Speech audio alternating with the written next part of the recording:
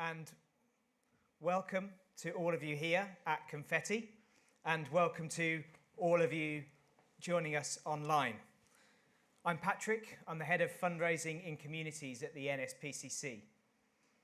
If you had said 3 months ago that we would be broadcasting a Safeguarding in Esports conference live on Twitch, I think I probably would have laughed at you, and yet here we are, and it's a massive step for us. The NSPCC are delighted to be here, co-hosting this inaugural Safeguarding event with British Esports. Our Esports weekend is the crescendo of activity, our week-long activity of the Game Safe Festival. The NSPCC's baby steps into the world of safeguarding in video gameplay. This week, we have delivered workshops for parents and professionals, giving them the tools to talk to young people about how to stay safe while they play video games online. For the very first time, we have live streamed and fundraised with a variety of streamers and players and hosts, guiding us into this very exciting space. Already this week, we have seen just how generous the gaming community can be and just how creative it can be. And we're confident that this will be an important new source of income for the charity. On that, there is a donation link that you can raise in the Twitch chat if you type in !donate. And we'll be reminding you of that and directing you to some of the donate pages that are available throughout the day. But this is more than about raising funds. That will be an outcome. But we're here because this is where children are. And where children are, so must we be, ensuring that they can participate, learn, grow, and have fun in this huge growing market, and do so safely. Whilst the NSPCC has a rich expertise in keeping children safe, we are not here coming with all the answers. So we need your participation. So thank you to the hundreds of people from different organisations that are joining us today.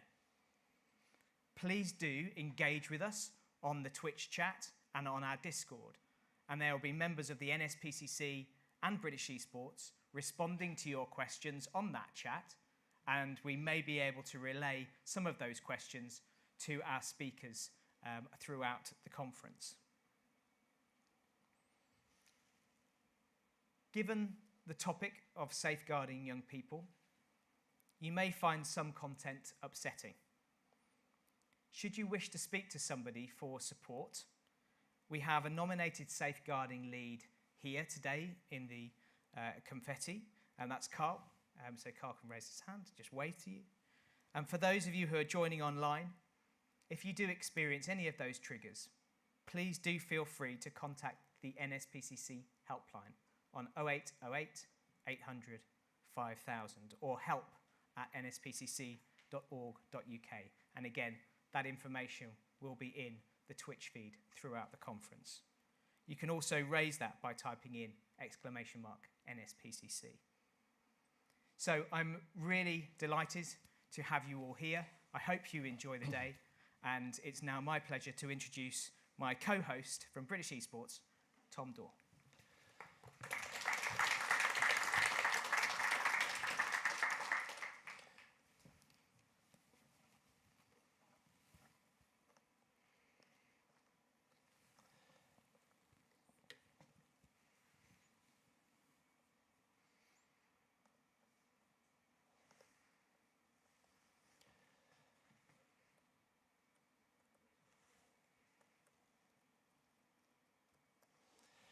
Thank you very much, Patrick. My name's Tom Dorr, and I'm the Vice President of British Esports. It's a real honour and a privilege to be here today, to be your host or co-host today for this first dedicated event of its kind anywhere in the world, the NSPCC Safeguarding in Esports Conference. Before we start, I'd like to say a big thank you on behalf of the NSPCC and British Esports, to Confetti, to our hosts here today at this fantastic venue and this fantastic institution. For those of you who don't know much about ConfettiX, it's part of the Confetti Institute of Technologies and part of Nottingham Trent University. It's a space for students to access the very best of facilities linked to esports, linked to production, linked to emerging technologies. Confetti has been delivering pioneering creative education for the last 30 years. And for several years now, the British Esports Federation have partnered with them to deliver our annual education summit, Esports Education Summit, and also the live grand finals of our student champs. So British Esports and the NSPCC are very, very grateful to everyone here at Confetti, all the staff, all the people who are helping out today to host this fantastic event. Now, whilst it's hugely exciting for us to be hosting this here today, technical issues. Thank you. While it's hugely exciting for us to be able to host this here today, in reality, this should have happened a long time ago. Let's be honest, okay? It should have happened a long time ago. And if we think about the focus that traditional sport puts on safeguarding, and then we look at what happens in esports, collectively, we, the esports industry, have a long way to go, have a long way to move in what we have to do. I'd like to just talk a little bit about this little diagram that is going to come up on the board. It's the competence framework. Now, some of you will have seen this in different guises in different places, okay? And looked at in different situations. I'm just going to explain a little bit about it, really. So, down here at the bottom end, unconscious incompetence. We don't know what we don't know. As we move further this way, we move into conscious incompetence, where we realize that we don't know, but we've got to sort of start thinking about what we need to do to get better. Then we move up here into the conscious competence, where we do things the right way, we do the right things, but we have to do it through conscious effort. Right the way to the top up here, in unconscious competence. We do it, it becomes part of habit. We do it without thinking. The NSPCC are unconsciously competent when it comes to safeguarding. I want to challenge you as individuals, you as organisations. Where do you fit in terms on this framework in terms of your understanding, your knowledge about safeguarding and safeguarding practice? I'll challenge a lot of people within the industry when I say this, I think. I think there are too many people, too many of us in the esports industry who are down here. We don't know that we don't know about safeguarding, or that we're starting to realise that safeguarding is so important to us and we've got to decide what we need to do. That's part of this conference here today. That's what we want to do. We want to start these conversations. We have to put safeguarding at the centre of what we do. And that's the aim here today. Our aim here today is to bring everybody together to start these conversations, to raise our awareness, raise understanding levels of what safeguarding is, what online safety looks like in and around esports, both as individuals and organisations. We're going to understand from traditional sport, from the structure and organisation of traditional sport, what can we learn from them? What can we learn from them? And then also in terms of our development, starting conversations about where we as the industry go moving forward. What I'd like to do is talk about the agenda and mention briefly the agenda, please.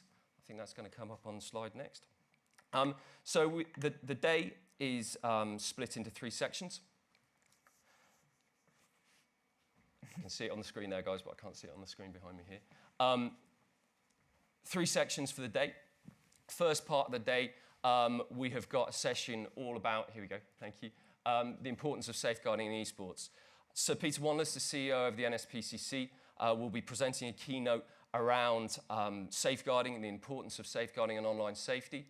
And then Michelle and Joe from the Child Protection and Sport Unit, the CPSU, will then do a section learning from traditional sport. Then we'll have the break, and after the break in session 2, we're going to be learning around safeguarding practices from traditional sport and from esports. Now at this stage, I want to say from session 1 and session 2, it's not about putting traditional sport up there as on a pillar to say, aren't they great? We need to be doing that. On the contrary, we're going to learn from their mistakes as well. Yes, we can learn from the best practice of traditional sport. However, there have been some horrific abuses in different sporting disciplines over the years. We will learn from the guys who are here today to talk about this. They're going to be very honest with us about how we, the esports industry, can learn from the mistakes that have been made in traditional sport to make sure that they don't happen within our industry. Then, this afternoon, different individuals from different organisations within the esports industry will start to pose questions around different aspects linked to safeguarding that we need to be thinking about. Okay, so moving into the bulk of today then. Just let me remind you about the Discord and about Twitch. If you'd like to post questions in the chat, please do. Please interact with the chat. We'll try and help answer the questions directly, or there's some screens in front of us here where questions will come up. And we can answer those during the day. We'll save the pertinent ones then till this afternoon as well. Finally then, we're moving on. Slight tweak to the agenda. So Peter is arriving at the station now. There've been a few vagaries in public transport this morning, so he'll be joining us in the next half an hour to do the keynote. However, I would like to welcome onto stage Joe Cartwright from the Child Protection and Sport Unit.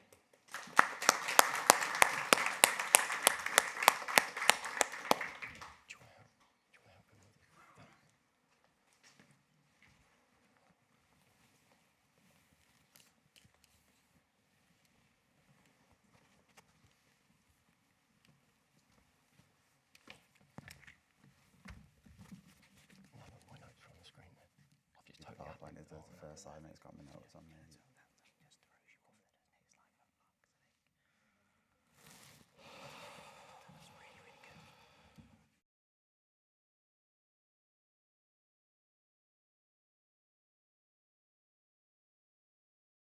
Change the word. By it in a way that little else does. It speaks to youth in a language they understand, and sport can create hope where there was despair. And so can gaming, and we are going to revisit this slide later in the talk today. Which is the quote. So, good morning, everyone. My name's Joe Cartwright, and I work in the Child Protection Sport Unit in the NSPCC, and I'm a training and development consultant.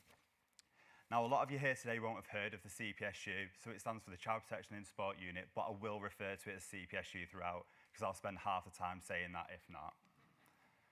Today, we're going to be looking at how the CPSU came about, what the CPSU does, and our role. We'll also take a brief look at governance and structure and what we've learned from other sports. So, who are the CPSU? So, the Child Protection in Sport Unit is based within the NSPCC, and we focus on keeping children safe in sport. We're funded by different sport councils such as Sport England, Sport Wales, Sport Northern Ireland, and UK Sport. We also do work with other funders who deliver on our contracts too. So the foundation of the CPSU, so how did the CPSU come about and why did it come about?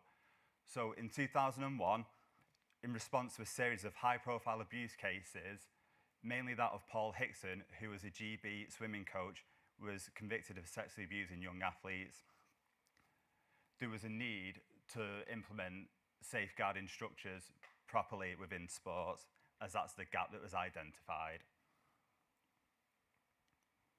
So now for over 20 years, the CPSU has been working with sports to ensure that safeguarding standards are in place and that we're able to keep children safe.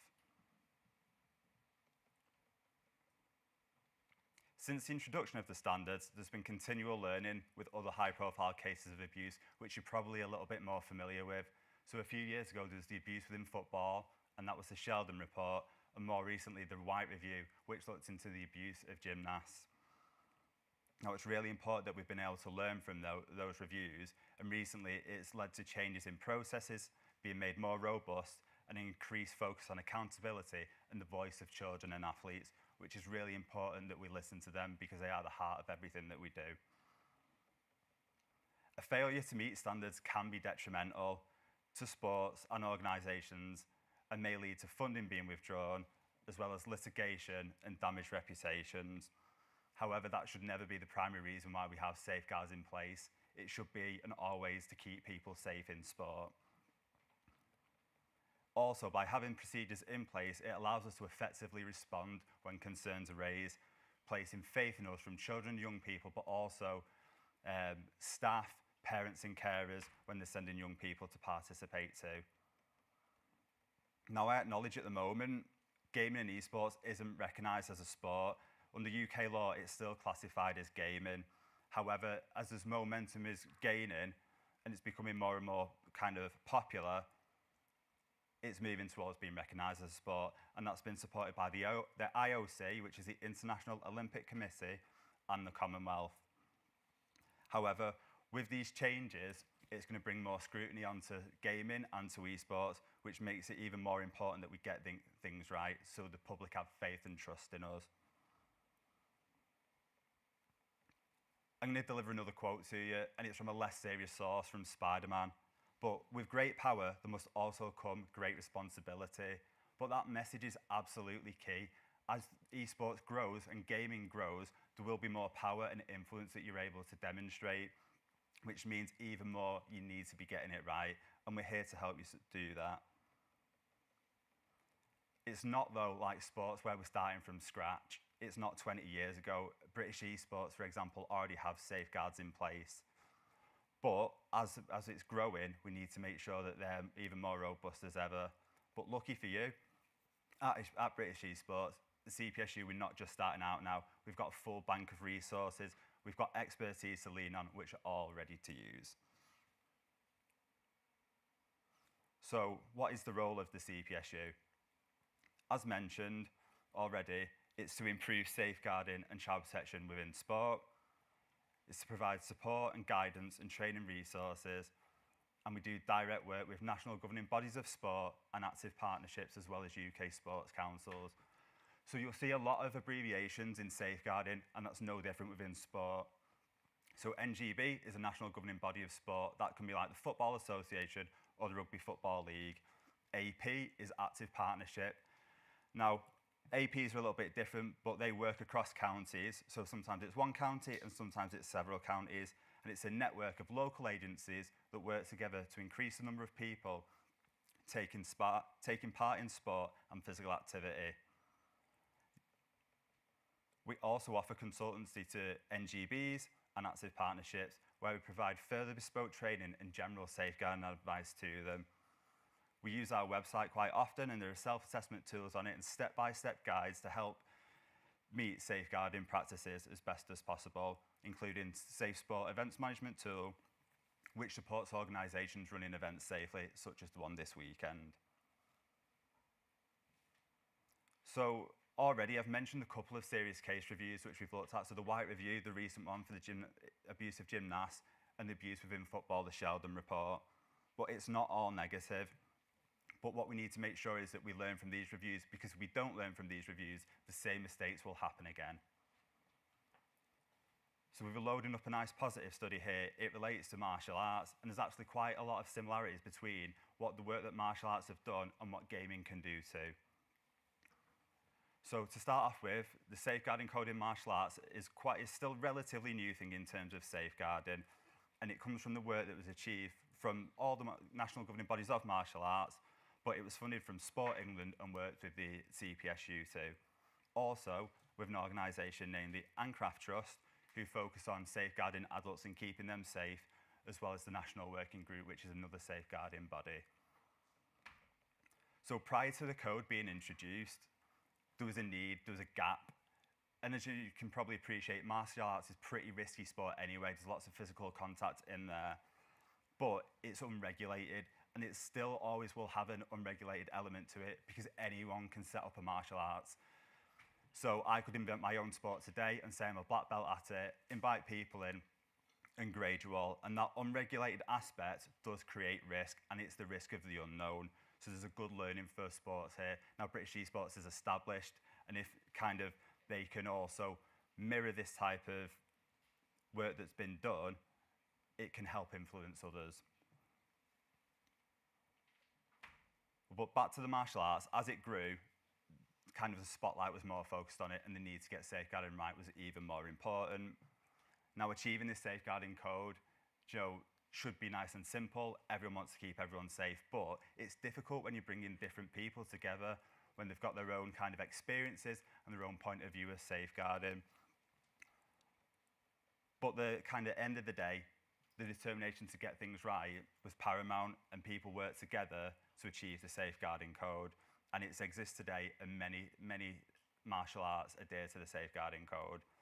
It's also really helpful for parents and carers, as you can see there, and educational establishments. You often see martial arts within schools, but parents and carers and children and young people need to know that when they're attending martial arts, that they're going to be safe and that there's a framework there to protect them. As I said, develop through consultation. So I'm going to take you back to the power of sport and the great words from Nelson Mandela. So sport has the power to change the world. It has the power to inspire in a way that little else does. It speaks to youth in a language they understand. And sport can create hope where there was despair. It's a really powerful comment, and I'm sure that you can get on board with it in a greater sense of what sport can bring. And I'm telling you, gaming can do exactly the same thing. The quote was spoken in reference to uniting the nation of South Africa.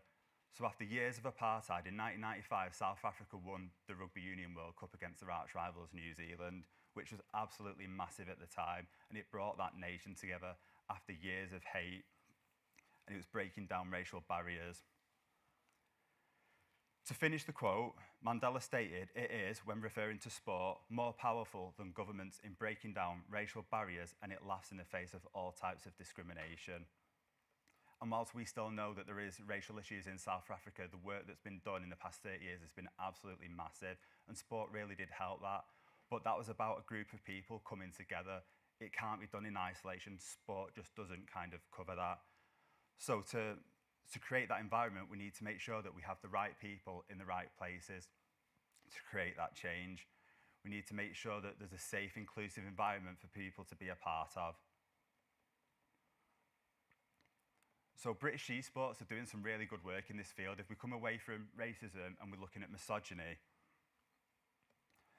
British esports have got a momentum called Be the Change, and that supports women and girls in esports. And we're looking at empowering diversity and breaking down barriers. But also what we need to do is still focus on the education of boys and men who are responsible for the issues around misogyny.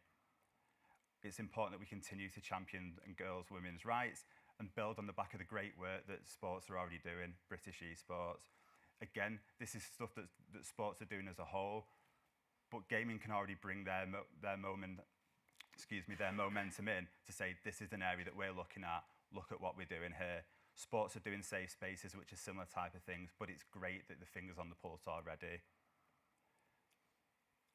British esports have also considered about how we can get a level playing field for everybody, and have looked at children with disabilities and how they can compete gaming-wise, whether that's competitive gaming or not. Saw some really wonderful clips when I was prepping for this conference of the stuff that they're doing, and it's really empowering those young people who feel that they can actually participate maybe in areas that they couldn't do before. But we know there are still barriers for those children and young people with disabilities, which is like a lack of accessibility, issues with transport, it can be carers, or lack of equipment. They mainly relate to funding barriers. However, as esports grows, as gaming grows, hopefully more funding can come in and we can bring more children on board so people aren't getting left out. And it's continuing to build on the Be the Change progression that's been made. So Be the Change, we would call that a lived experience group, and it's important that you have lived experience groups, because when those children and young people are coming in, we need to be equipped to support them. Again, that's learning from sport, but this can be kind of pioneering work for many, many different organisations. And as Mandela said, sport has the power to change the world. And I've said already, so can gaming. Gaming has one of the greatest opportunities to achieve this by positive change, especially in a world full of hate. It has a unique ability to bring people together from all corners of the world with different levels of ability, faiths and religions, and different circumstances, and can bring everyone together to enjoy and achieve. So as we said, creating a safe environment, that's absolutely vital in making sure people can participate in sport safely. Always focusing on ED&I and being accountable for what we do. Be brave to make the changes. Don't be afraid to upset the apple cart. Sometimes we have to speak to be unpopular, but it's important that our message is heard. So we're going to look at some safeguarding considerations for children in gaming. So first of all, internet safety, and that's something that we could speak about all day, but it's absolute general concern when being online.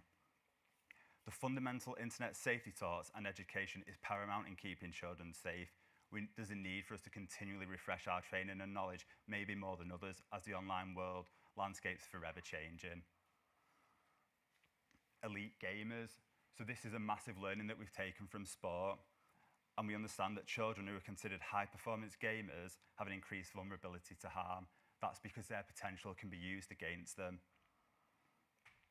We need to think about the pressures it will bring as well. Now, many of us have had a discussion this morning about the money that can be earned in gaming. Now, for children who come from deprivation, that can add even more pressure and stress to them, to something that they might just have doing to enjoy it. But now there's other factors that come into play, and that doesn't include grooming either.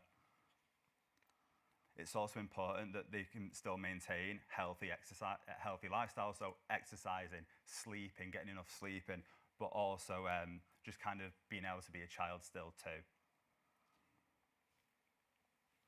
Mixed age groups, this is a really interesting one. So recently, Rocket League lowered their age participation to 13 years old.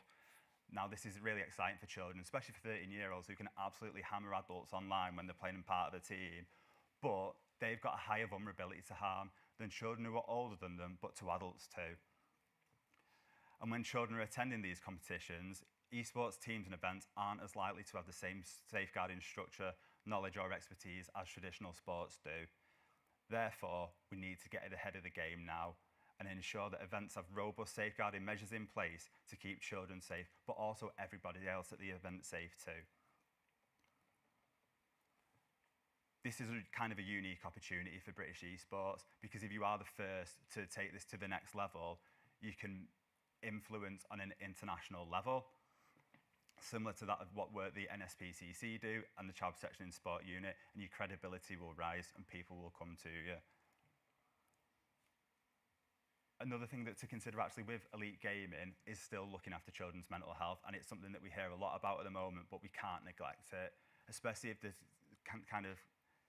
if they're in their own room for many hours at a time. Make sure we're still checking in with them, make sure they're still enjoying what they're doing. Don't be afraid to offer support. I'd also say that it doesn't all fall down on you. Being able to recognise a concern is great. Don't feel that you need to be the one who has to deal with it. There are many organisations who can support. So if you're a parent carer, it can be the NSPCC helpline, but don't be afraid to refer them to Childline too, which is part of the NSPCC. It's a counselling service, a free counselling service for children who do amazing work. And again, mentioning hate crimes, we know already hate crimes, are rife in society at the moment. They are in sport too, especially if we're looking at misogyny. The work that's been doing is great already, but we've seen recently in the media with football ex-pros having a go at women who are trying to get into the men's game too. We need to stamp that out straight away and take a stand and be brave in doing so. So I mentioned children's voice before, and that's learning from the White Review, and it's something that we focus on anyway at the NSPCC, but we need to make sure that we're delivering that to sports too. So before I get onto the quote, we're going to have a look at some statistics from the helplines that I got before the conference today. So between April 22 and March 23, Childline delivered 148 counselling sessions where the cause of concern of the child came from a gaming site. Between April 22 and March 23, Childline delivered 934 counselling sessions where the child's main concern was online bullying, which 63 of them mentioned gaming. Now, you might think those figures are quite small considering the size of Childline and how many contacts they receive. So what I'm saying there is a need to be able to recognise that, and also a need to make sure that we can get more information in, because that is underrepresented. It absolutely is underrepresented. It's not all doom and gloom, because if you started reading the clip already, that's a really good quote. But we have heard other positive examples from children that gaming is something they feel that they're good at. It's a stress release and it's a distraction from other worries. And it's also great socially to meet friends online. So to read the quote in full, I've been feeling really sad, but now I've played Minecraft and Fortnite and spoken to Childline, I feel a bit better. Cam suggested I do things I like to help me feel better. I'm writing my thoughts in a notebook and it does work, so I'm feeling more positive about the support helping. Now that's from an 11-year-old girl. I've mentioned CAMS, you might not know what that is as its social worky term, but Child and Adolescent Mental Health Services. They provide support to children who are struggling with the mental health, but also could have learning needs too. It's brilliant that CAMS are recognising gaming as a positive for mental health and what it can do for a child's emotional well-being. And staying on the child's voice, we have heard negatives too. And some negatives we've heard through Childline are from children in counselling sessions that they've had falling outs with friends over games and arguments and being left out. Now that isn't uncommon, and you'd hear that in schools, you'd hear that in other sports and society in general. But what is more particular is the cyberbullying from strangers through repeated contacts on and during games. This includes hate crimes from racism, homophobic, transphobic comments, ableist comments, and negative comments about children and young people's appearance and weight. Bullying consistently remains the #1 concern for children and young people, not only across sport, but all walks of life in the UK. Children have also received unwanted messages whilst gaming online, such as requests for the personal information, swearing, threats, and offensive language, also feeling pressured to or wanting to spend money during the game, which backs up the point that I mentioned earlier about that general internet safety. It doesn't change because it's gaming.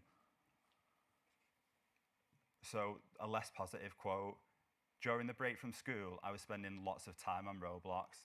These two older guys were talking and flirting with me. They complimented my selfies, but then made me send sexy pictures to them. I feel so stupid for doing it. My parents helped me report it and everything, but I don't want to go back to school now, and I feel like everyone knows what I did. That's from a 13-year-old girl, and it's a real example, and it shows the detrimental impact that an incident can have on a young person. Further emphasising, so for organisations like British Esports, having those lived experience groups are able to support those children when they're coming in. And there was also a thirst for appetite for children to want to keep themselves safe online too. They were asking for information about how they do that and to keep them playing safely.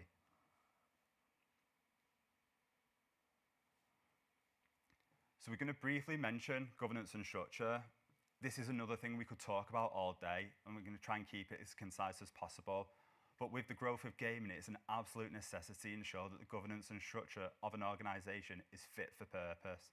And that's by having robust safeguards in place, policies and procedures that not only safeguard children and young people, but everybody else in the organisation too. Good governance looks at a multitude of arrangements, such as having policy statements, which outlines the commitment of an organisation's kind of views to safeguarding, to more localised policies such as event planning.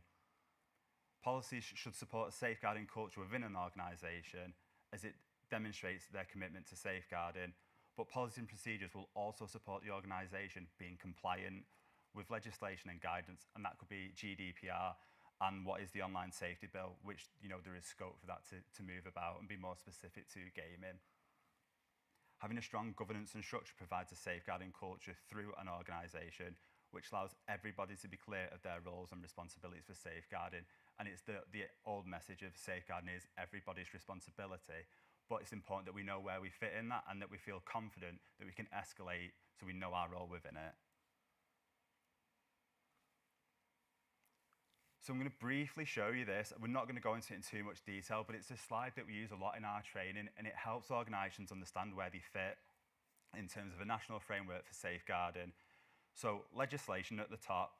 So the main one that we use is the Children Act of '89, which was revised in 2004. That's for England. The government guidance is working together to safeguard children, which has had a recent update at the end of last year. So legislation tells us what to do. Government guidance provides advice on how we should do that. Working together to safeguard children is something that we use on a daily basis, and it really encourages us to talk to each other. in serious case reviews, more often than not, there will be a message where communication is broken down somewhere, which has led to a safeguarding risk. And the other two bits at the bottom, so the national professional standards for policy procedures and guidance, and local safeguarding partners, policy procedures and guidance, so they can be more localised, things like local children's safeguarding boards. It could be the CPSU's standards.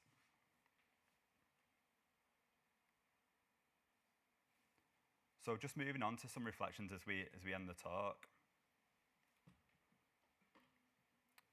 So the value of safeguarding. What does safeguarding mean to your organisation?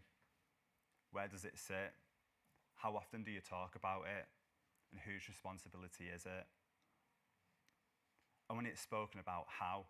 Is it one agenda item? Is it something we revisit every year when we're having an annual review? Is it to pass safeguarding standards that have been set by the CPSU? Who is responsible? Is it your CEO? Is it the vice CEO? Do you have a designated safeguarding lead?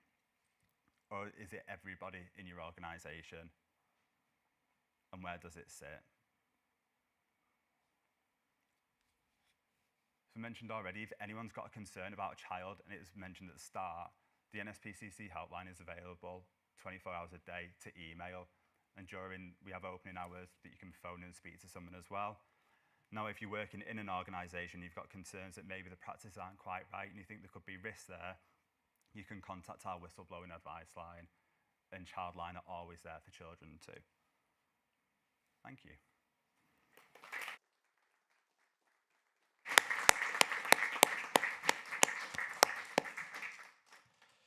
Thank you to Joe. A lot to consider, a lot to think about, a lot to understand. And some of this can be quite overwhelming if you're not used to safeguarding, if safeguarding isn't part of your practice at the moment.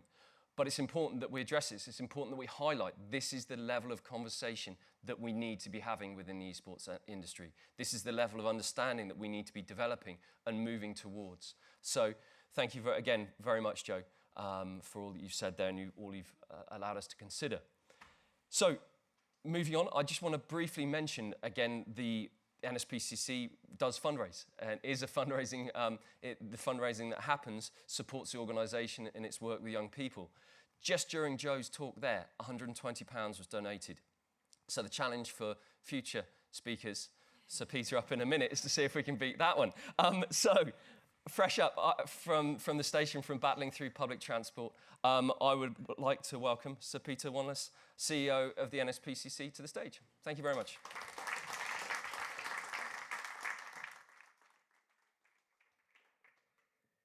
Thank you very much. I've got no slides, so I'm going to get through this through sheer force of charisma, my gaming shirt, and my old-fashioned notes. So, as I say, yeah, it's a great pleasure to be here in this very modern facility, and thank you so much to British Esports and to Vodafone for enabling us to be together having this really important conversation today. It's hugely appreciated, and it's going to make a really big difference to children and young people.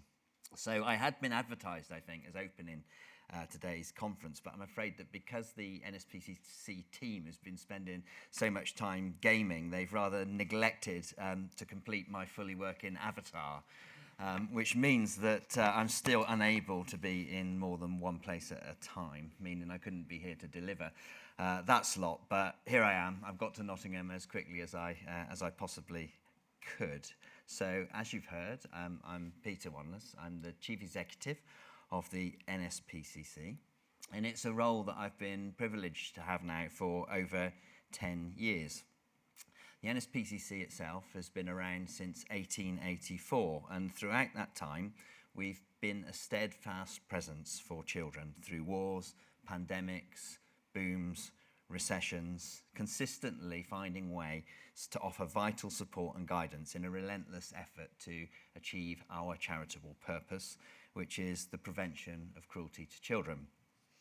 Now, our strength and our success comes from being both nationally significant and locally relevant, moving with the times, listening to young people themselves about the realities of their lives and the dangers that they face, fighting for every childhood, walking towards children where they are, on their terms, speaking up for their right to be safe, happy, and healthy.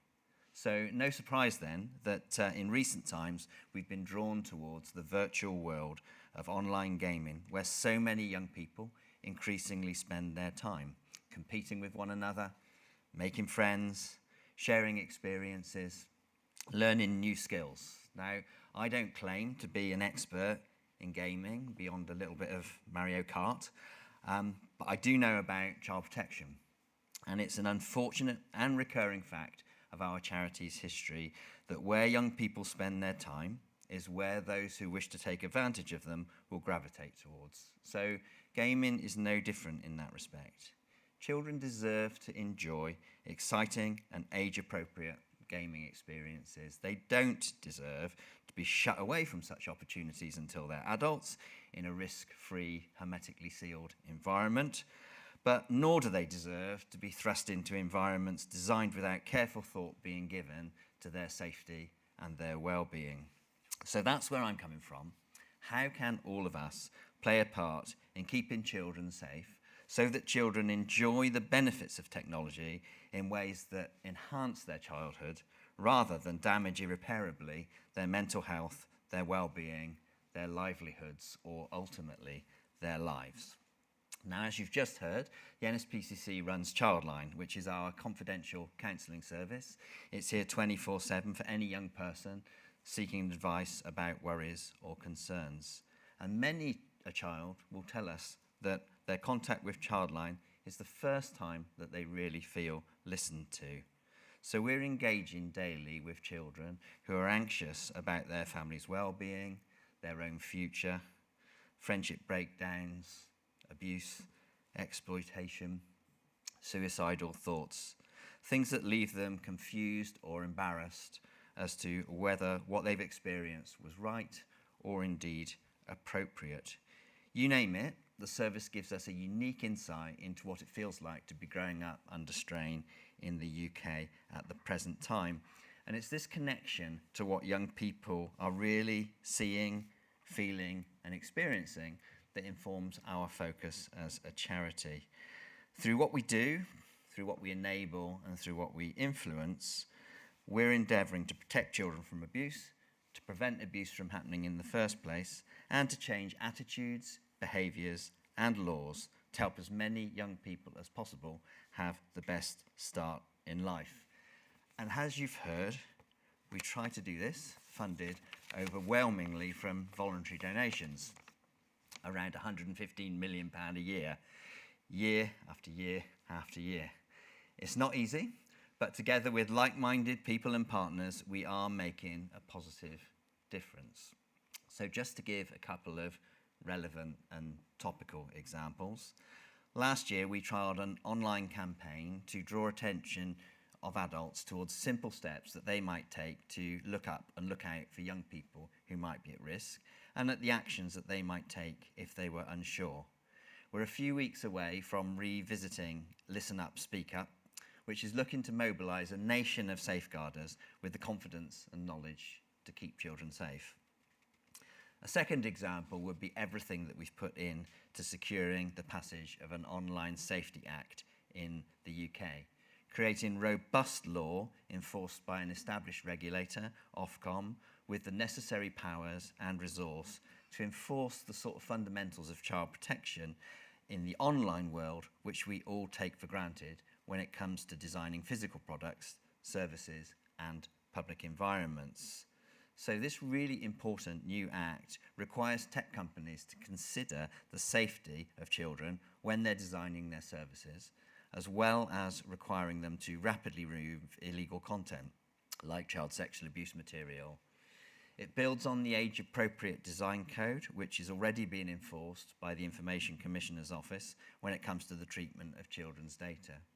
So companies are going to have to stop children seeing material that's harmful to them, such as bullying, content promoting self-harm and eating disorders, and pornography.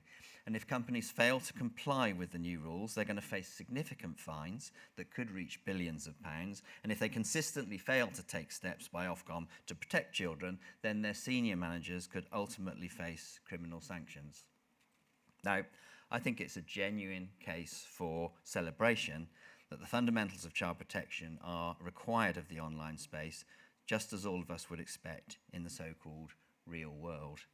The regulatory framework is principles-based, which will help future-proof it against emerging technologies, new platforms, and new providers. But it will take time to codify and then to enforce. Some of my dear colleagues back at HQ are currently contributing to consultations about the first 2,000 pages of draft guidance which Ofcom have issued on how to interpret the law.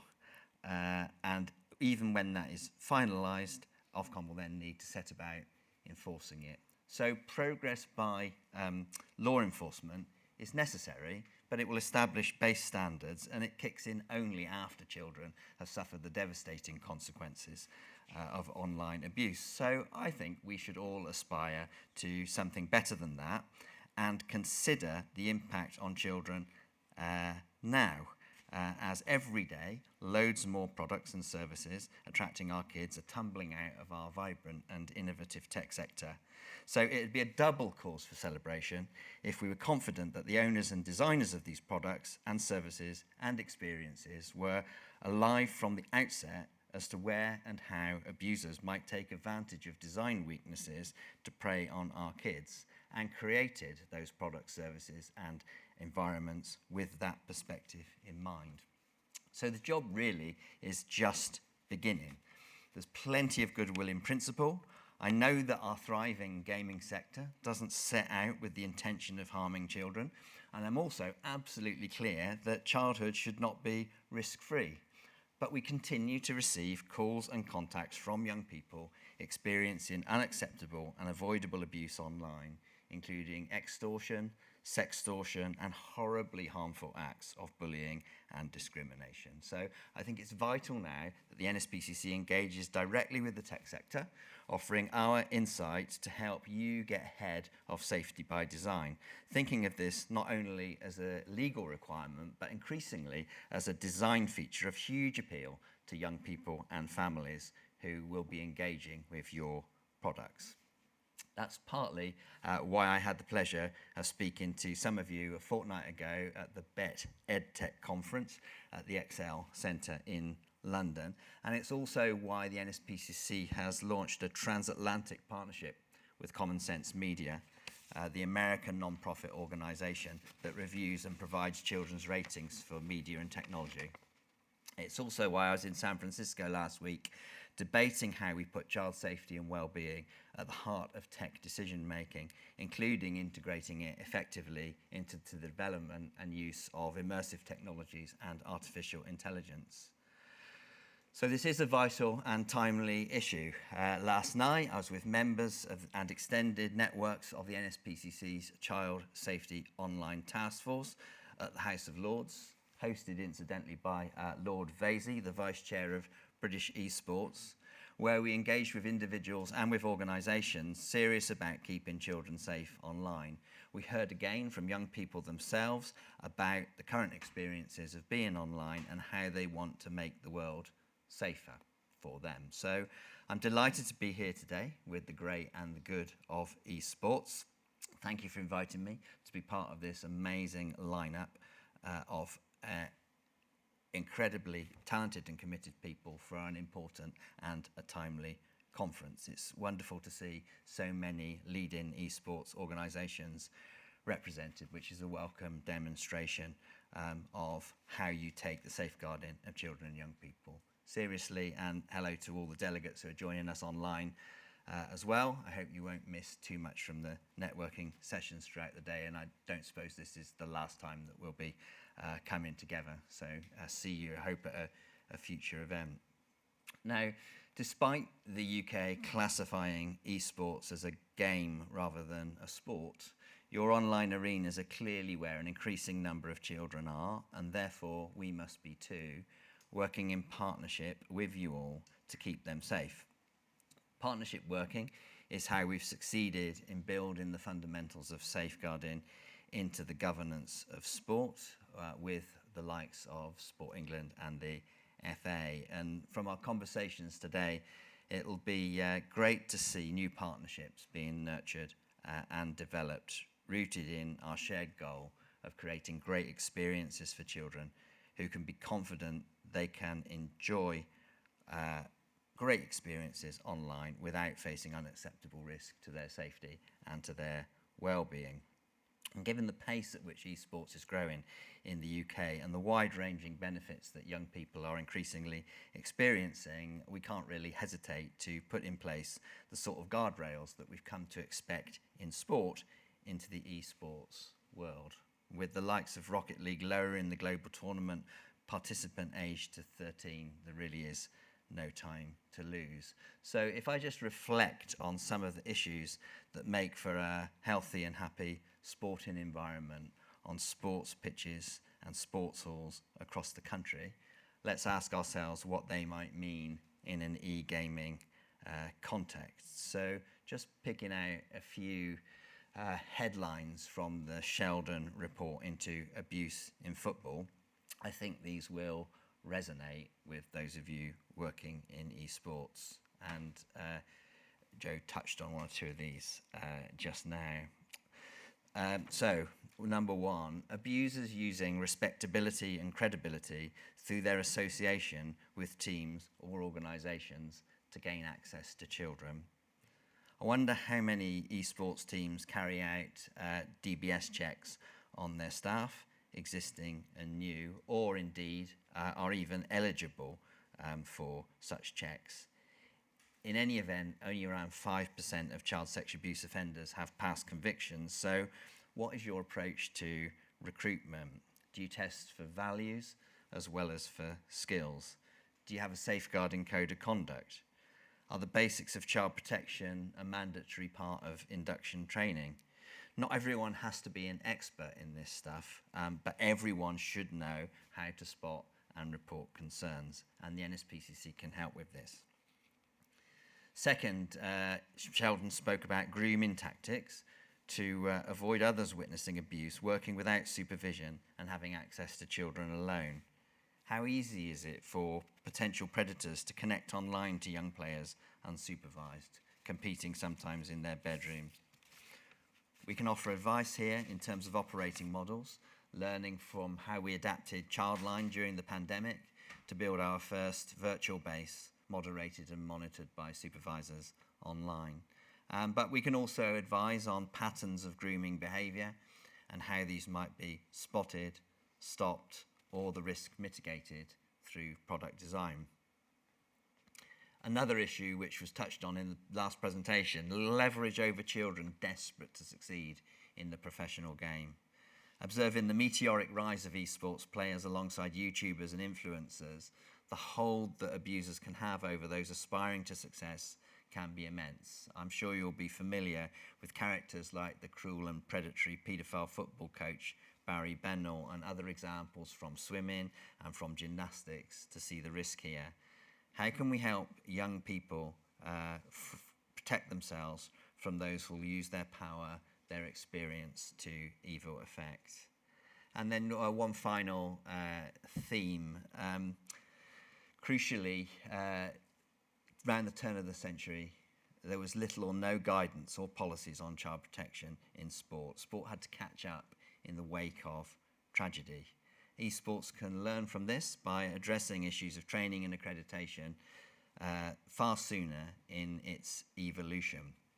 The global nature of esports presents a challenge for the consistent application of standards, does the fragmented nature of industry,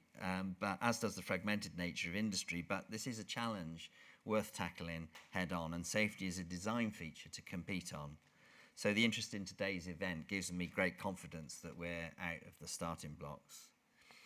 So just to conclude then, what are some of the practical steps that those involved in esports can be considering now as you look to actively address issues of child safety in your products and your services?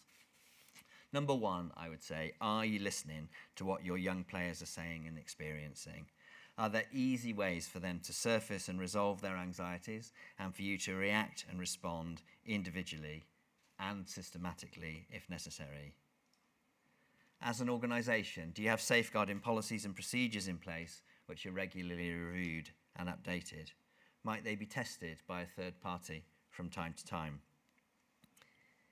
Is there someone in the organisation who sees it as their responsibility to lead on safeguarding, who's suitably trained and equipped for the role and able to advise on product design and gaming experience as well as organisational strength? Are the procedures and reporting mechanisms for dealing with safeguarding issues and appropriate support throughout and beyond? What role is there for safeguarding training of professionals, of players, and informing parents and carers? And what's your approach to safe recruitment?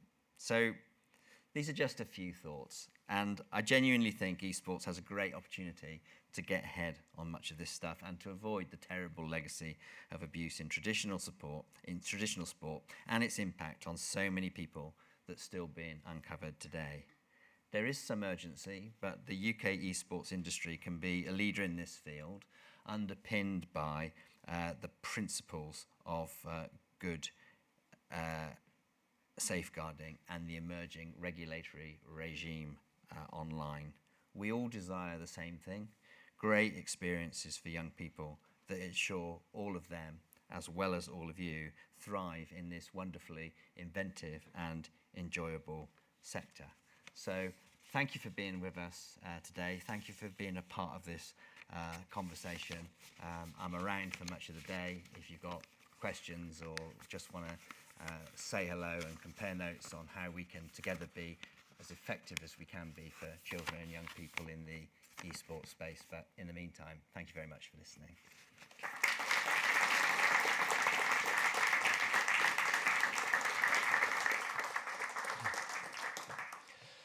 Thank you, Sir Peter. Again, there's a huge amount for us to consider and to reflect on together, not just the rest of the day, but moving forward as individuals and as organisations.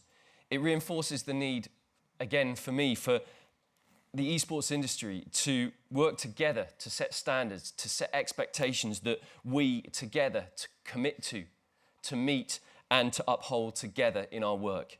We must create and maintain safe spaces for all children, young people, adults at risk, and indeed all stakeholders within the industry who are playing and participating in esports, be that in person or online. So, on to the morning break.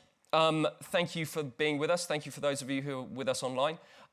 Please keep interacting through Twitch and through Discord. For those of you here today at Confetti, drinks are going to be served upstairs in the atrium. For those of you online, I'm afraid I can't help with creating drinks and refreshments for you guys, but I'm sure you can nip out and get something. During the break, please keep interacting. The break's going to be half an hour. We'll be back here at 11:45 UK time. Thank you very much.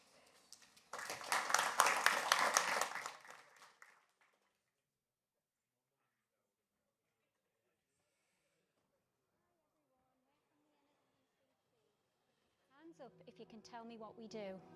Everyone, teachers, parents, you, me, all of us working together to transform the lives of those who have been abused. How is everyone today? It's so great to see you all back here today. Today, we're going to talk about keeping ourselves and each other safe. It doesn't have to be a scary subject. It's about, I think, finding ways to have conversations with your child. You don't have to apologise. It sounds like you're going through some really difficult feelings right now. Sometimes there's so much to say, we don't know where to start. Being a parent really isn't easy, and that's why it's so important that we can communicate. You're doing really well. It sounds like things are really hard for you. My priority right now, though, is to make sure that you are safe. It's not okay for children to be hurt. And if someone is being hurt, who can they talk to? Perhaps you'd like to write it down instead. And as we know, it's about giving them the very best start in life, isn't it?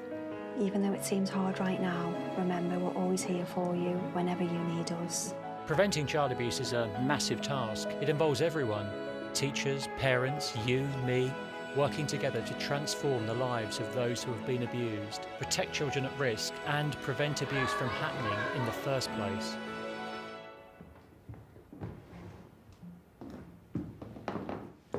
Is everything okay?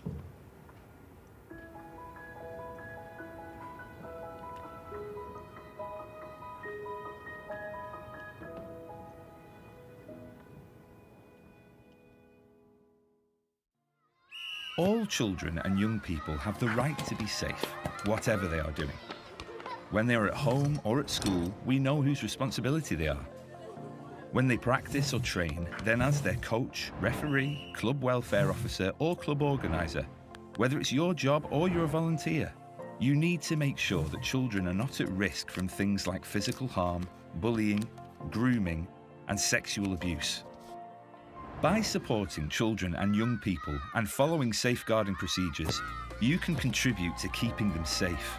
This is different from child protection, which is the support response from child services if something bad does happen within or outside of the sporting activity. Safeguarding, however, is all about preventing anything serious happening in the first place. By putting in place the right policies and procedures, you can create a safe environment to make sure the children you're coaching are less likely to come to harm. However, your safeguarding responsibilities don't start and end during practice time. The sport you train them in affects and takes up other parts of their lives too. By thinking about this, you might be able to make them even safer. We call this contextual safeguarding. For example, how does the child or children you are working with get to practice today? What do you know about that journey and any risks along the way? Think about what happens after training too. Do they stop for food on their way home or hang out anywhere else?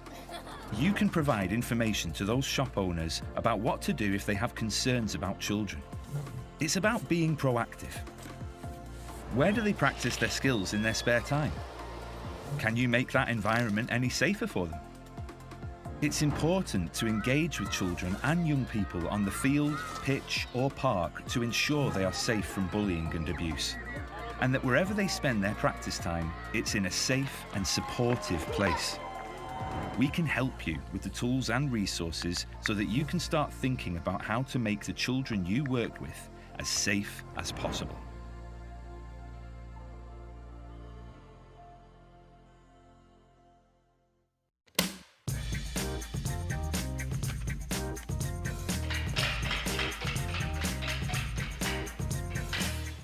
Get chatting. It is important to talk about the good parts of the internet as much as the bad. True or false? Yeah, that's definitely true. True.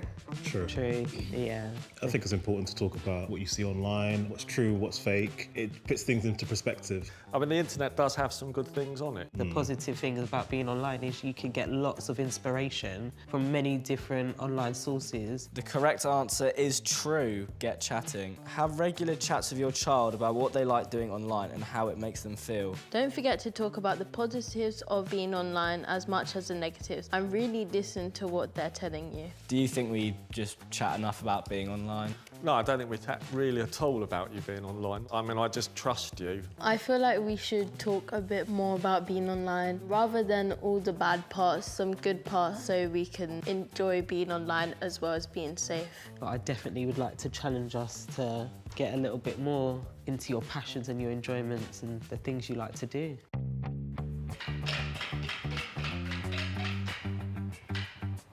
Screen time savvy. We should all take breaks from our screens. True or false?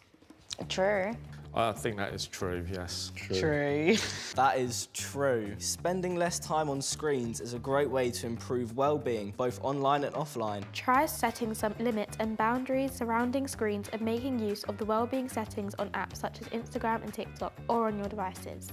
Do you think we spend too much time as a family online? Probably, yeah, let's be honest. I don't think you guys set good examples for like taking breaks. We could all improve on that together. The impacts that it has on your mental well-being as well as your physical well-being. We could go back to the days of calling people, going to visit relatives, and just us as a unit valuing that time being in person. I've grown up being on screen, so it just becomes a normal part of my life. So on your phone, if you go into like settings, you can write limited time on this app. Yeah, that's done. We're going to use that. We are. So do you think we spend too much time on the phone? Yes. You said that so fast. That's good, the honesty is good. Yeah.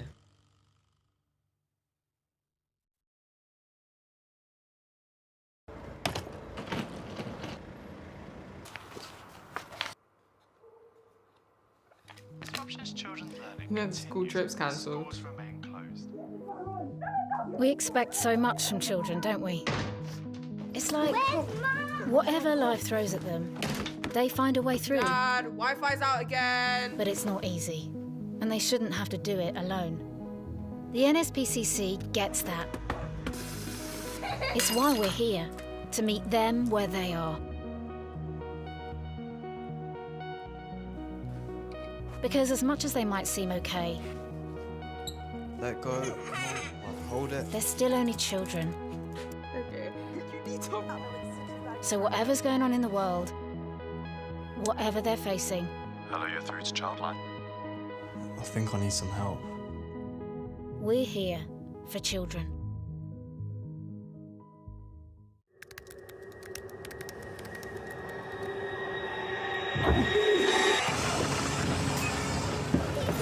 Hi, Ollie. Oh, hi, Maddie. Oh, she's nice. If you're looking to get stacked, Special delivery. Thanks, Libs. You're a legend.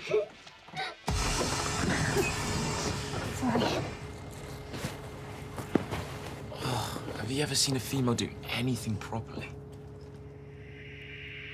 being an alpha comes down to muscle mass and a dominating charm. What? To get a high-value woman, you look good. I'm talking working out every day. Never seen it. Fail. she sucks at parking. Come on, Ollie. Women shouldn't even be allowed to drive. Forget it, mate. That Miss Webb shouldn't be making life hard. She should be in the kitchen.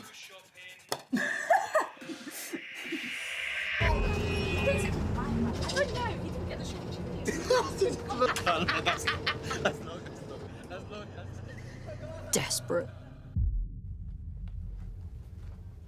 Ollie, did you really write this? You call this exercise? You want to get shredded? You need to put more work. Come on, a girl can do better than this. Oh my God. Ollie! Tick, come. Go away, you worthless freak! Hi, Ollie. Hi, Maddie. Fail.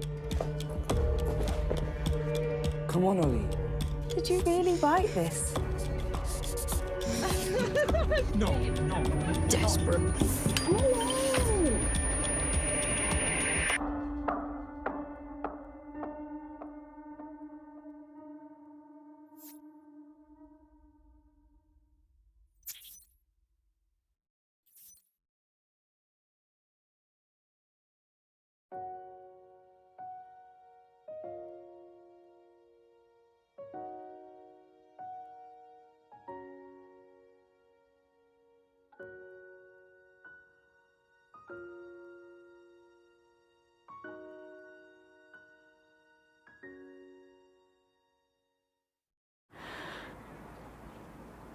Cracked nipples and cabbage leaves. Can't laugh about peeing. You don't get instructions for new human beings. That'll tip up the wall. Trying not to swear. Shop in my pyjamas. I'm too tired to care. Then a bicycle topples over, and you're too close to the road. And what on earth's aspartame? And I don't care how Ravi's daddy does it. And please just stop crying and don't let go of my hand. Walked to school on your own. Never stop texting. Is it too late to talk about the old sex thing? First blood in your knickers. First clown's face and makeup. First bra. First date. First, oh, thank God, breakup. Then you're gone, out the nest. And you think I feel blessed. Who'd have thought that I'd miss cleaning up all your mess? But the silence you've left makes me even more stressed. This is a different kind of pain in my chest. Now, it's too long since you've spoken. You don't laugh at my jokes and your heart is easily broken. Who even cares about aspartame? And I just want to understand, and please, don't let go of my hand.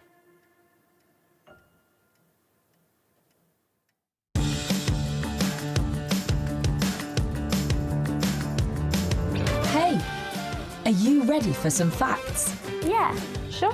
Yeah! Did you know the NSPCC is over 130 years old? Whoa!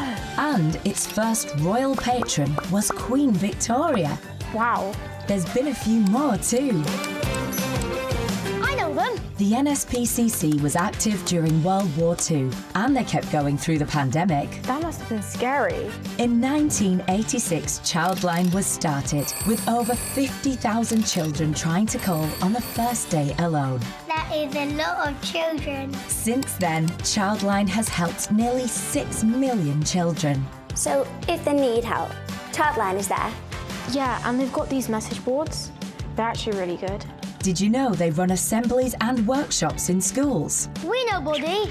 And last year, we reached 1.2 million school children in the UK. They came to my school and talked to us about being safe. But what about the dinosaur? Huh? His name is... Pentasaurus. With over 3 million YouTube views, the NSPCC has helped millions of families have an important conversation. No means no. Excellent! Now you know the facts. Is there anything else you'd like to know? What are you doing next? Yeah. What's next? Well, I'm glad you asked. There's online safety, early years development, therapeutic centres, training the police and other authorities, materials in Urdu, Polish and other languages, and Welsh dinosaurs for starters. But none of this would be possible without our supporters, because whatever changes in the world for children, so will we. Goodbye! Bye. Bye. Bye. See ya.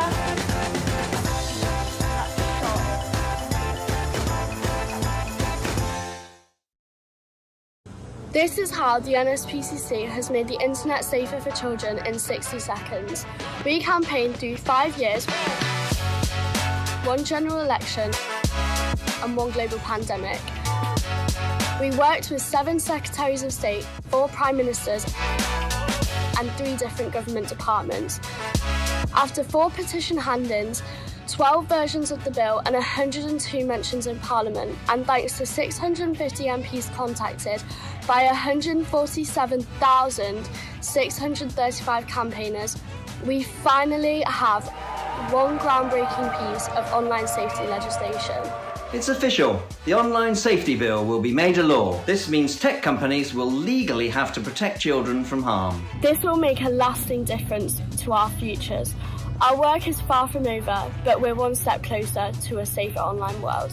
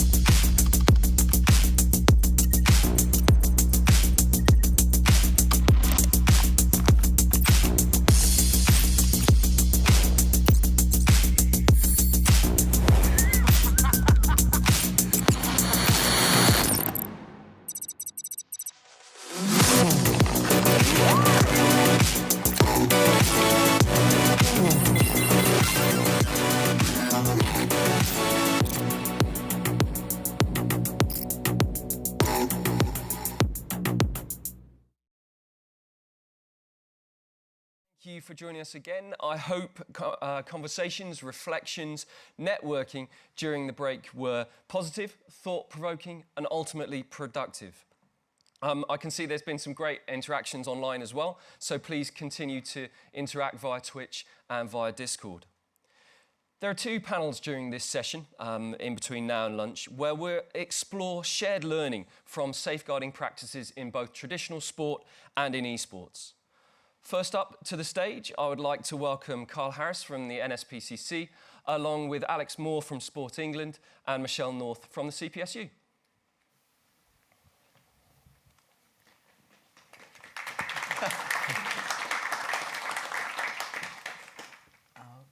Morning, guys. To get started, Alice, I'm going to start with yourself. Great to have you here from Sport England. And to get our conversations going, and we'll come to yourself then, Michelle, on behalf of Child Protection Sports Unit, CPSU. Can you give us an overview then, Alex, of how your organisation approaches safeguarding? How do you approach safeguarding in Sport England? Yeah, well, thank you. Thanks for inviting us. Yeah, I'm Alex Moore at Sport England, and I sit in the Policy Integrity team. We have a 10-year strategy at Sport England, and Joe nicely teed us up by talking about the transformational potential of sport. Sport has a massive role to play in the physical activity, mental health, around youth justice, all those aspects. So there's real potential there, and as I say, we worked on a strategy which is in collaboration with the sector. Within that, we recognise that that it should be, sport is potential for everybody, but those that have got the most to gain often are the ones that are least engaged or able to engage. So a lot of our strategy is about how we change as a sector to ensure that everyone can benefit from sport. Now, those that are underrepresented in sport are often those that are the greatest risk in terms of safeguarding.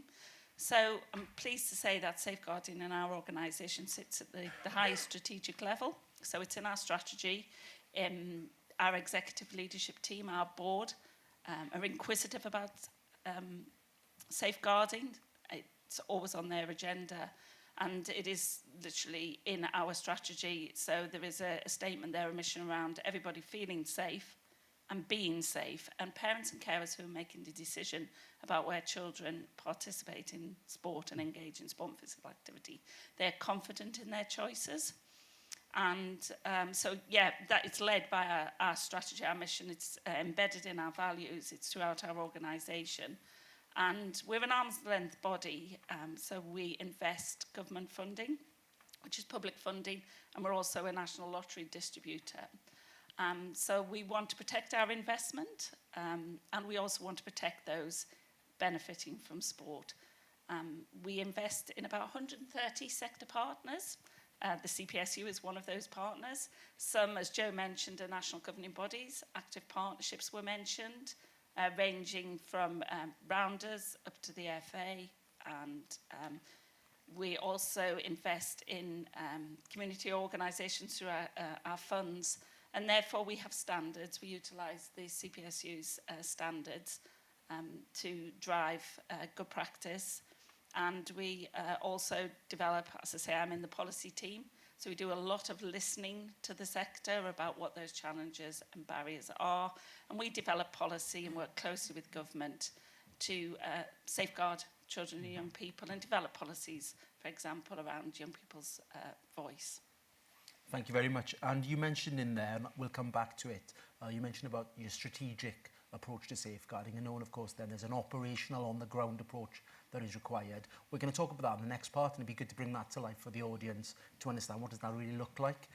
Before that though, Michelle, we'll come to yourself. So same question, can you give an overview then of the CPSU's approach to safeguarding? Yeah, of course. And Joe's done a brilliant job of talking about the Child Protection in Sport unit. And my role is to head that unit up, and we work across the home nations.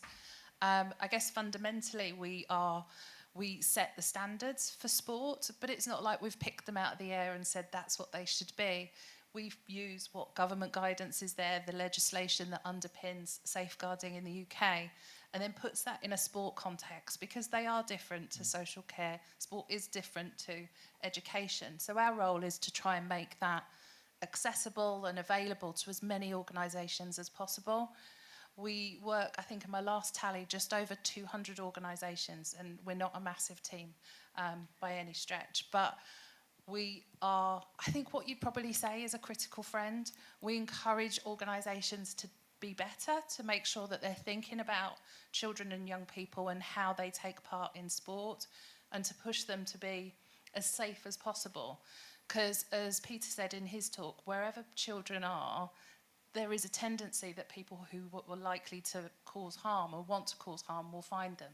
So the harder you make it for them to get into your organisation, then it is easier then to prevent it happening.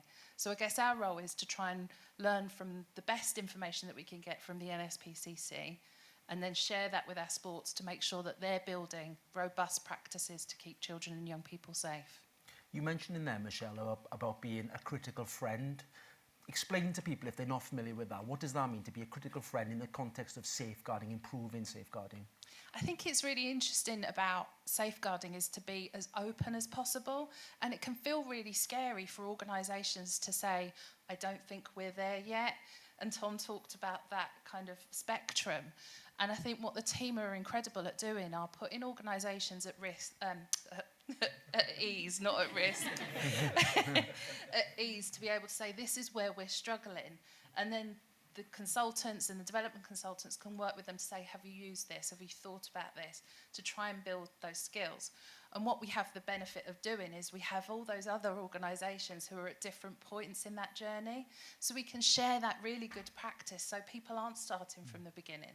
So I think it's that ability to be able to create an environment where people can feel open, but then say, actually, we can help you get to where you want to be. Yeah, and there's a lot of vulnerability, isn't there, for the partner organisations that you work with in the CPSU, because they need to be opening their doors to show you the good and certainly the not so good as well. But that's what's all about, is how we improve, we recognise that, and we put things in place to take them next steps then. To come back to yourself then, Alex, so you mentioned on the first question that I asked about a strategic approach to safeguarding. I guess what would be really good is to tell people what you consider to be part of a strategic approach to safeguarding, and then also, like on the coalface, I guess, what are we looking for in practice? What does it look like, good safeguarding? You'll probably have to come back with that second question, but I'll start on the first. Thanks there. Yeah, really sort of, we do so much and we work with so many. We really are about collaboration to the sector. So it was quite hard to pin down a few, and we've only got a limited time. So I thought about the sort of core areas. So I mentioned around our investment, engaging and listening, as Michelle has mentioned. So we work with partners that are working at the coalface, so the national governing bodies, through their clubs, through their events, through their competitions. The active partnerships working on local agendas. So we work with them and we invest and we help and we guide. And then we also fund what we call our sort of expert partners. So we have the Anne Craft Trust, who've been mentioned around safeguarding adults, and the CPSU. And it's almost like we've practiced this. But anyway, it's all around investing in them to support, but also to challenge. So some of the practical things there are training, from board level training about what does safeguarding mean, through to every club welfare officers, those sort of side. And we do a lot of listening. So we have the lived experience group. And we also, one of the areas, the challenges, is sort of enabling clubs and national governing bodies and other organisations to really listen and to be able to engage young people. And that's a real one for us. Because you end up having the same sort of children. I have children that are super keen and will be the same ones on every panel. Well, actually, they're already engaged in sport. We need to hear from those that it doesn't appeal to. So we do lots of work through, as I say, through our partners, as well as working and developing things. We do a lot of listening. We have data collection, so case data tool, again, through the CPSU, and an academic, and that has taught us a lot. And I'll maybe touch on that later around the lower level concerns. And then also, so a lot of that information we then take and we work with the sector to develop policy. There's lots of areas around that. So some of the things we're doing at the moment is recognising that, yes, we train people and the safeguarding standards, professional standards within that. But what happens to those coaches? We largely know the ones in clubs, but we don't know those that are operating outside. And having a little look at eSport, you know, I can see a lot of similarities there, that where there's opportunity, there is sort of growth of, and it was related to in the safeguarding work around martial arts, where people get themselves skilled or put themselves forward as an expert, and often sometimes it's based on performance and image. So we do a lot of work around workforce governance, and that's looking at the different elements around safeguarding and harm prevention to ensure that we're closing the gaps where there are gaps. That was mentioned by Joe and Peter around that sort of safer recruitment, and it's really beginning to work collaboratively to close those gaps. So we do a lot around those sort of policies. We've invested in sports welfare officers that are going to work out in every sort of county area, because we recognise there's a gap sometimes between the NGB, they've got finite resources, and the clubs. So it's providing support, because usually in the clubs, the club welfare officer, the person you would go to, is a volunteer. And there's lots of asks of those, so providing that sort of support. And then the other aspect is actually listening to the sector and working with government departments. We work with the Ministry of Justice, Department for Education and Sport around out-of-school settings, to mention one. Naturally, the Department for Culture, Media and Sport. And we bring together people like Michelle and others in the room to help inform government policy. It's busy, and there's lots more still to do. And it sounds like there's a lot in there, Alex, and I'm sure lots for our colleagues over in eSports to consider. Mindful they're in a very different place in their journey, and this journey is one, the continuing improvement of safeguarding. No final destination, continuous, always learning. So yeah, a lot of content in there. Back to yourself then, Michelle. What does good practice look like from your perspective at the Child Protection Sports Unit? What is good practice? It's such a big question, and you could have a conference on that alone. But I think sometimes safeguarding gets a bit overcomplicated. And I think one of the things is for organisations to know what safeguarding means for them in their sport. It will mean something different if you're in rugby or if you're in swimming. So what does it mean in eSports? I think one of the things is about being sure that you know how to recognise what those concerns look like, and then having those measures where they can be reported and responded to. I think one of the things that gets really overlooked is how we communicate safeguarding, how we talk about it. How do we make this really understandable to young people and their parents? Because otherwise that in itself can be a barrier to good safeguarding. Often the word safeguarding can be a barrier. So really thinking about how we talk about it on a regular basis. It's not just brought out, you know, once a year on a board meeting, but it's part of we just want you to stay safe and well within your sport. Because although obviously we're in the Child Protection in Sport unit, sport's incredible for young people. When things are not going right at home or at school, sport and gaming can be that place of safety. So we just need to be building on that and talking to them more about it. So I think good safeguarding looks different, but I think those are the key easy wins, I guess. Yeah, so there's them broad kind of principles, but it's trying to contextualise it then within eSports, which in its own will have its own unique risks that you can compare to, I don't know, football or rugby or martial arts and other sports we've mentioned today. Okay, on to another question then. Recognising then that eSports, in comparison to most traditional sports that we've talked about, is a relatively new industry whose ecosystem and infrastructure is still growing and developing at pace. What can the eSports industry learn from traditional sports? And with that, can we talk about both the good but also the hard learning lessons that traditional sports have had to have over recent years as well? You'd have to. Well, thanks for the question, because I think it's really good, and it was one of the questions that I really enjoyed looking at. So I have made some notes because, as I say, I got a bit carried away in this area. I was like something new. Yeah, I think, and a lot of my lessons have been learned through sector partners, but I think it's the first start off with, you know, remembering the positive things, how much sport has got to offer, and that actually talking about safeguarding puts you in a really positive place. And it's really, as Michelle has said, is having those conversations, making them there every day, whether you call it the welfare or safeguarding, but make it the norm so it isn't seen. Sometimes it's seen as oh, you mustn't mention that. And I think it's never assuming it won't happen here, as we've seen across our sector. And I think also part of that is, I sometimes hear in my everyday life that people say, oh, well, we're just like a family here. We're all women. What other things do I hear? Yeah, oh, no, we know everybody. We've always been. Never assume. And I think my second lesson would be, you know, some aspects of sport, it would start off with, we're getting a lot of complaints. Therefore, we need a policy about how we deal with complaints.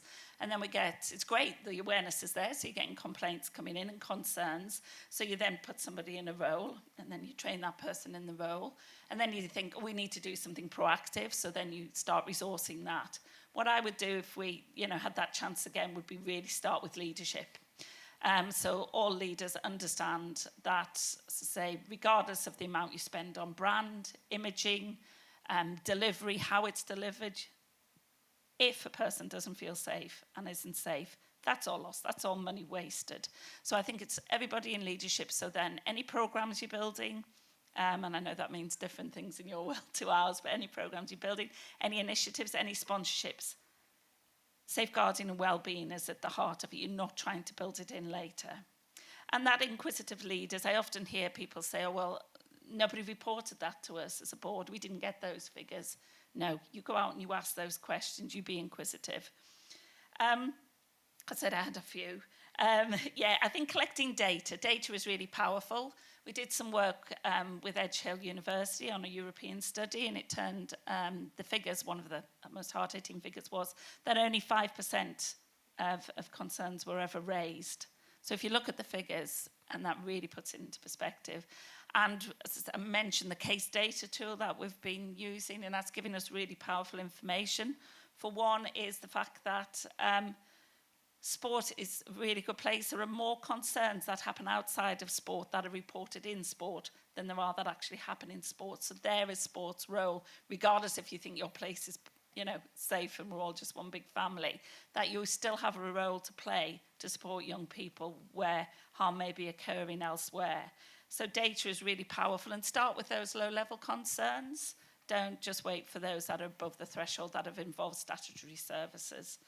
Communication, parent awareness. Parents often presume that it's safe. It's happening in a school, or it's happening in a community centre. The local authority must be all over it, or it's happening with a really strong brand, so they will have done the checks. So it's raising awareness with parents and empowering them, feel like they have got a voice. We're an organisation that talks about safeguarding and the well-being of your child. Talk to us about any concerns.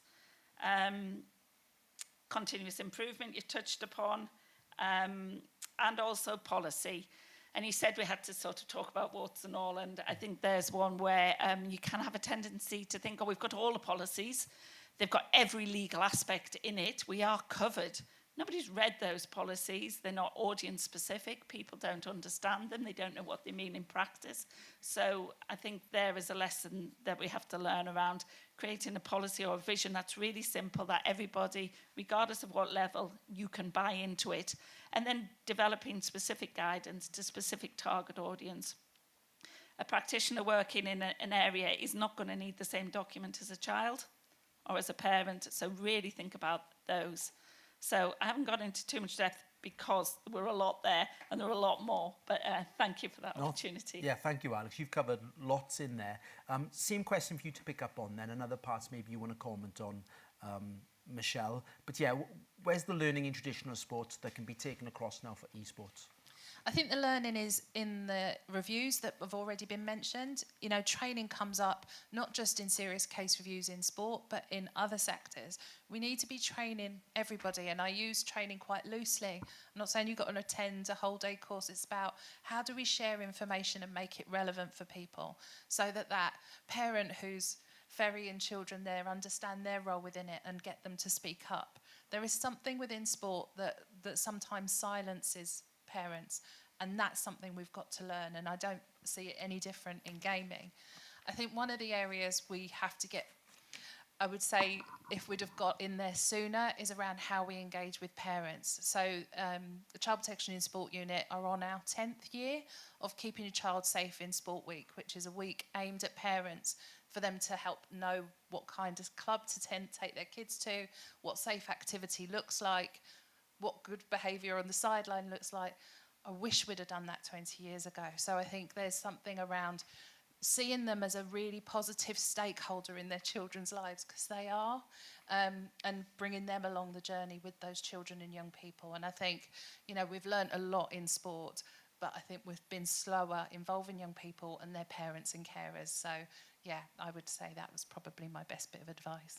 Okay, thank you. And just some other questions I'm just really curious to get your reflections on. And I'm not sure where this word has been said, and if it has, forgive me. So many of the independent reviews we know in sports have talked a lot about culture, improving the culture, the safeguarding culture. With that in mind, how can we best address that within organisations? How can we look to address issues within culture that is unhealthy, which creates the opportunity, the environment for harm, for abuse to be experienced by children and young people? Yeah, well, thanks again. Yeah, culture is mentioned, and I think that leads back to what I was saying there about leadership, having safeguarding reflected in your strategy, not a standalone strategy, in the heart of your strategy, the well-being of children and young people and adults within that strategy, having it reflected in your values, your missions, and all those sort of aspects. And then actually having leaders. We have, as part of our governance code, which is to, across our sector, we have there around a board champion for welfare and safety. And CPSU and Ancraft Trust have collaborated to provide support and guidance to them. Although it's the whole board's responsibility, it's everybody's responsibility is safeguarding, but to have that person to champion that area. And for people to actually demonstrate it in their behaviours, beyond the policy, in actual behaviours that live those aspects, as I say, that are in the policy. And then a big gap, as I say, that we have been filling is that bit around. So you've got the leadership demonstrating that.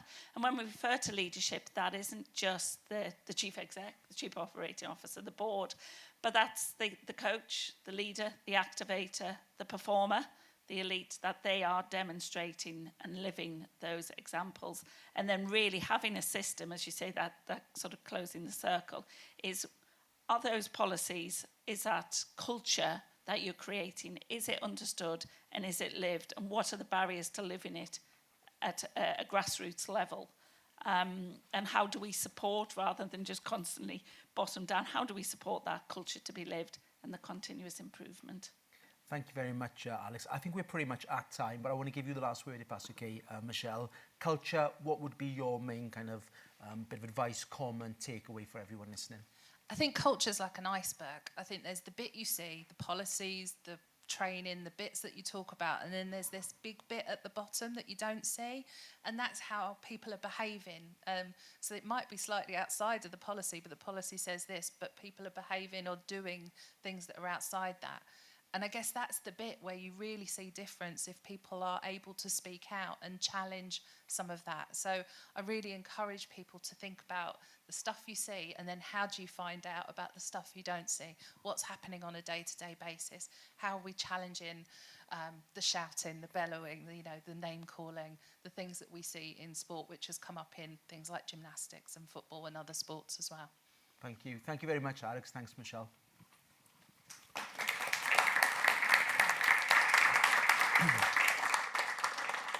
Well, thank you to Carl, thank you to Michelle, thank you to Alex for that fantastic session. Honest feedback, advice and guidance, it really is appreciated. Thank you very much. I said there was going to be honesty, and there really was honesty there. The CPSU and Sport England are two of the organisations that we, the esports industry, really need to be listening to and following their advice and following their guidance. The next panel is going to focus purely on esports, and will shine a light on different examples of best practice that's already happening in the space, in the industry, because it's important for us to acknowledge that and to allow others to understand that and to share from it, or to share with it. We're going to run a short VT, then after that, whilst we get the stage ready, and then after that, we've got Adam from Endpoint, Kit from Guild, Ben from Williams Racing, and Sam from NSE will join us here on stage. See you in 2 minutes.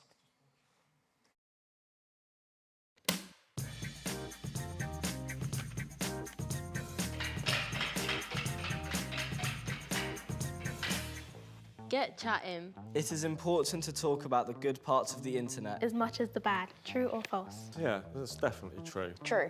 True. True, yeah. I think it's important to talk about what you see online, what's true, what's fake. It puts things into perspective. I mean, the internet does have some good things on it. The positive thing about being online is you can get lots of inspiration from many different online sources. The correct answer is true. Get chatting. Have regular chats with your child about what they like doing online and how it makes them feel. Don't forget to talk about the positives of being online as much as the negatives, and really listen to what they're telling you. Do you think we just chat enough about being online? No, I don't think we chat really at all about you being online. I mean, I just trust you. I feel like we should talk a bit more about being online rather than all the bad parts, some good parts, so we can enjoy being online as well as being safe. But I definitely would like to challenge us to get a little bit more into your passions and your enjoyments and the things you like to do.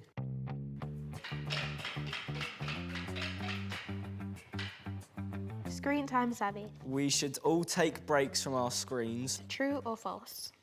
True. I think that is true, yes. True. That is true. Spending less time on screens is a great way to improve well-being, both online and offline. Try setting some limits and boundaries surrounding screens and making use of the well-being settings on apps such as Instagram and TikTok or on your devices. Do you think we spend too much time as a family online? Probably, yeah, let's be honest. I don't think you guys set good examples for like taking breaks. We could all improve on that together. The impacts that it has on your mental well-being as well as your physical well-being. We could go back to the days of calling people, going to visit relatives, and just us as a unit valuing that time of being in person. I've grown up being on screen, so it just becomes a normal part of my life. So on your phone, if you go into like settings, you can write limited time on this app. Yeah, that's done. We're going to use that. We are. So do you think we spend too much time on the phone? Yes. You said that so fast. That's good, the honesty is good. Yeah.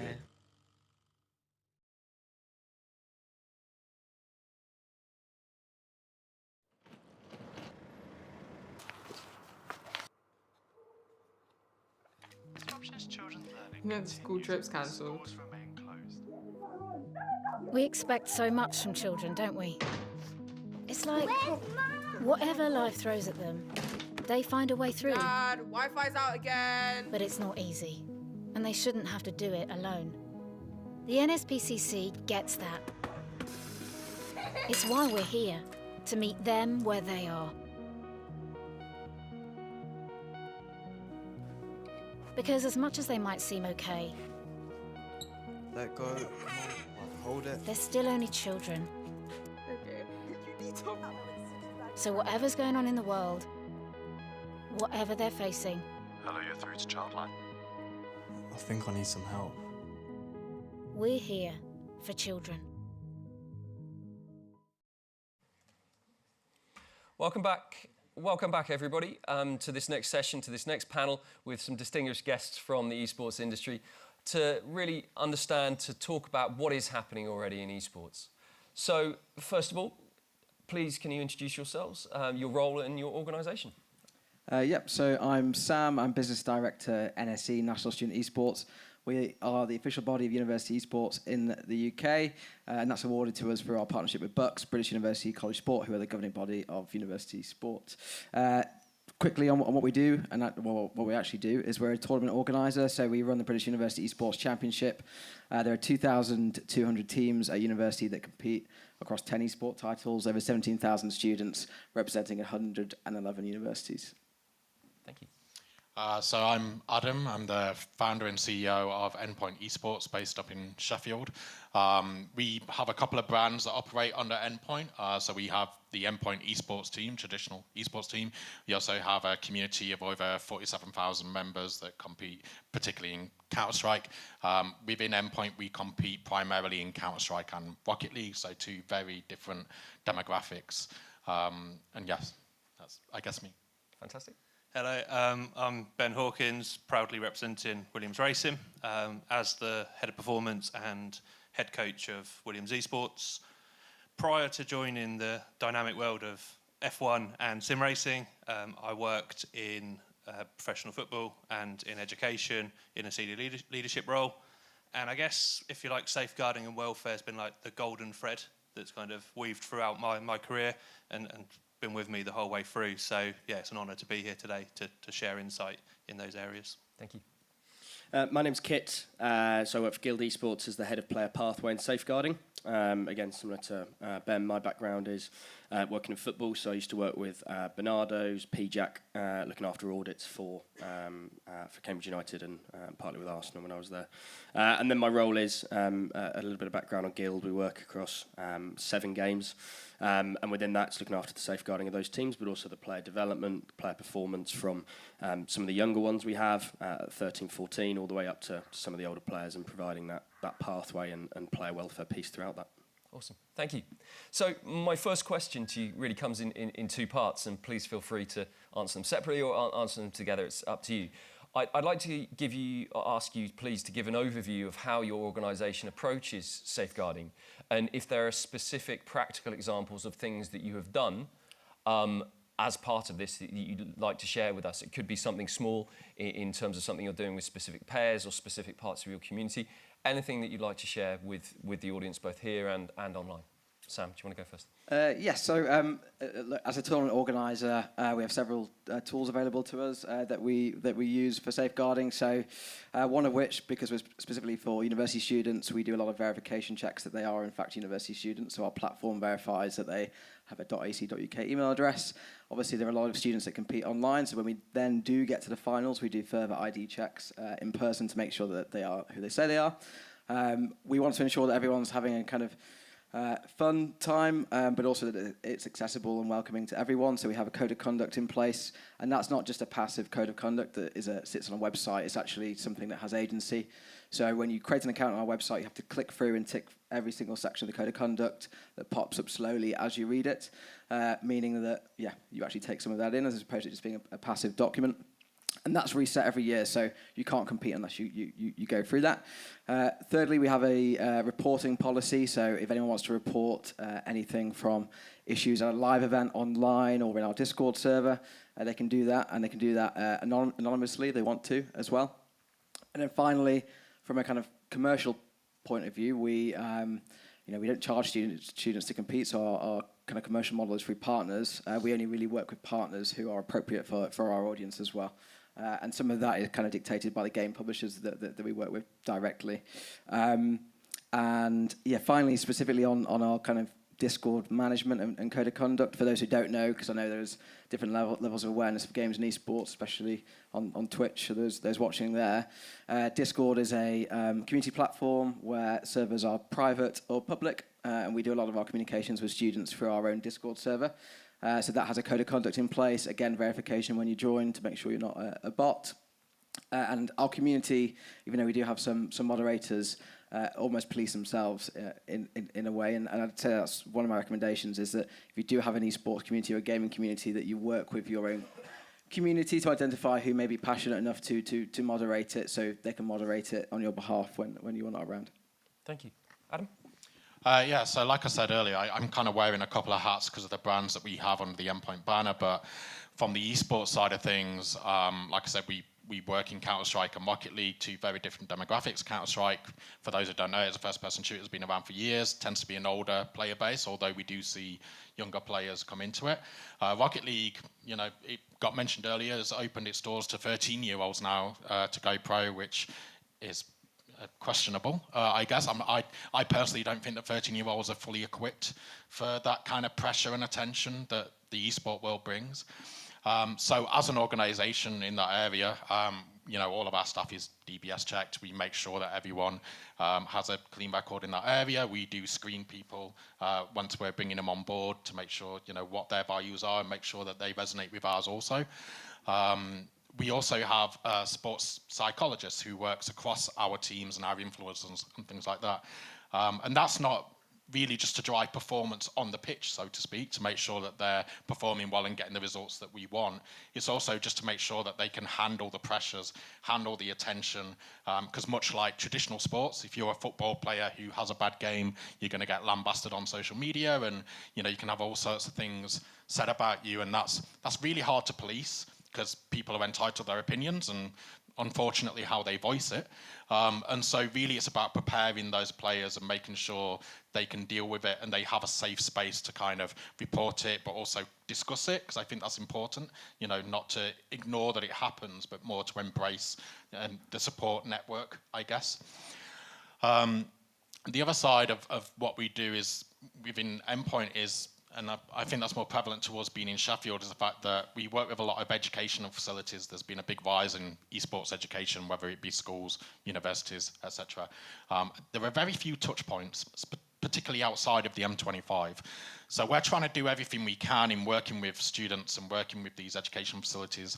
And I think it's important that we don't kind of sugarcoat it in a way. I think we have to be honest about the fact that it's a really hard industry to get into, and having that mental strength and having that ability is key, really. Then on the UKIC side, so we run, like I said, the UKIC, which is the UK and Ireland community circuit, where we have over 47,000 members just in Counter-Strike at the moment. And the way that works is there are different hubs that people can compete with, peers and social groups, and they get matched together, almost like a playground captain's pick kind of process. In order to make sure that we're doing what we can there, we actually took the time and investment internally to develop a system called Sentinels, where when the teams go into a voice chat, we dispatch a bot that goes into that voice chat alongside them, and it records all of the audio that's going on within that voice channel. That right now is a reactive process, but what it enables us to do is have proof there, so that we know that if someone's been homophobic, racist, you name it, whatever, aggressive even, we have proof that that is happening. So it enables people who are on the receiving end of that to actually come forward and not feel like they're going to get drawn into a battle of he said, she said, you know, and kind of we can see that proof's there. And what we're working on at the moment is to be less reactive and more proactive through the use of AI and things like that, so that we can detect aggressive manner, detect keywords that shouldn't be used and things like that. Because like one of the speakers earlier said, that a lot of these cases go unreported anyway. So actually we want to be able to flag these incidents before they actually happen within that voice communication. You know, it's just one step that we're taking to try and enable that. And we know that we may get false positives because no technology is perfect, but we really feel that the time spent on, I guess, researching those false positives will far outweigh the safety and inclusivity of the community that we provide. And it's that type of development moving forward that's got to come in, really, isn't it? Into the safety, the security of these communities that that exist online. Absolutely. Thank you, Adam. Ben, over to you. Yeah, so naturally at Williams, safeguarding is of paramount importance to us, but we've got a very diverse business. I appreciate people on the panel probably have an even more diverse business than what we have, but I think everyone recognises us as an F1 team, but then doesn't always know of everything else that goes on around that. So whether it's working in our competitive teams or whether it's with our community, having recently launched Williams Gaming Club, so there's a wider piece there, particularly around safeguarding in terms of we as a business kind of don't tend to work with people below 15. But with the gaming club, then it opens us up to them working with younger people, which is great and giving them a positive experience, but we need to ensure that we've got everything in place to be able to do that. Also, just touching on something that was previously mentioned by Adam, we do a lot of education outreach. So we do a lot of STEM initiatives, etc., that we also need to be mindful of. But that works both ways, because that's helped us also in terms of developing our practice, being closely linked with these providers. So kind of, if you look at it wind back to the F1 side, we are a responsible organisation with a rich heritage in F1 and a growing reputation in esports, which means I think there's even more pressure, and rightly so, on us to ensure that what we're doing safeguards all of our stakeholders, but also upholds the brand values and the wider industry as well. So we would say internally, and obviously I'm saying today publicly, that we're in a learning phase in terms of where we are within the process. We're taking our learning from a variety of different areas, including my background. So having done work with the Premier League and with EFL to originally look at sort of mandating DSO hours, and I was the first DSO in the club I was at the time through that. But I was doing that alongside other roles. So it was kind of like the holy trinity for those of you that come from a football background of education, safeguarding, and this thing that no one knew anything about, which was player care. So I took it upon myself to go to the EFL and have conversations with our regional officer on that. And then I'd like to think I helped in mandating what then was the development on the DSO role of having a full-time player care staff in every club within the EFL. So we've taken some learning from those areas. But we're also, like I said, working with our partners, myself and other people in the business that have education backgrounds. So it's surprising, actually, the amount of people that have some point gone through education on their route to the role that they're in. So we're very fortunate in that respect. Like I said, taking it from multiple different areas, I think to kind of summarise that, we're looking to emulate on one level the best practices that's going on within sport and education, but we're also looking to learn from the mistakes and build on things that have been done. And I mention it a lot, probably a bit of a broken record. Values and safeguarding tend to be something that, yeah, I'm sort of memed for within the organisation, but in a positive way.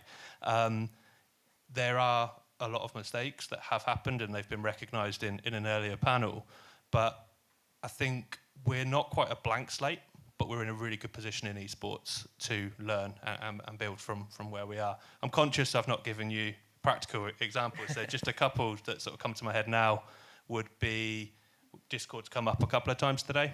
When I was working in football, we recognised that WhatsApp wasn't the most appropriate way to communicate, particularly with academy players. So we introduced an app called Spond.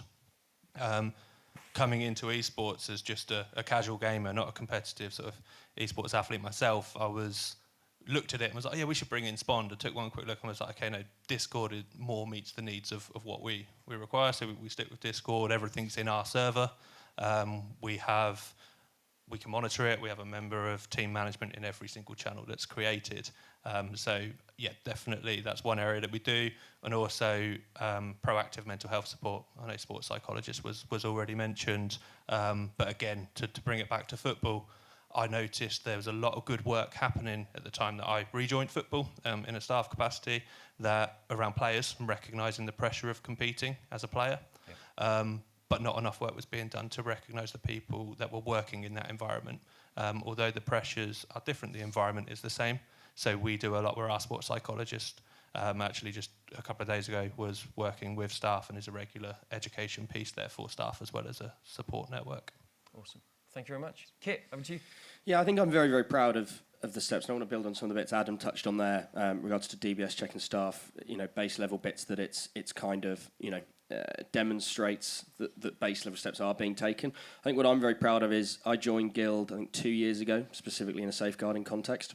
So building training, building strategies, building policies, and having the openness of the organisation to publish those, to act as that anyone can go. And I've had messages from people that have used bits of it, which makes me very proud that it's not something that has guided our own learnings, but has been able to go on and impact other people's learnings. And that's why it was so to hear someone at another org talk about some of the bits they've put in place that we haven't got to yet on that side. But I'm very proud from a player-focused bit, the education we do with all staff. We've got different levels from standard education all the way up to having our own DSO network, as Ben touched on there, within the org. And then that awareness from a player side. So I guess I'm looking back 2 years, I'm very proud of where we're at and the transparency with which we've been able to do that. Makes me very, very proud. And I think when you look at kind of practical examples, for me, safeguarding should never be gatekept. Everything you have, should be shared. We have a consultant we work with called Alex Hepton, where we review basically cases we have and work through that, which again acts as a third party. It's from a governance piece that I know Michelle touched on earlier, of being able to say, this is what we did, these are the steps we've taken, and it's understanding we are in give or take uncharted territory. Esports, safeguarding, it's a conversation, and that's why I'm so proud of everything today. And I guess I want to take a moment to say thank you to the NSPCC, because I think I've used your stuff for maybe 10 years. I absolutely love it, so thank you very much. You've made my job a lot easier. So no, I'm proud of where we're at, and I'm looking forwards. Days like this are a huge step in us growing that across British esports, across UK esports, and it's immensely exciting for someone that's spent their career in safeguarding to see days like this. So thank you to everyone. Well, thank you for all your honesty of really where we are, the areas where we have worked, where individual organisations are working. I think this very much, as you said, it's the opportunity for the industry to come together, to share best practice, to think about, okay, well, you guys are doing this, we're doing this. Okay, we could be doing. So it's about us coming together. Now, with that in mind, and I'm conscious we've got sort of 7 or 8 minutes until lunch. Is there something specific that you would like to share? Any advice linked to the journey that you've been on that you think is useful for other people, essentially, other people on the journey, people who maybe are at different stages to where you are now? Sam, do you want to start us off? Yes, so I think we're going to have to be quite short. That's okay. Just a couple of minutes. No worries. It's been said in early panels, but like review, and constantly do that. Like I said, our code of conduct policy is now something that you have to go in and accept, and there's more agency involved. Before that, it was a static document. It wasn't working for us, and it's only because we reviewed that structure. So I'd constantly just keep on challenging your own kind of safeguarding policies. And aside from that, we've actually used some of the CPSU documentation to help build our own policies out. Even though it is in sport, it's really translatable to e-sport, and you can just remove the bits that aren't. And that's all free and accessible online, so definitely use those documents. Great, thank you. Adam? I think the next step for us is broadening that education and including parents and things like that on esports. I think gaming and esports and whatever has a bit of a negative connotation sometimes, like, oh, my child is sat in his bedroom for 6 hours a day, I want him to get out, I want him to do this, is he safe, etc. For me, it's about providing an environment where those people can come and play and have real world experience alongside it. Things like LAN events and things like physical touch points are great. And I think that allows people to be with their peers, but also build social skills, build communication, whilst also educating the parents of this is an industry that is taking safeguarding seriously, or at least I hope for the most part, and to try and give them that reassurance and insight into what we are doing as an industry, so that it doesn't have to have this negative stigma attached to it that I feel some parents do have naturally. Nice. Yeah, agree completely. Ben? Yeah, so I had quite a lot that obviously I would want to share at this point, but I think conscious of time, I'll go more for what I believe are the more practical applications in terms of advice just in my journey. I'd say firstly, to put something I found really, really helpful is to put safeguarding both physically and figuratively at the top of your agendas, and at the heart of all your decision-making processes would probably be my number one. And then something that I've found really, really helpful that in terms of our development and our continuous improvement is collaboration. Actively collaborate. Perfect Place today in terms of the organisations that are here, whether that's a charity, a governing body. For me, I've found going to traditional sport teams, other esports orgs, and I just want to sort of note some great examples for us has been our partnership with British Esports and with Motorsport UK is really helping us not just raise the bar for us, but set new standards for the industry as well. Thank you. Okay. Everyone's taking the good answers there. All the buzzwords. You chose to sit at the end. You got on the end chair.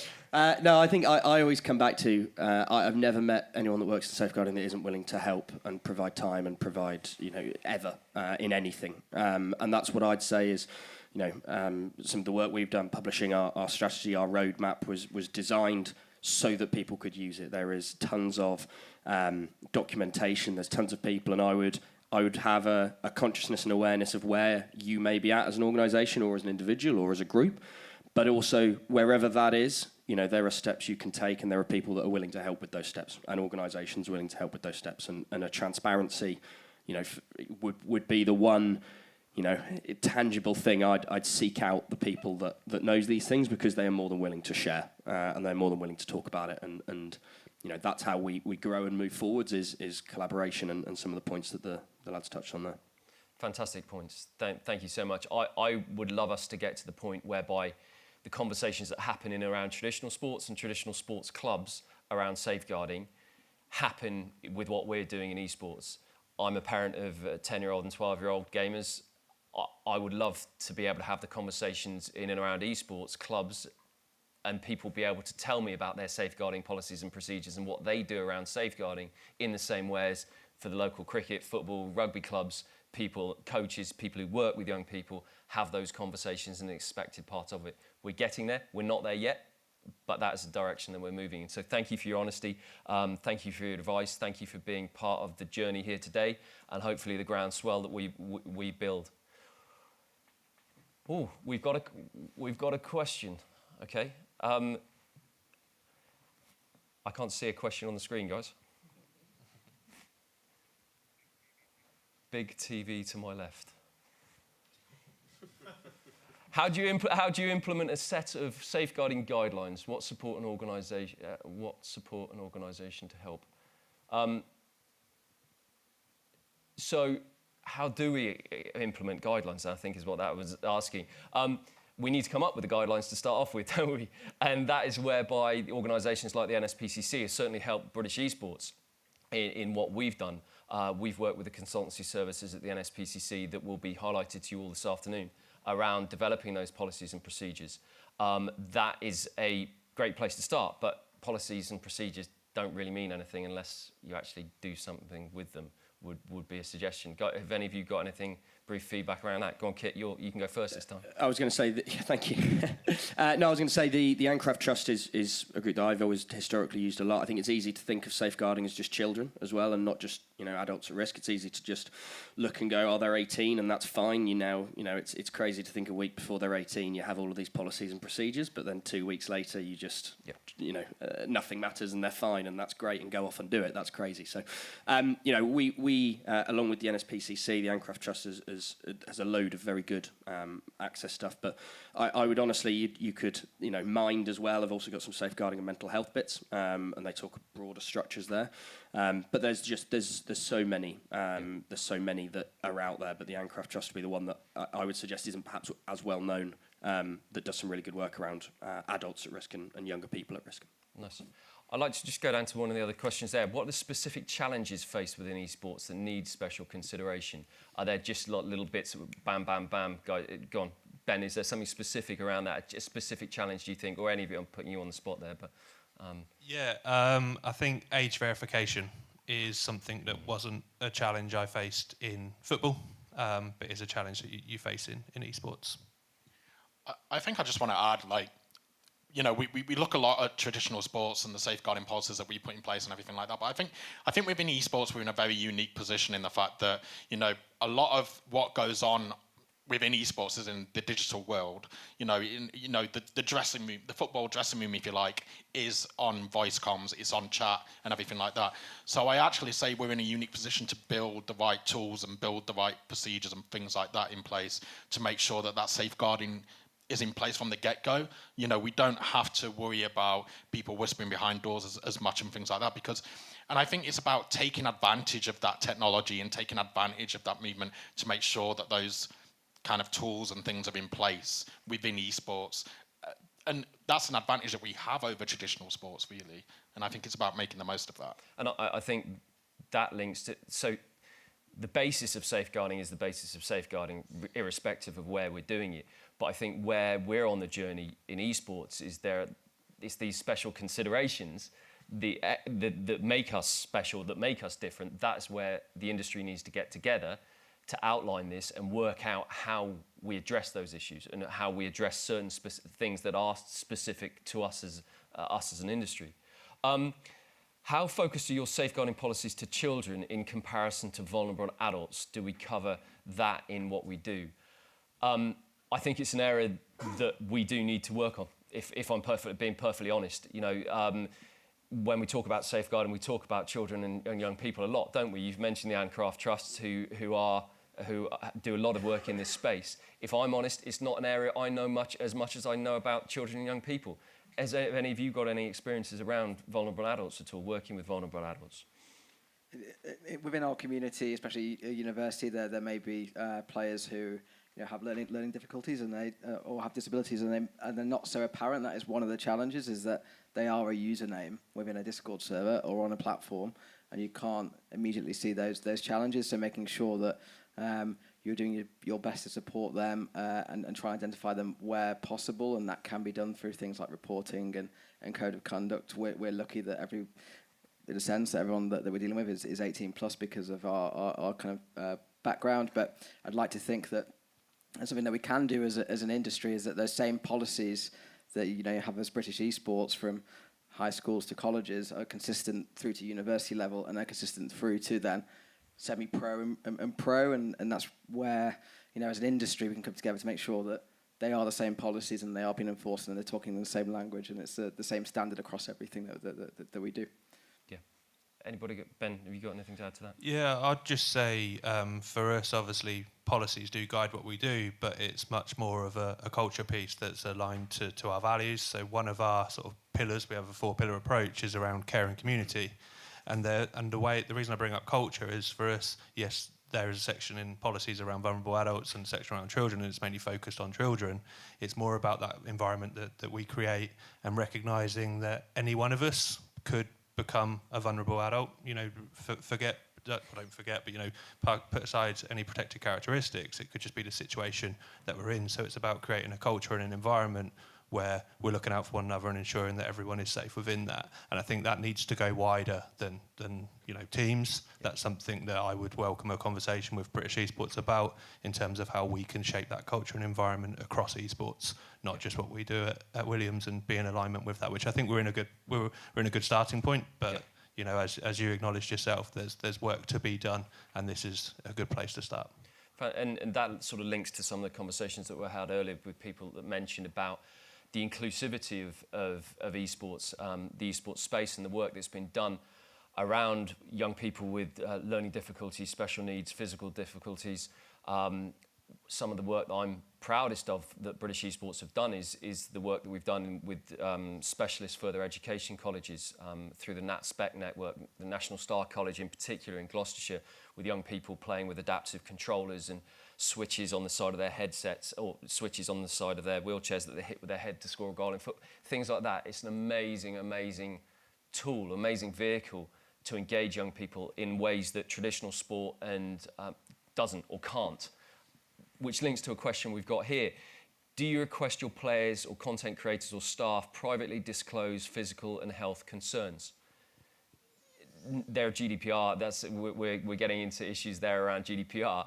However, from an inclusion point of view, there is no reason esports is inclusive in ways that traditional sport and games are not. Have you got any comments around that, around the inclusivity and things like that? I was just going to say, and I think Michelle touched on this earlier, sorry to pick on you again, Michelle, about creating a culture where, that there is a trust and a faith between players and the org. We will never ask players to write down on a bit of paper, this is this, and we're never going to do that. But you want to create something that the players understand, that in any circumstance you've got their back, that you're there for them, whatever that is. I get calls from players that have failed their accountancy exam, and as minor an example as that is, they're trusting you with that, and they're trusting you that you can support them and help with whatever that is. So when we talk about, do we ask them to privately disclose physical and health conditions? We've never asked them to, but the hope is you create an environment where they understand you are doing the best for them and you're putting everything in place to support them, and that once you've got that they feel comfortable telling you, because they know that you're supporting them and that you can better support them with that information.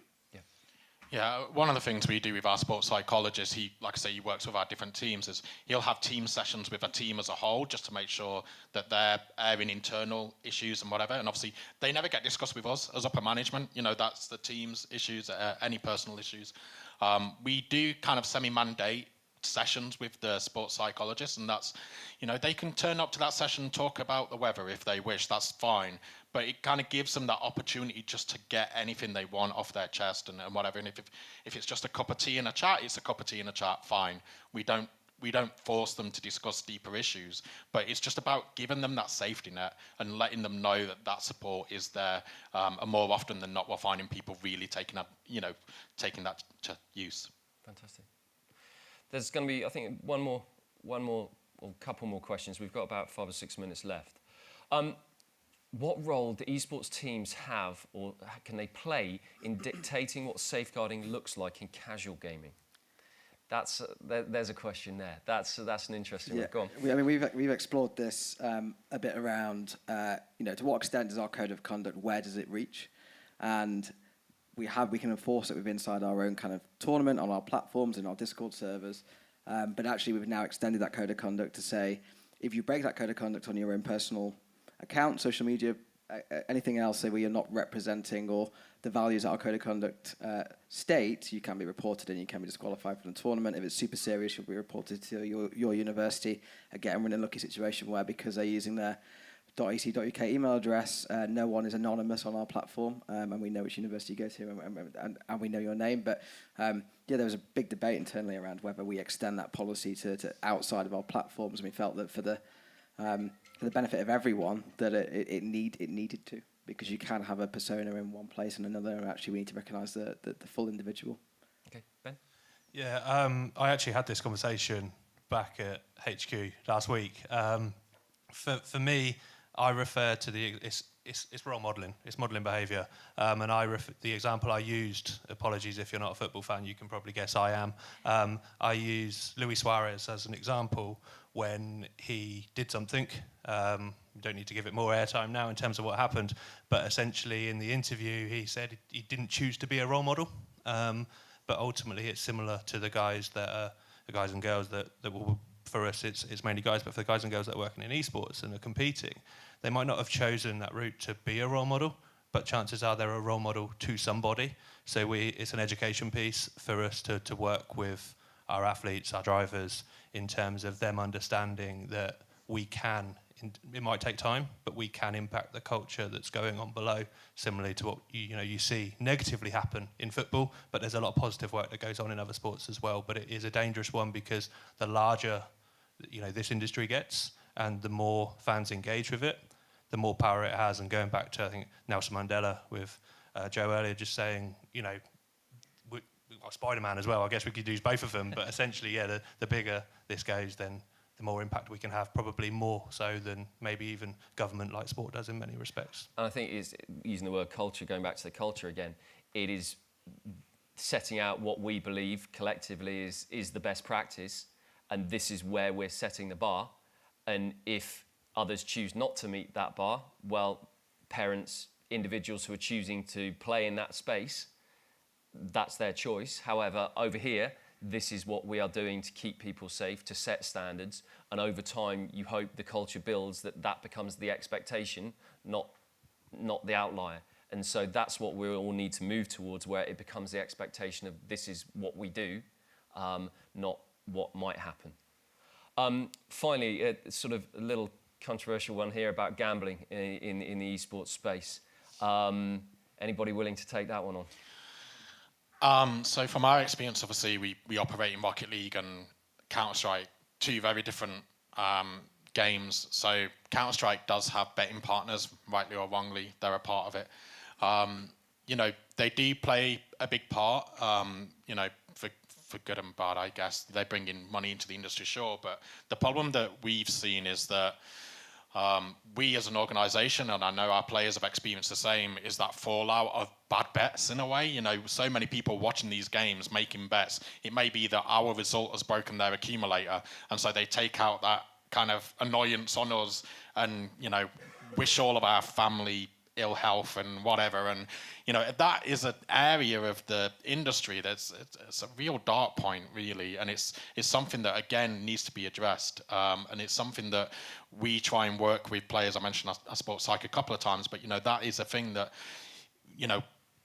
how to deal with those kind of messages. It's not easy to hear that sometimes, especially as a competitor. You want to win that game. So to lose that game and then get messages from people who have potentially gambled on it is horrendous. It is in esports. I think it needs to be better policed, for sure. Okay. Yeah, and I think just growing on Adam's point there, which touched on from a player side, one of the bits that I think is a lesson we can take from traditional sport is, and Ben touched on this as well, just the player welfare and the player care kind of education journey of working with players around what these topics are and having those difficult conversations with them. I'm very proud of our kind of life skills program, of what that looks like, so that when we have a player that comes into us, that if they stay with us for a long time, if they leave, that they leave a better person as well as a better player. And, I think that's something we can take from traditional sport, is the very clear approach they have with different modules. And one of the bits we do is we sit with parents, we understand what's relevant to them, and then build that into that routine for our players. But gambling comes up every time, across sports, across anything. And I guess a slightly different example I'd use is CS is well known for its gambling links. But Fortnite, again, for the age of the game it is, that you're in a position to play tokens, which is like betting 50p and playing against your mates. Even that and it's that prevalence, where for them, they see it as a training aid, because they're saying, well, now there's something on it, it matters to me, I'm not just playing my mates. All of that, there's difficulties throughout, and in all the conversations we have with players, with parents especially, gambling is, I'd probably say the top 4 of every single time. And looking at traditional sport, a life skills program and a psychologist and being able to work with teams on that is massively important from a what it is standpoint, as well as a how do you handle it standpoint. Yeah, I think it's the gambling question is a much wider piece, exactly as it is in traditional sport. Unfortunately, with the amount of money that the companies are willing to pump in through sponsorship, you're going to be a very brave team to turn down huge amounts of money potentially, but then that has the significant impacts the other way. So it's a much, much wider conversation that needs to be had. Okay, to wrap up before lunch, thank you so much, gentlemen, for your honesty, for your advice, for your insight into where we are, and to your willingness for us all to be part of a journey together. So thank you. Thank you for everybody in the audience. Thank you for everybody who's joined us online. Thank you for the questions that have been coming through already. This morning has been incredibly insightful, huge amounts to think about, huge amounts to reflect on. Work that we have to do as individuals, as organisations, as an industry together to grow together, to learn together, and to ultimately keep young people, vulnerable adults, all our stakeholders safer when they're playing together and following their passions. So on to lunch and to more networking opportunities. For those of you who are here at Confetti, lunch is served upstairs. Hopefully there'll be some sliders because they are really good. For those of you who are online and working from home, hopefully you've got some food in the cupboard or in the fridge, or if you're, depending on what facilities you've got nearby, enjoy your lunch, continue interacting online, and we'll be back here in an hour at 2 o'clock. Thank you very much.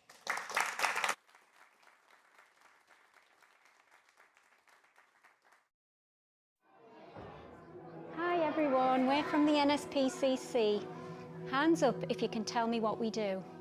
Everyone, teachers, parents, you, me, all of us working together to transform the lives of those who have been abused. How is everyone today? It's so great to see you all back here today. Today we're going to talk about keeping ourselves and each other safe. It doesn't have to be a scary subject. It's about, I think, finding ways to have conversations with your child. You don't have to apologise. It sounds like you're going through some really difficult feelings right now. Sometimes there's so much to say, we don't know where to start.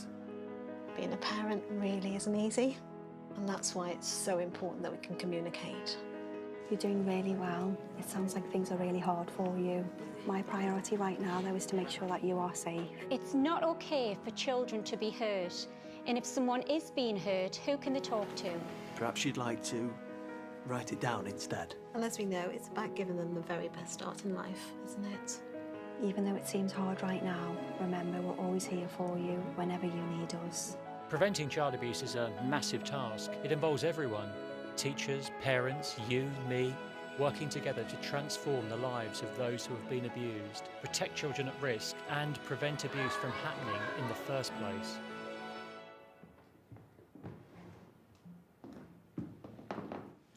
Is everything okay?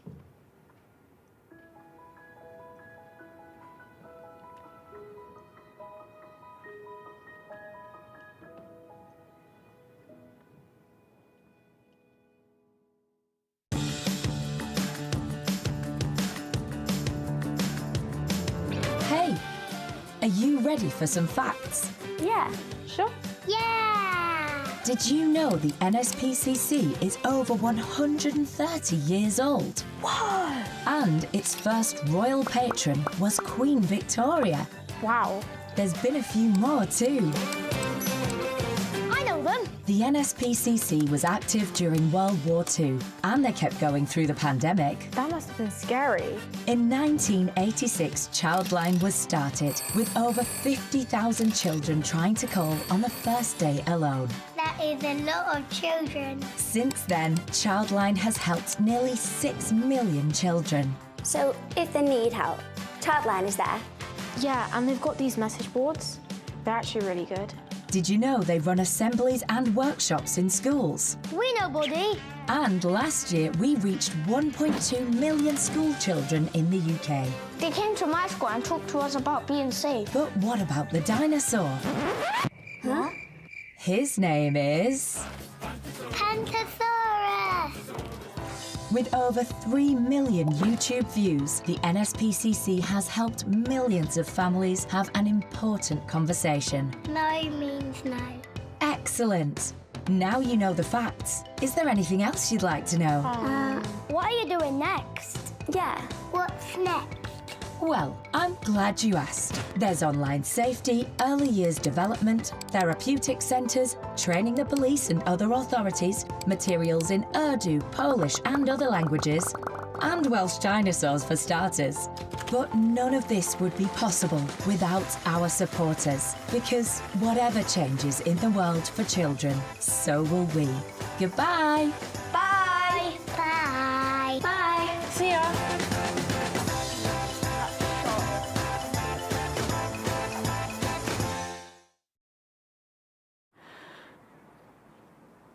Cracked nipples and cabbage leaves. Can't laugh about peeing. You don't get instructions for new human beings. That'll tip up the wall. Trying not to swear. Shop in my pyjamas, but I'm too tired to care.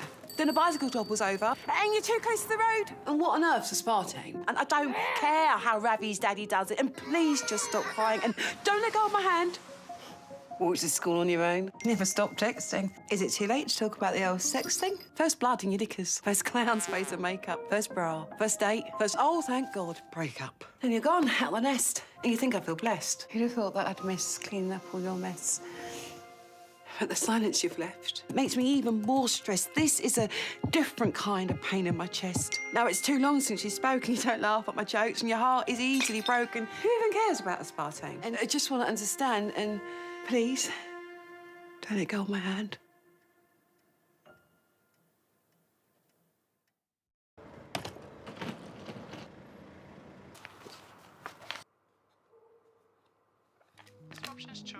No, the school trip's cancelled. We expect so much from children, don't we?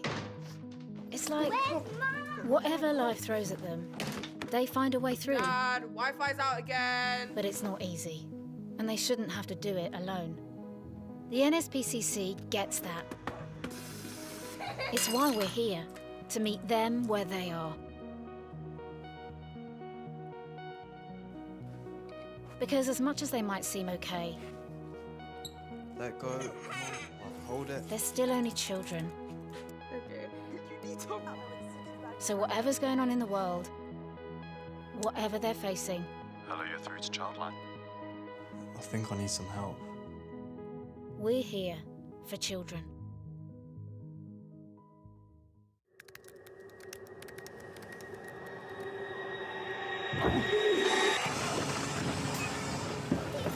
Hi, Ollie. Oh, hi, Maddie. Oh, she's nice. You're looking to get stacked. Special delivery. Thanks, Libs. You're a legend. Sorry. Have you ever seen a female do anything properly? Being an alpha comes down to muscle mass and a dominating charm. What? To get a high-value woman, you look good. I'm talking working out every Sorry. Fail. She sucks at parking. Come on, Ollie. Women shouldn't even be allowed to drive. Forget it, mate. That Miss Webb shouldn't be making life hard. She should be in the kitchen.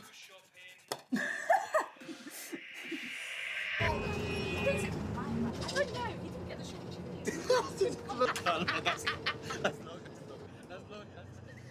Desperate. Ollie, did you really write this? You call this exercise, you want to get shredded, you need to put more. Come on, a girl can do better than this. Oh my... Ollie! Tick, come. Ollie! Go away, you worthless freak! Hi, Ollie. Hi, Maddie. Fail. Come on, Ollie. Did you really write this? No. Desperate.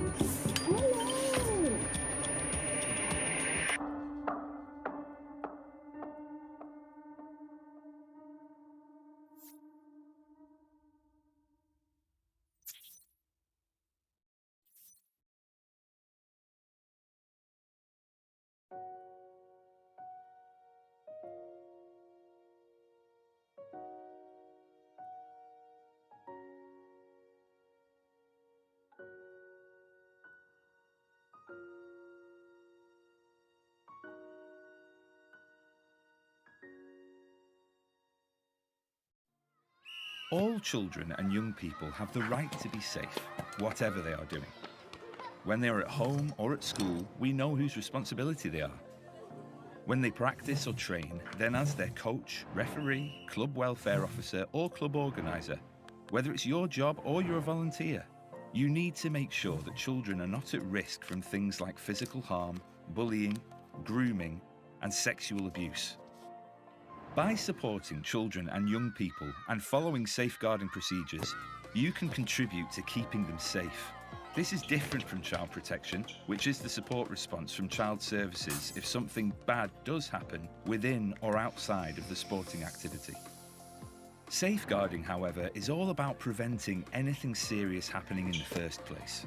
By putting in place the right policies and procedures, you can create a safe environment to make sure the children you're coaching are less likely to come to harm. However, your safeguarding responsibilities don't start and end during practice time. The sport you train them in affects and takes up other parts of their lives too. By thinking about this, you might be able to make them even safer. We call this contextual safeguarding. For example, how does the child or children you are working with get to practice today? What do you know about that journey and any risks along the way? Think about what happens after training too. Do they stop for food on their way home or hang out anywhere else? You can provide information to those shop owners about what to do if they have concerns about children. It's about being proactive. Where do they practice their skills in their spare time? Can you make that environment any safer for them? It's important to engage with children and young people on the field, pitch or park to ensure they are safe from bullying and abuse, and that wherever they spend their practice time, it's in a safe and supportive place. We can help you with the tools and resources so that you can start thinking about how to make the children you work with as safe as possible.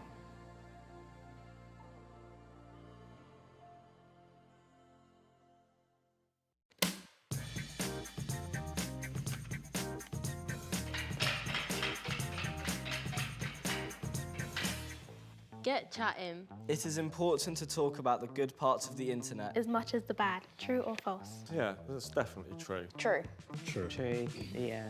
I think it's important to talk about what you see online, what's true, what's fake. It puts things into perspective. I mean, the internet does have some good things on it. The positive thing about being online is you can get lots of inspiration from many different online sources. The correct answer is true. Get chatting. Have regular chats with your child about what they like doing online and how it makes them feel. Don't forget to talk about the positives of being online as much as the negatives and really listen to what they're telling you. Do you think we just chat enough about being online? No, I don't think we chat really at all about you being online. I mean, I just trust you. I feel like we should talk a bit more about being online rather than all the bad parts, some good parts, so we can enjoy being online as well as being safe.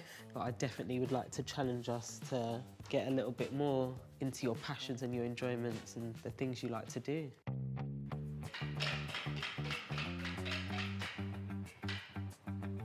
time savvy. We should all take breaks from our screens. True or false? True. I think that is true, yes. True. That is true. Spending less time on screens is a great way to improve well-being, both online and offline. Try setting some limits and boundaries surrounding screens and making use of the wellbeing settings on apps such as Instagram and TikTok or on your devices. Do you think we spend too much time as a family online? Probably, yeah, let's be honest. Like, I don't think you guys set good examples for like taking breaks. We could all improve on that together. The impacts that it has on your mental well-being as well as your physical well-being. We could go back to the days of calling people, going to visit relatives, and just us as a unit valuing that time being in person. I've grown up being on screen, so it just becomes a normal part of my life. So on your phone, if you go into like settings, you can write limited time on this app. Yeah, that's done. We're going to use that. We are. So do you think we spend too much time on the phone? Yes. You said that so fast. That's good, the honesty is good. Yeah.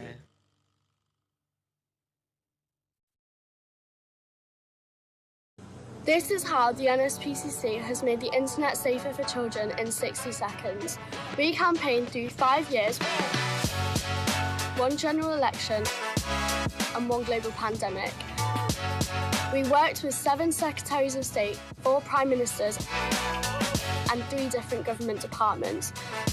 After 4 petition hand-ins, 12 versions of the bill and 102 mentions in Parliament, and thanks to 650 MPs contacted by 147,635 campaigners, we finally have 1 groundbreaking piece of online safety legislation. It's official. The Online Safety Bill will be made a law. This means tech companies will legally have to protect children from harm. This will make a lasting difference to our futures. Our work is far from over, but we're 1 step closer to a safer online world.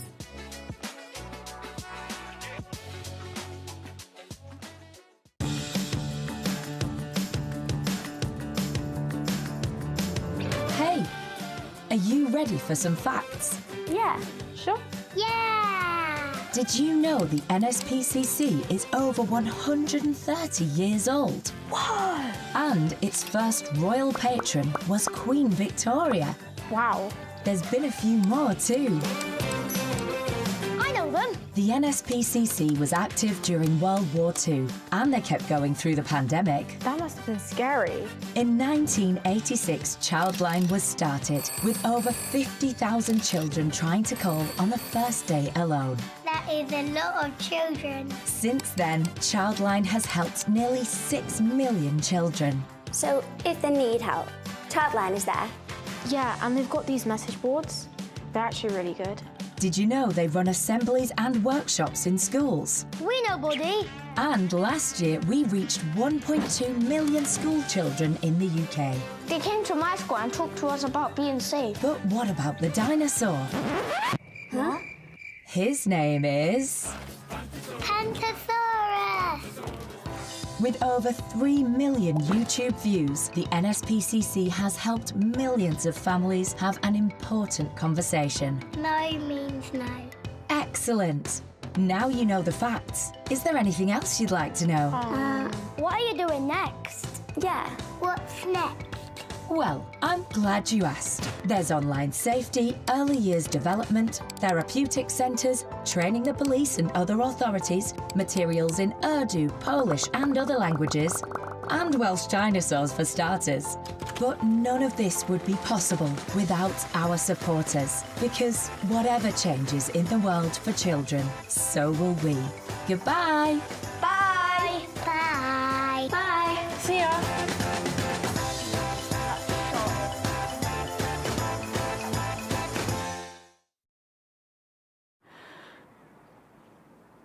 Crack nipples and cabbage leaves. Can't laugh about peeing. You don't get instructions for new human beings. That'll tip up the wall. Trying not to swear. Shopping my pyjamas, but I'm too tired to care. Then the bicycle job was over, and you're too close to the road. And what on earth's aspartame? And I don't care how Ravi's daddy does it. And please just stop crying and don't let go of my hand. walk to school on your own. Never stop texting. Is it too late to talk about the old sex thing? First blood in your knickers. First clown's face and makeup. First bra. First date. First, oh, thank God, break up. And you're gone, out the nest. And you think I feel blessed. Who'd have thought that I'd miss cleaning up all your mess? But the silence you've left makes me even more stressed. This is a different kind of pain in my chest. Now, it's too long since you spoke and you don't laugh at my jokes and your heart is easily broken. Who even cares about aspartame? And I just want to understand and please, don't let go of my hand.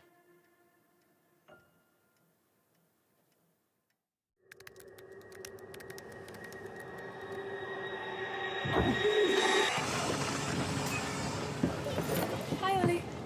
Oh, hi, Maddie. Oh, she's nice. If you're looking to get stacked, Special delivery. Thanks, Libs. You're a legend. Sorry. Have you ever seen a female do anything properly? being an alpha comes down to muscle mass and a dominating charm. What? To get a high-value woman, you look good. I'm talking working out every day. Never seen. Fail. She sucks at parking. Come on, Ollie. Women shouldn't even be allowed to drive. Forget it, mate. That Miss Webb shouldn't be making life hard. She should be in the kitchen.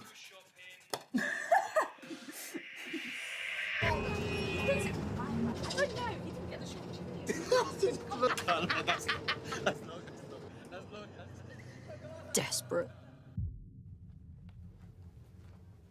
Ollie, did you really write this?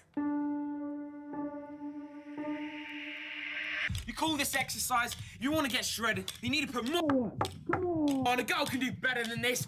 Oh my God. Ollie! Tick, come. Go away, you worthless freak! Hi, Ollie. Hi, Maddie. Fail. Come on, Ollie. Did you really write this? No. Desperate.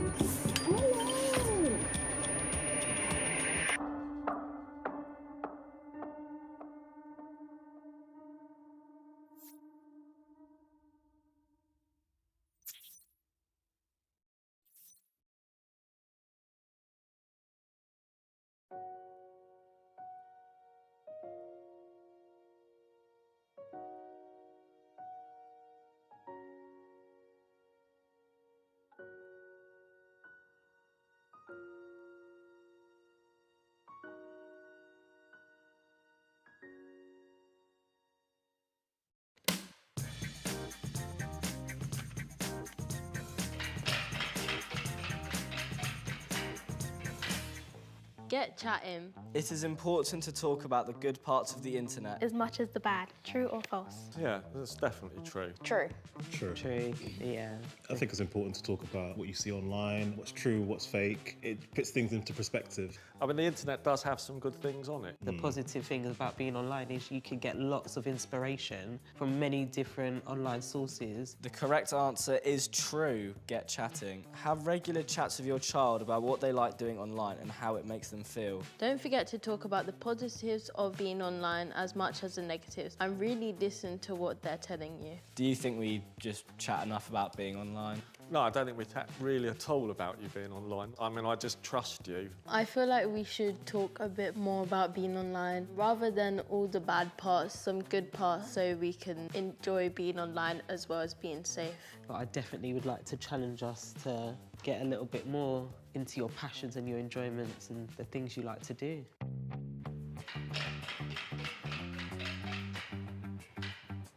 Screen time savvy. We should all take breaks from our screens. True or false? True. I think that is true, yes. True.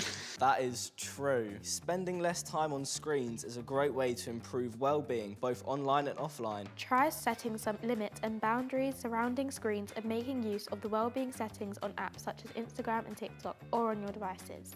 Do you think we spend too much time as a family online? Probably, yeah, let's be honest.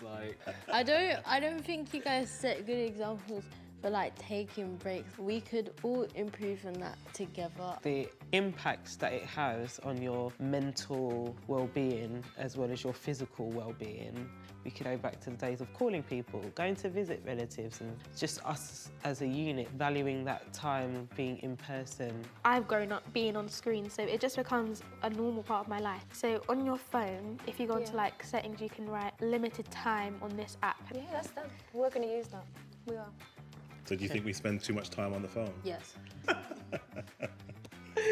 You said that so fast. That's good, the honesty is good. Yeah.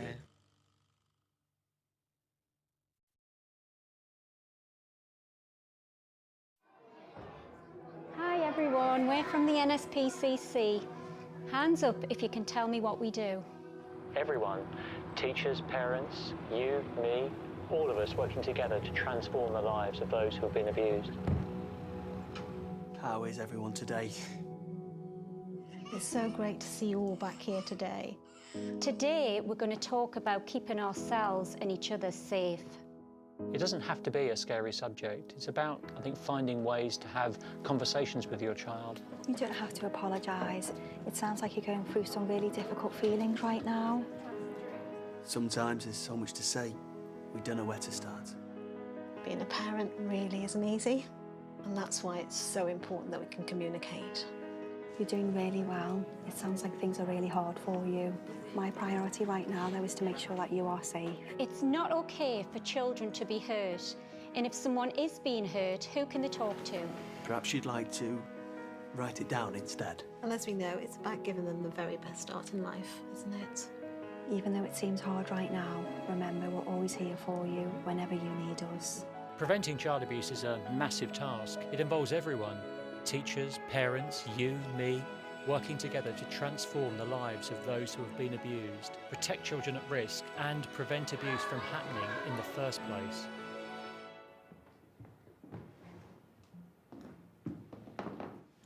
Is everything okay?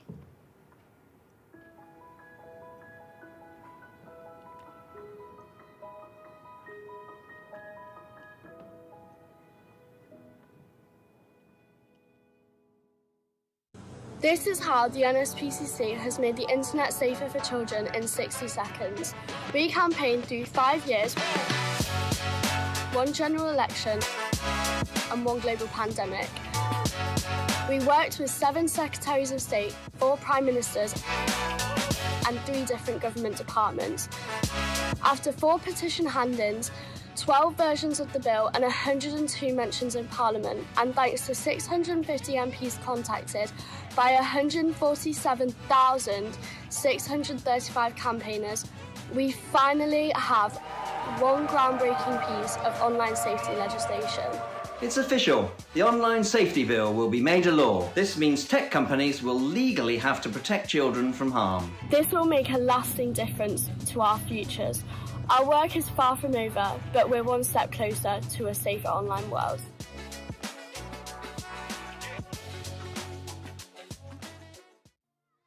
All children and young people have the right to be safe, whatever they are doing.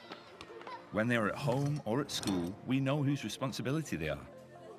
When they practice or train, then as their coach, referee, club welfare officer or club organiser, whether it's your job or you're a volunteer, you need to make sure that children are not at risk from things like physical harm, bullying, grooming and sexual abuse.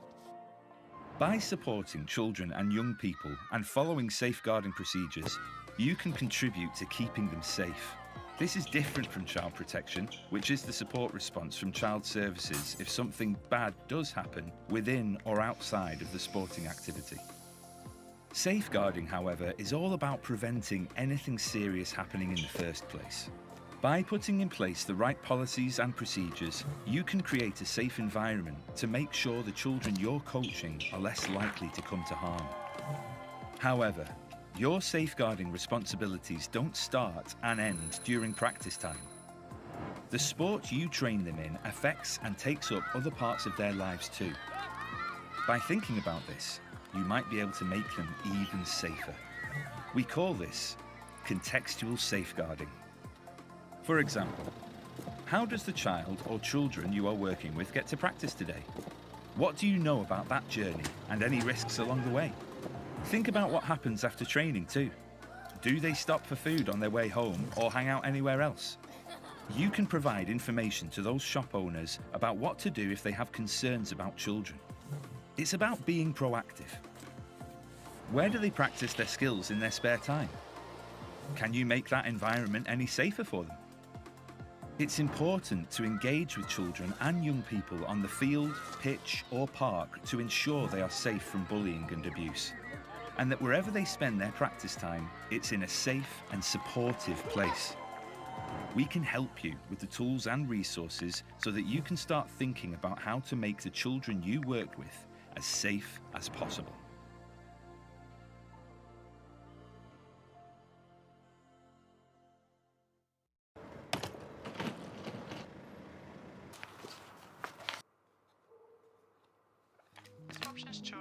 No, the school trip's cancelled. We expect so much from children, don't we? It's like whatever life throws at them, they find a way through. Dad, Wi-Fi's out again. But it's not easy, and they shouldn't have to do it alone. The NSPCC gets that. It's why we're here, to meet them where they are. Because as much as they might seem okay, Let go. Hold it. they're still only children. Okay. You need to... So whatever's going on in the world, whatever they're facing, Hello, you're through to Childline. I think I need some help. we're here for children.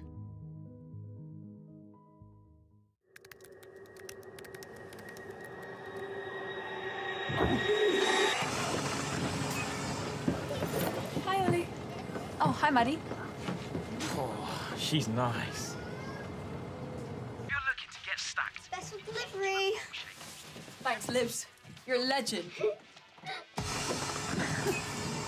Sorry. Have you ever seen a female do anything properly? Being an alpha comes down to muscle mass and a dominating charm. What? To get a high-value woman, you look good. I'm talking working out every day. Never seen Fail. She sucks at parking. Come on, Ollie. Women shouldn't even be allowed to drive. Forget it, mate. That Miss Webb shouldn't be making life hard. She should be in the kitchen.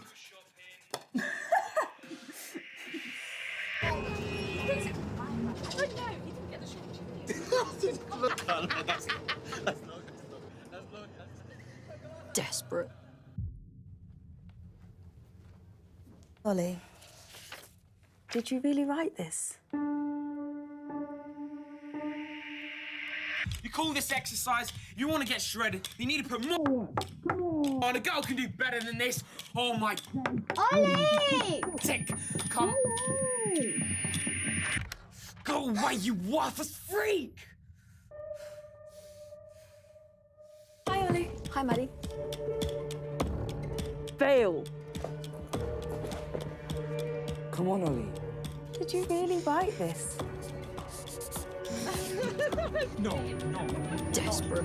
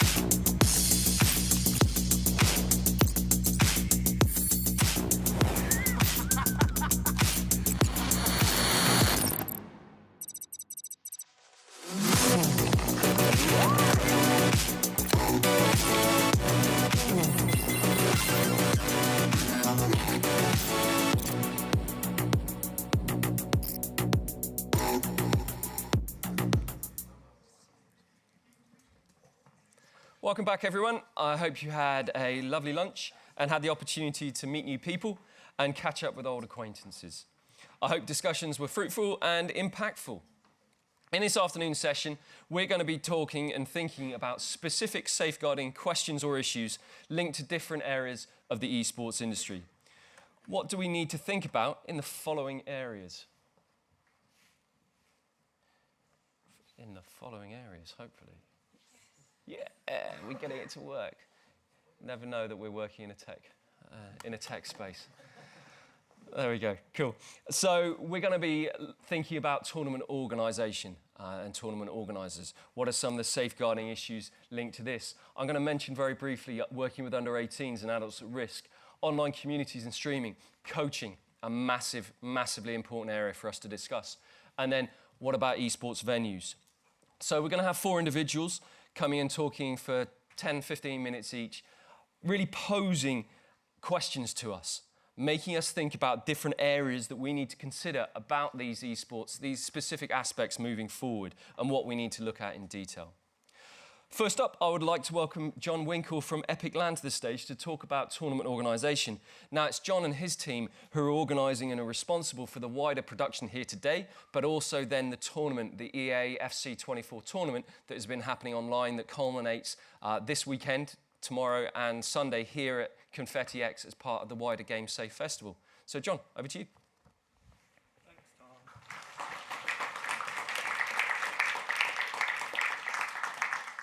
Hello, you're right. Oh, geez, that's loud. If I mess up the PowerPoint, I'm going to get so much grief from production, aren't I? Hi. I'll be honest, I'm kind of winging this a little bit. Been a bit busy doing something for the last few days. What I want to talk about is basically this event. And obviously my background, I've been running gaming events for 21 years. Sorry that I'm pacing, by the way, that's going to happen. Our events are 4-day, overnight events, completely open. There are elements of alcohol involved. Safeguarding nightmare. So I'm not going to talk about those, I'm going to talk about these. But in the sense of what we've learned over the last 5 months with NSPCC, putting on this event. So, Game Safe Cup, when we pitched to run this, we decided to come up with this unique creator-led X Factor style format with a completely open tournament starting with an online element. We had not only NSPCC's requirements to consider, but also quite complex requirements for the licensing. So we were very, very keen from the outset that we were going to approach EA, make sure this was a licensed event. Many events don't. We had to make sure everything was above board. So from the outset, we had to be sure who was playing in our tournament, whether that was online or whether it's coming to the LAN event. So we set some quite strict age limits, some quite strict location limits. And we mentioned the point about GDPR up on the screen as well, and I noticed a few times today GDPR comes up as this big scary panic word. We can't do things because of GDPR. You can. GDPR is not scary as long as you've got good reasons and justifications for taking data and you're managing that data safely. It's absolutely fine. So we verified everybody that's coming to the event tomorrow. We did that as a tip. We did that by a video call. The reason we do that by a video call is because then we're not saving the data, so we don't have the GDPR issue then longer term of what we do with that and how we store it. As long as a member of my team has seen it, we've ticked that off. No data storage issues. So we verified everybody that's coming to the event tomorrow.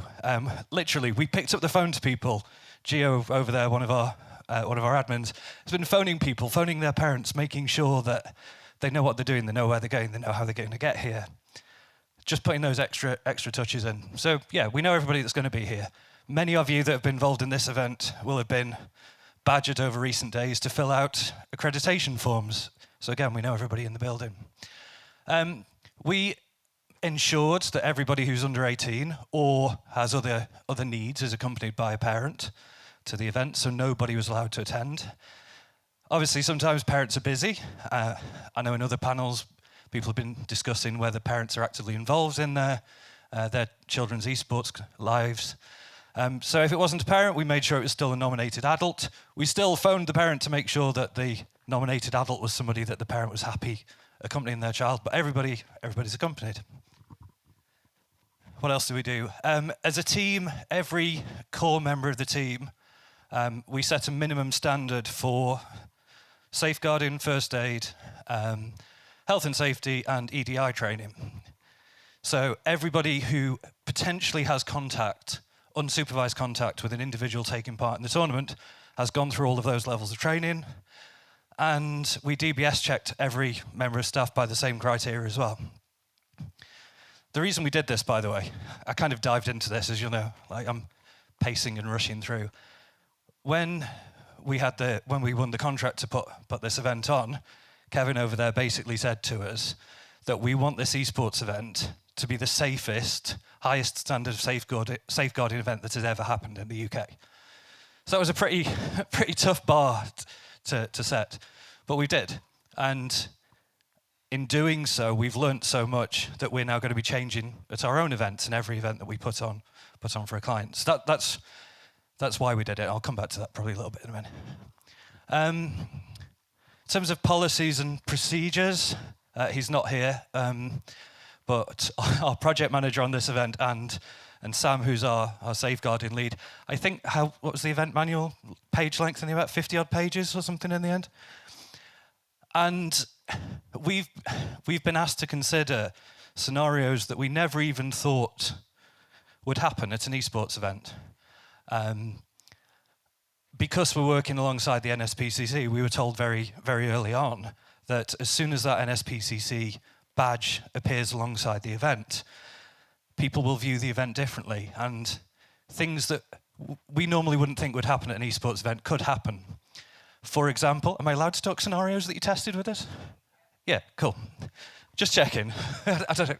My NDA's gone completely out the window. For example, what happens if a parent brings a child to the front door of the event, nothing to do with the tournament, not a participant, not a spectator, there's no spectator tickets available tomorrow, and just leaves the child there, just because it's seen as an NSPCC event and it's a safe space. I can't imagine anybody in the audience or at home watching on Twitch has ever built that scenario into an esports plan. But we had to consider it. So within our event management plan, there's probably 10, 15 different scenarios, flowcharts, team briefed on that. For example, upstairs, there's a safeguarding space that's combined with our sort of first aid and sort of welfare room, but we have a space where if somebody is brought to the event in that scenario, they can be taken to one side, looked after safely by a trained and responsible member of staff. So, yeah, policies, procedures, I'm just keeping an eye on time as well. Roles and responsibilities, again, how many esports events that happen, especially at an amateur level, have a named and designated safeguarding lead, or is it just assumed? I would say from our own events point of view, we discussed this earlier up in the gallery, we didn't have that. I think everybody probably assumed that ultimately, as the MD of the company, that would be me. But what if I'm not there? What if I'm busy dealing with something else? So who is that named person? From this event's point of view, it's Sam for players and participants. But we also have NSPCC designated safeguarding officers here as well, with far more expertise than we have, even though we've certainly learnt a lot. But again, is that role named at any esports event? From a reporting point of view, I think every event probably has accident report forms because you have to. But how many people have a process for an esports event for reporting any safeguarding concerns, both reported and anonymously? Because not everybody wants to find a member of staff and talk to them. I don't know if any of you in the audience have looked at the back of your lanyards, or if any of you read it when you came in? We've made some of those policies and procedures and the reporting process available to everybody at the event. So if you don't want to approach a member of staff, there's a link on the back of your lanyard that you can go and fill in. Because we're all gamers, we don't like talking to people, as you probably noticed with me pacing and panicking with a microphone.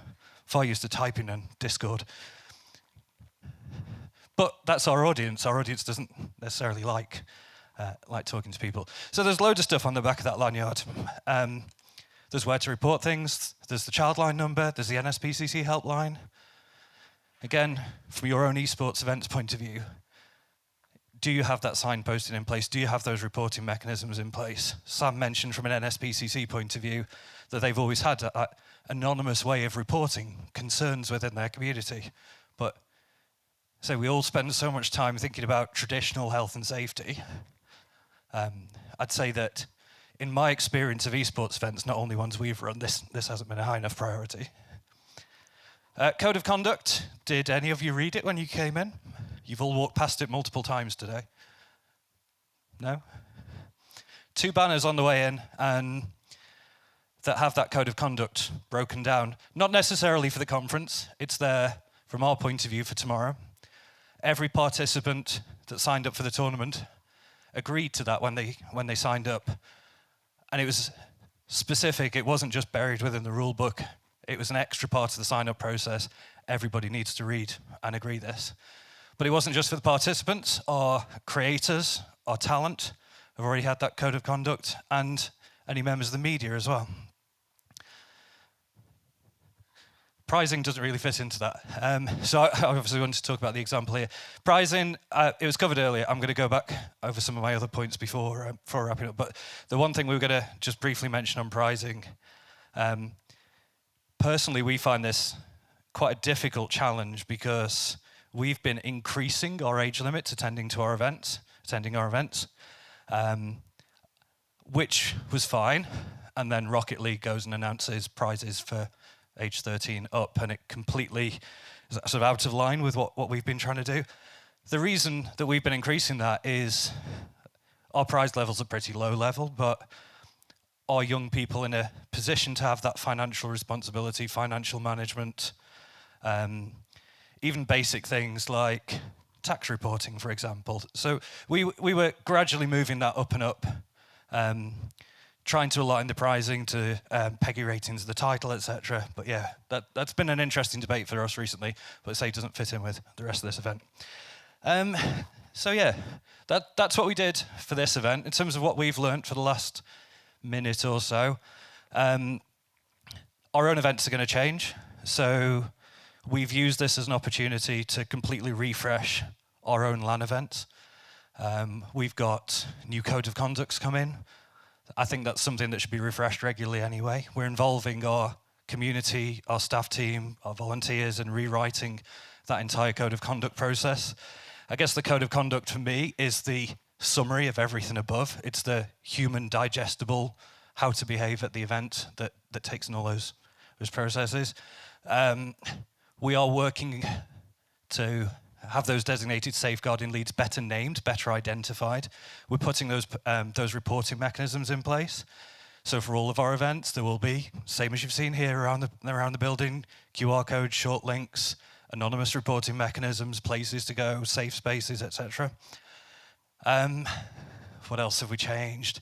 Training's already kind of happened as a result of this one, but we're going to be continuing that going forward. I think disclosure and checks, we've always been very, very thorough with who works at our events anyway, which often doesn't happen at large major events. So we have a crew of 75, 80 or so people. I'm looking because some of my event team is over there. Yeah, we have about 75 to 80 people that work at our events, mixture of employees and volunteers. And one of the things that we always do is interview every person. That doesn't always happen at major events because people don't have time. We make that time. We interview everybody so that we've spoken to them, again through Discord. We also interview, not interview, but debrief everybody in person after our events to gather feedback as well. Again, that's not necessarily commonplace in this world. What else are we changing? We're going to change our age limit from our October event this year as well. So they've been increasing. I mentioned they're overnight. There's a residential element. So we're going to be raising that again. I think, for me, that's an easier conversation in 2024 than it was 21 years ago. I was sent to my first LAN event sort of on my own. I could drive at the time, but I was just left to it. But we are seeing more and more families attending our events. So I think 4 or 5 years ago, if we tried to raise the age limit, we would have put people off coming to the event. We're finding more and more parents want to be there and want to accompany now. So there you go. That's probably about my time, I think. There you go. Sorry for the waffle, but some thoughts over the last 5 months of putting this event on.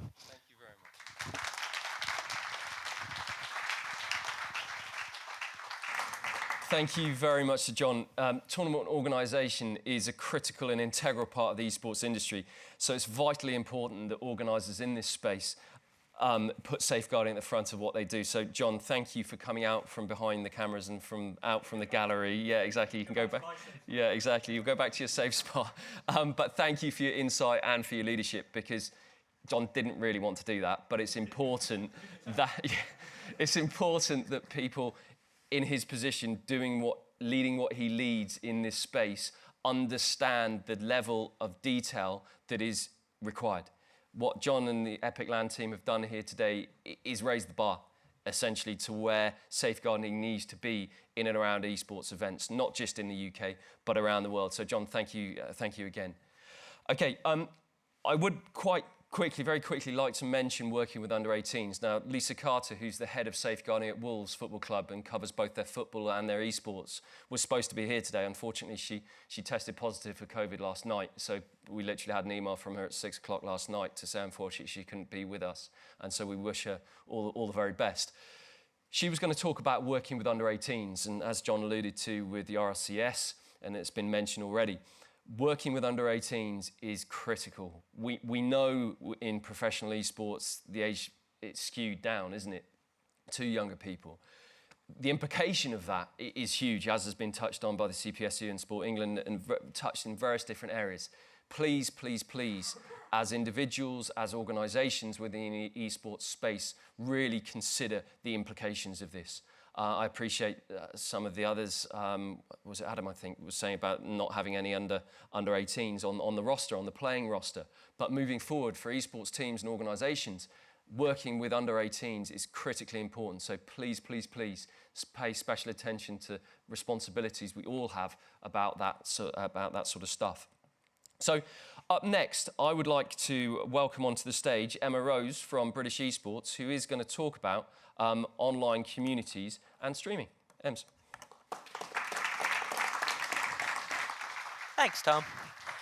Hi, my name's Emma, or Emzy, if some of you know me in the gaming space. I am a loud, proud transgender woman, Commonwealth gold medalist in esports, European Games runner-up for Great Britain, and a BAFTA award-winning muse of a short film.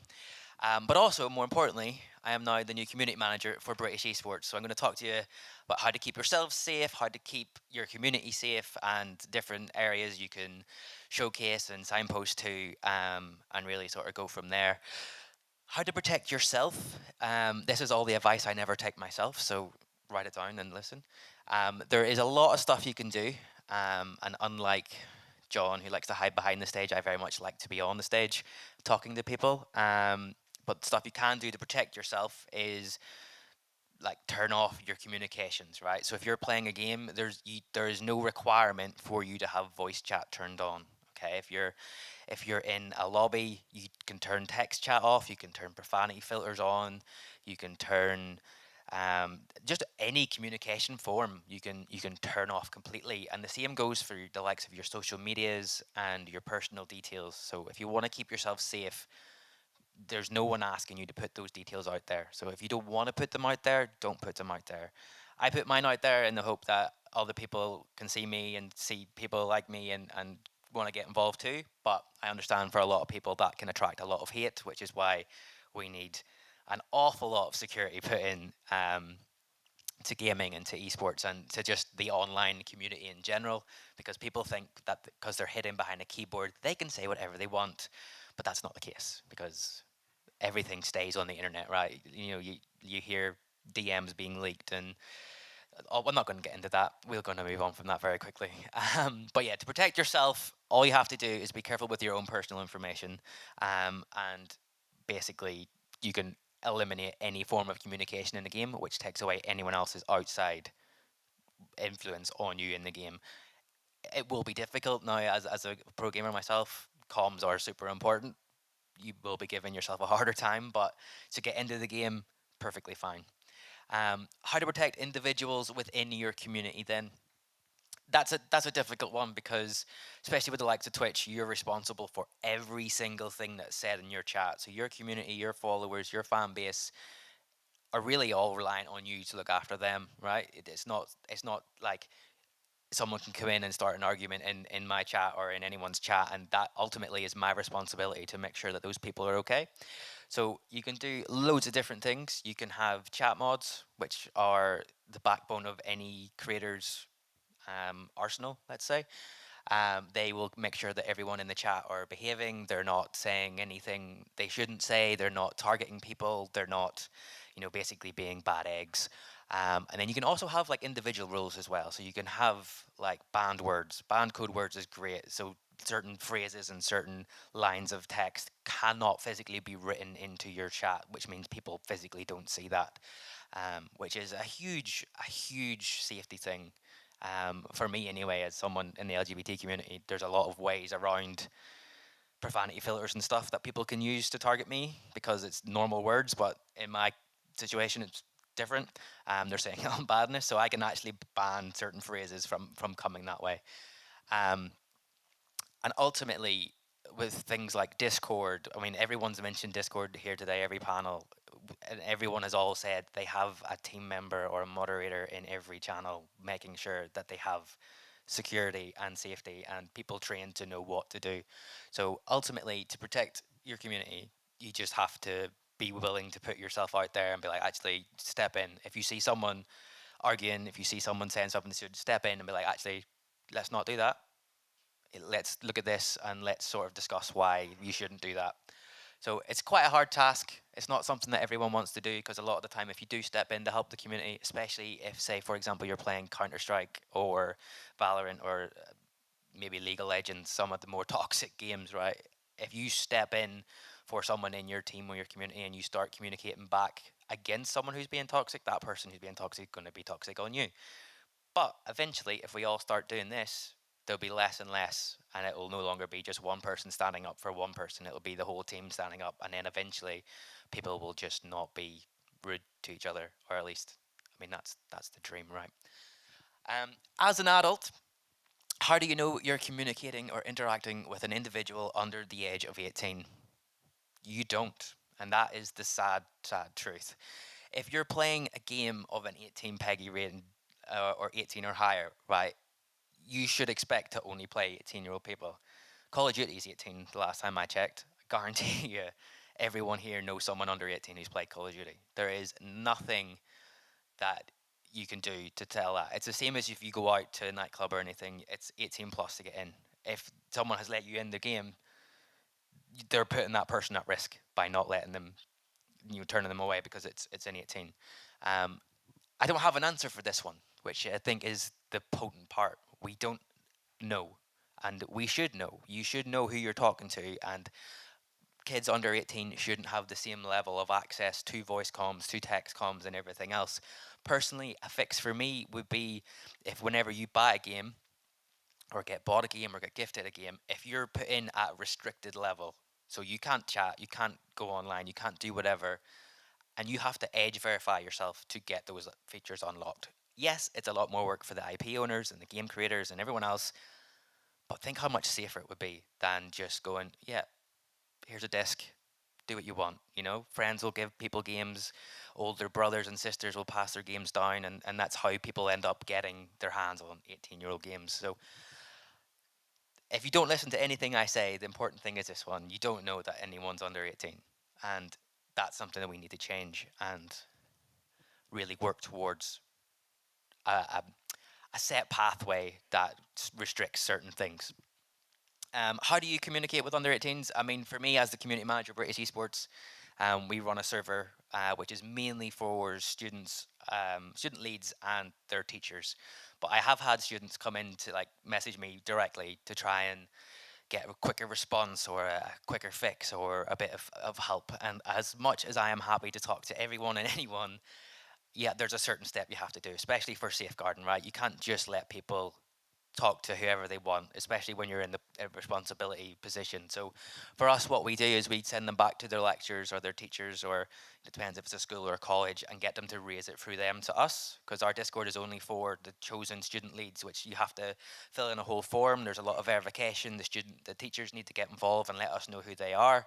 And it's not just anyone that can come in. So when you're talking to underage kids, just be super mindful of what you're going, because you could say something completely innocent, but they'll take it the completely wrong way. And it's the internet, so everything has a double-edged sword on the internet. It's ridiculous. But personally, I would just, if it's something simple and you can help them, okay, but from a safeguarding perspective, always point them back to the process and get them to go back to their lecturer or their designated adult and responsible person. We deal with how do you deal with incidents, processes, and procedures? Again, we point them back to the process.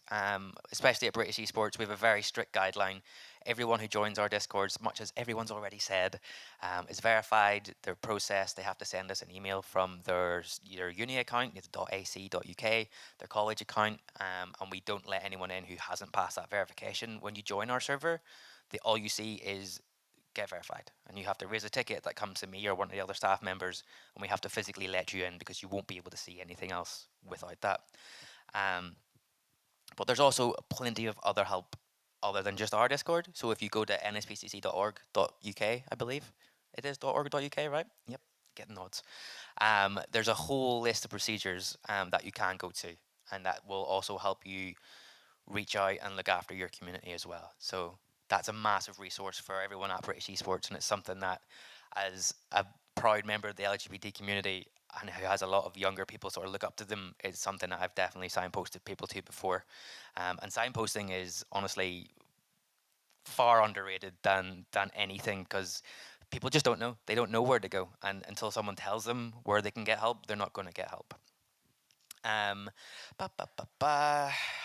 would you recognize signs of abuse within your community? Again, it's a hard one because of the type of person I am. It brings to a lot of people who will lash out for no reason other than of just who I am. But you can, once you start growing your community, you can always tell, because you'll get like the happy-go-lucky kid, and they'll be all bubbly and lovely, and then one day they'll just be like nasty, and that's completely out of character with them. And when you build your community, you get to know these people, you get to know them, and you get to become friends with them and mentor them and help them in different ways that you could never imagine. But you can notice the little changes in their personalities, or much like the Vodafone video we seen earlier, where the kid was going through and there was the imaginary kid making him be nasty. You notice those changes and things, and it's super important to just check in on them and guide them and make sure that they're okay, because if you're not, you seen what happened in the video. That kid then become nasty, and his poor little sister had a bad time of it. But ultimately, it's really difficult to see signs of abuse, because you don't actually know what's going on in someone's life behind the screen, and unless you ask, you're never going to know. Who could you refer your concerns to? And much like the next question for us, it's always just NSPCC. nspcc.org.uk, especially for any kids in the online and gaming space, which is where we all live, right? Gaming is more popular for younger kids than watching TV is. You know, you would rather do something and get involved, and that's fantastic. Some parents, if you're watching at home, might be like, no, it's bad, but they're getting involved, they're learning skills, their brains are interactive, they're learning how to deal with wins, how to be a good winner, how to be a good loser. I almost said a bad loser, that's a bad thing. And how to take those transferable skills and communication skills from somewhere they would never have had before and take it into the real world and grow as a person. So for us, for anyone who does want to seek help and support, you have our website, britishesports.org, where you can come and we have a whole resource of educational help and a lot of documents done with the NSPCC as well. So for us, we always point you there. And that's not even just the UK as well. So if you go to the website, there is links to different organizations and charities and help that's available all around the world. So it's basically your one-stop shop for anything and everything support-based. I'm not going to waffle on anymore, so I'm going to end my session a little bit early and pass back to the lovely Tom. Thank you.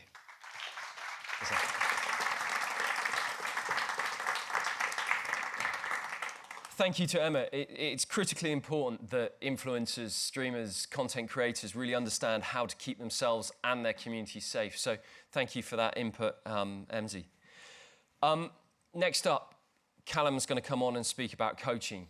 Coaching in esports is of critical importance. As it stands at the moment, there are no nationally recognised accreditations, qualifications linked to coaching in esports, not just in the UK, but anywhere around the world. At the moment, there are coaching services online where people, esports coaches are offering their services online, where those coaching sessions will happen over Discord servers, one-to-one encrypted services, WhatsApp, one-to-one encrypted services, adults with young people. It should absolutely not be happening. And so there is a whole space, whole piece of work needed to be done around coaching and awareness of coaching, around coaching qualifications, around coaching standards. Callum Neal, the head of education at British Esports, is going to unpick a little bit more with us and explain something that British Esports have in the plans. Okay, Callum, over to you. Thanks, Tom, and good afternoon, everyone here and online. It's been a fantastic day so far, and I'd like to pick up on a few of the key messages that we've heard today, but then also try and quash a few misconceptions and hopefully leave you with and pose some questions that will get anyone who's thinking about coaching, who's already involved in coaching, to think about their future practices.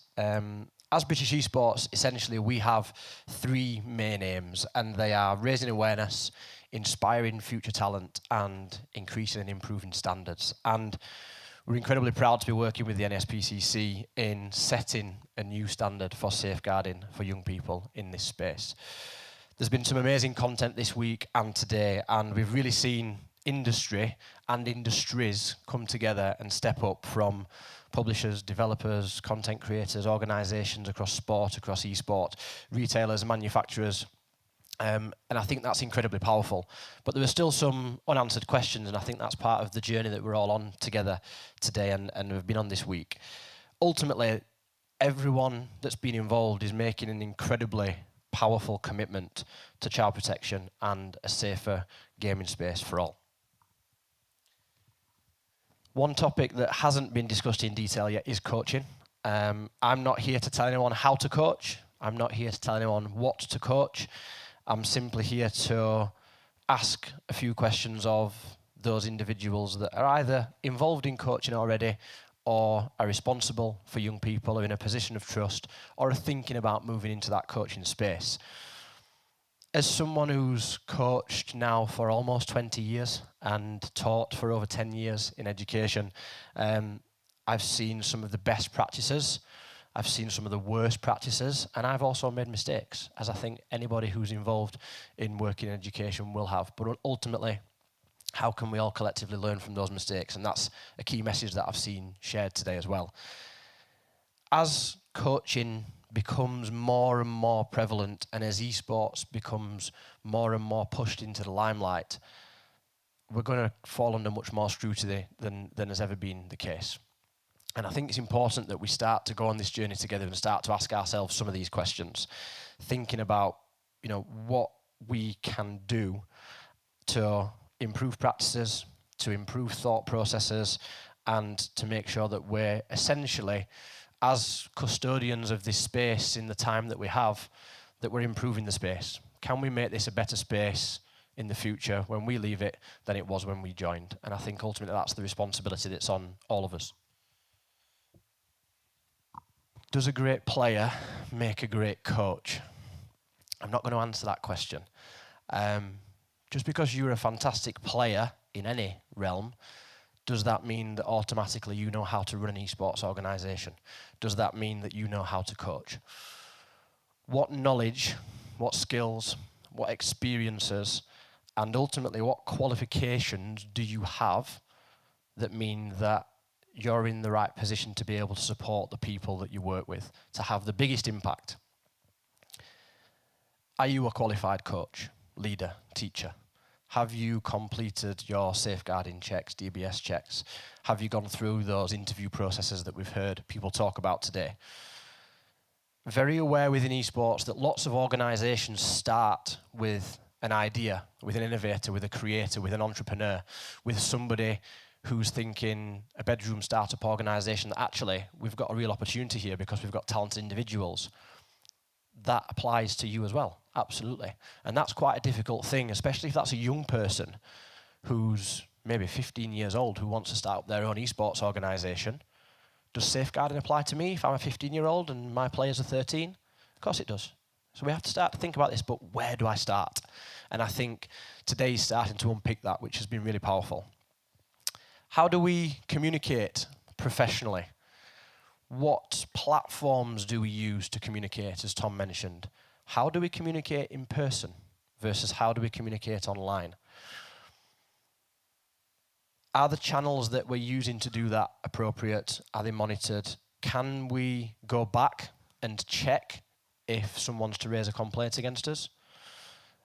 It's as much about protecting the young person that we're working with as it is the coach protect themselves.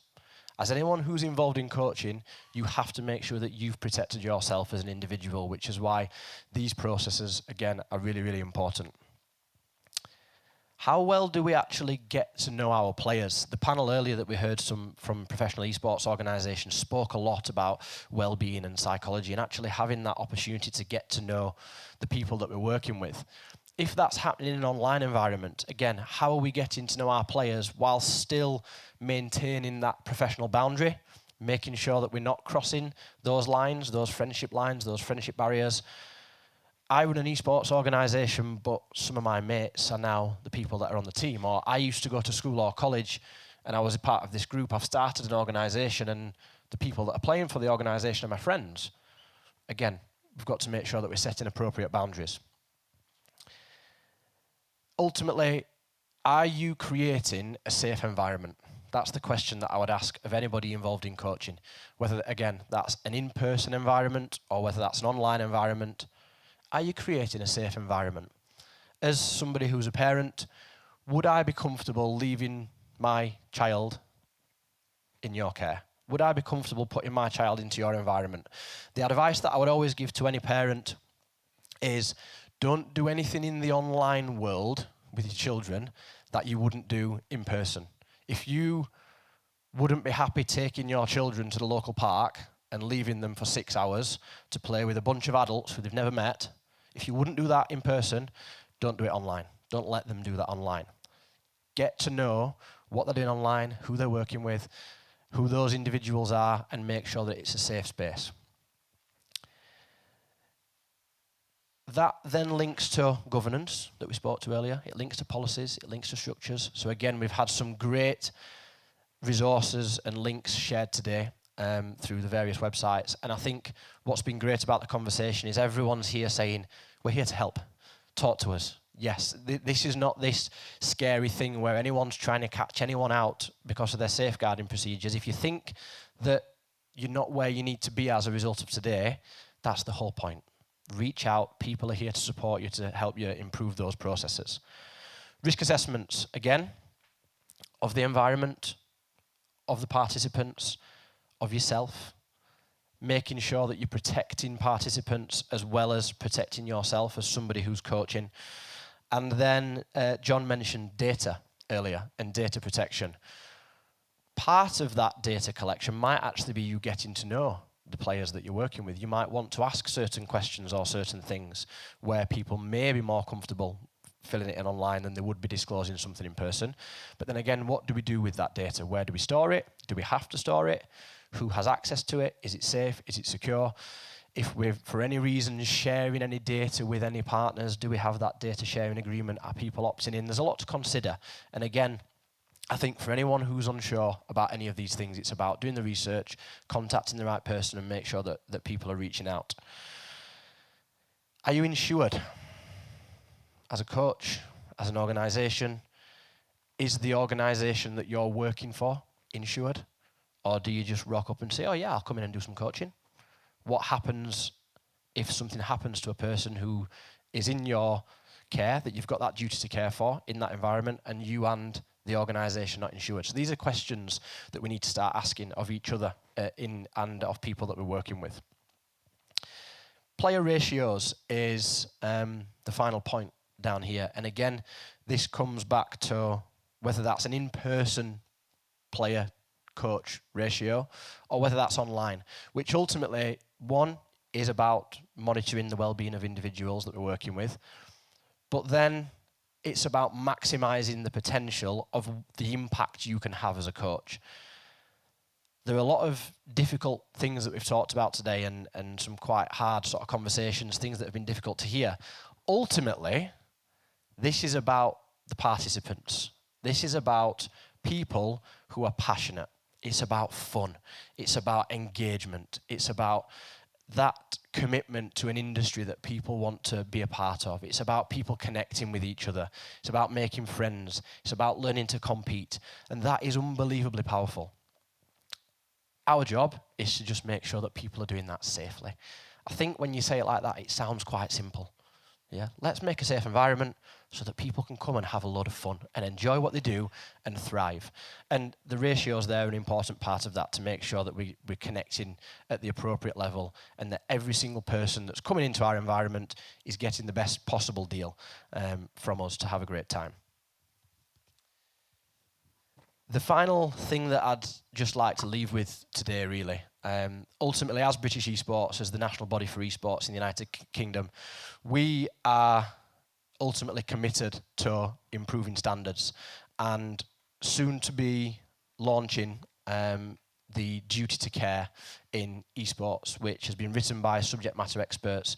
It's something that is free to all. The NSPCC have worked closely with us on the content of the duty to care to really try and address some of these points and raise awareness and help people to come on that journey, which will then be followed by an introduction to esports coaching level 1 award. As Tom mentioned, there currently isn't anything nationally recognised for coaches.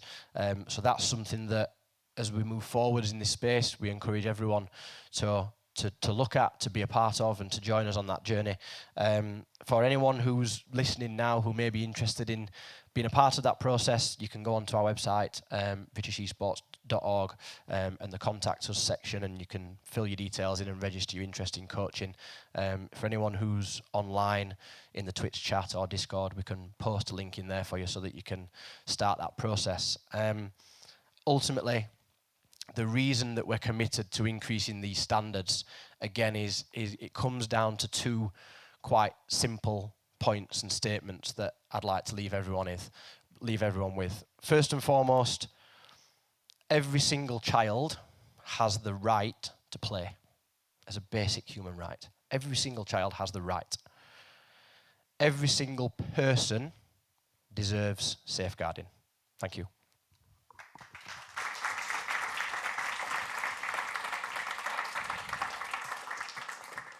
Thank you to Callum. An area of significant development and that we're committed to making right and to making available for all. Finally, the last person I'd like to welcome to the stage is Jin from Confetti, who can tell us about, and obviously Jin is the head of esports here at Confetti and leads all their work here to do with esports. And so welcome him to the stage to talk about venues like this.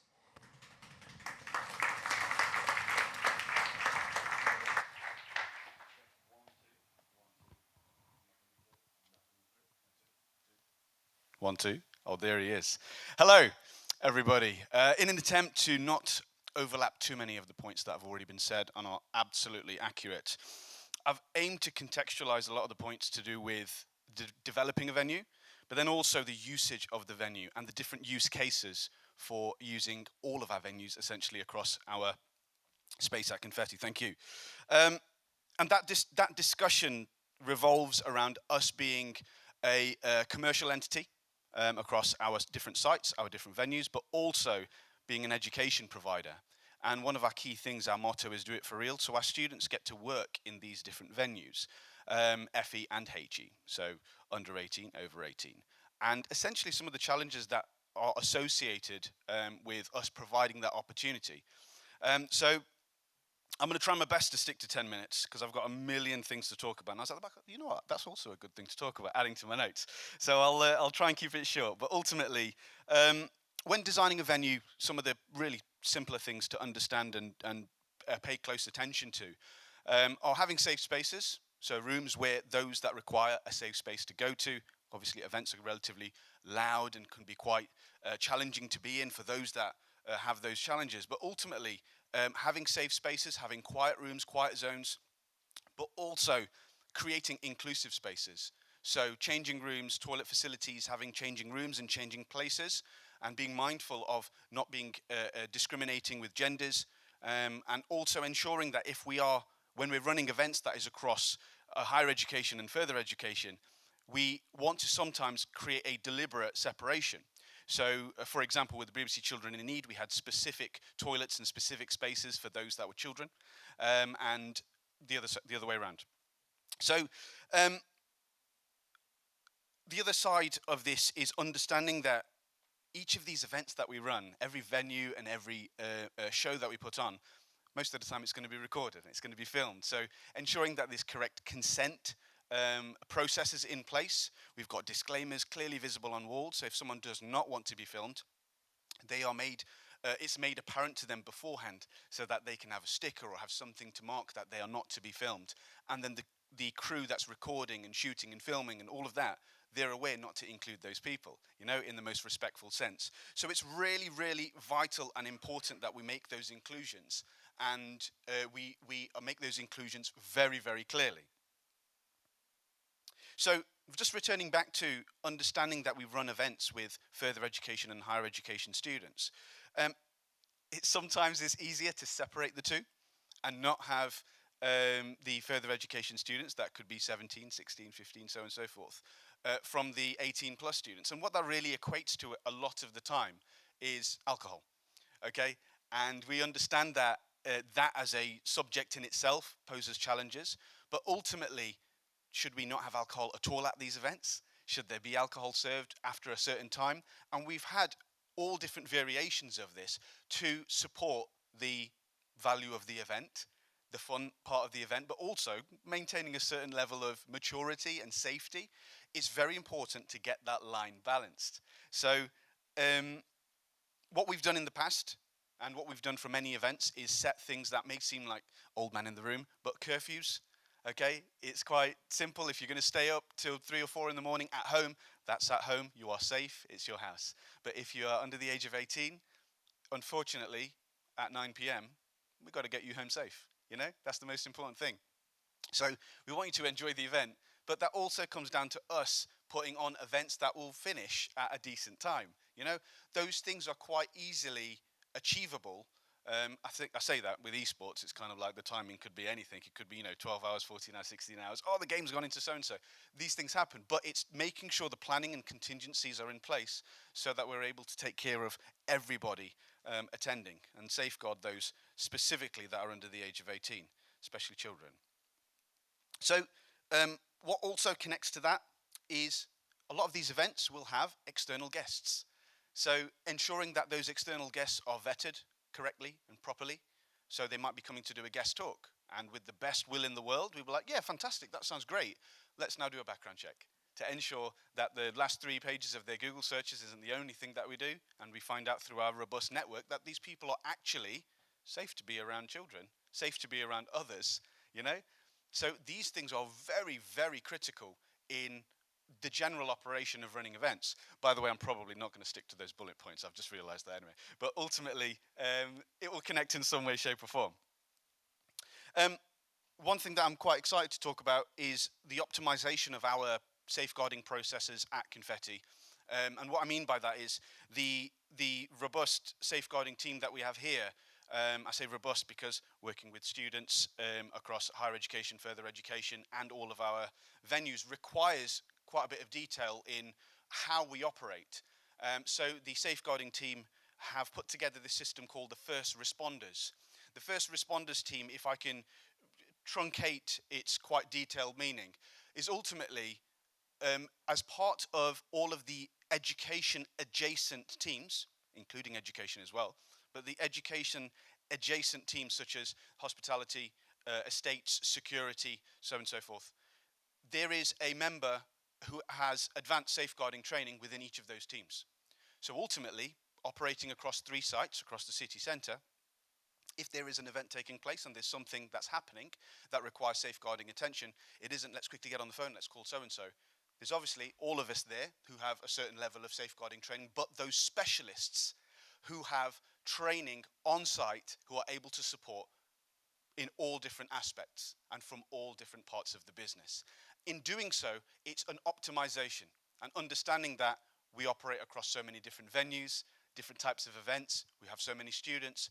It's all in their best interests, but it's also in our best interests. In doing so, it's working very well.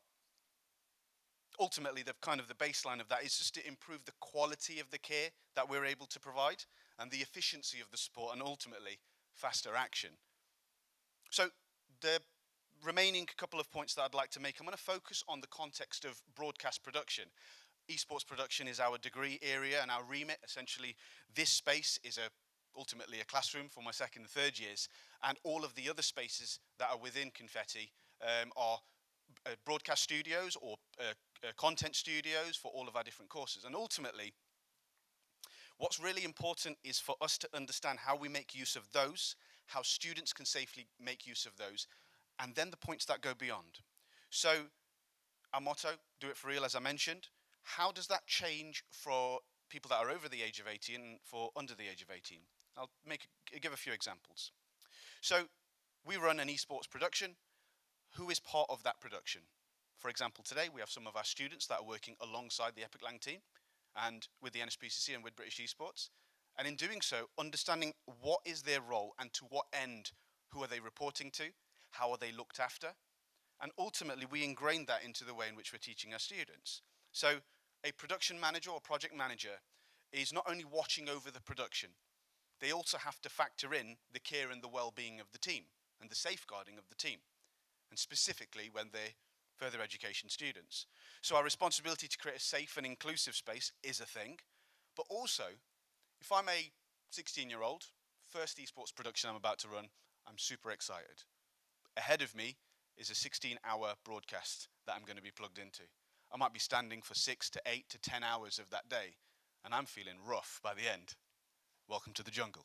But ultimately, it's how do we safeguard them? How do we protect them from, not having just one experience and thinking, I don't want to do that again. I'm exhausted. We're all exhausted. But ultimately, how do we create that experience for them so that they can start to learn that, they can have shorter days, they can have meaningful breaks throughout the day. And that's what it comes down to. Rest, recuperation, hydration, and hydration. One of the things that gets missed so easily is really nice to see that some of the students will sit at their desk working either graphics or replays or XYZ, and 8 hours will go by or 6 hours will go by, and we're constantly pestering, saying, hey, by the way, I say 8 hours will go by, 2 hours will go by, and we're saying, hey, it's time to get up, go get a drink, so-and-so replace them. No, I'm good. I've had a kind of monster. I'm like, I'm sorry, what? You've had a kind of what?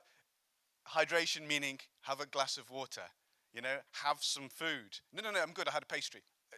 Have some food, you know? So that process of it being a thing, we must take care of their health, their well-being, and that is just as important.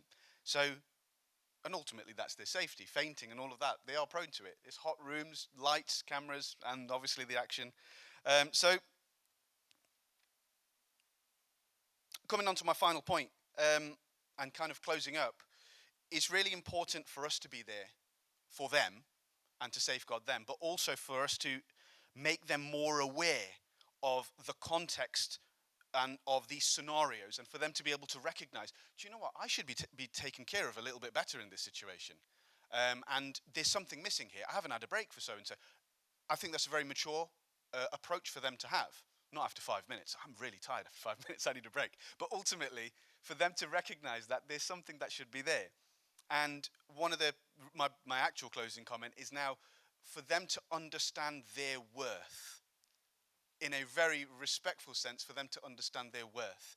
So working in production and understanding that I don't want to be stuck in an infinite loop of work experience for the next 4 years. Esports is this amazing area that it really does transcend age and everything else. But ultimately, they need to be legally able to work. But ultimately, the opportunities should be there. The opportunities should be safe. And they should know when they should be getting paid, instead of it just being a work experience opportunity. And that's something we teach all of our students across further education and higher education, especially those soon to graduate who have done 10 work experience roles in a row and have thought, what is my worth? What's my hourly rate? Let's talk about it. Let's talk to our clients. Let's talk to the people who we work with to help support you in all of that. Awesome. Thank you so much.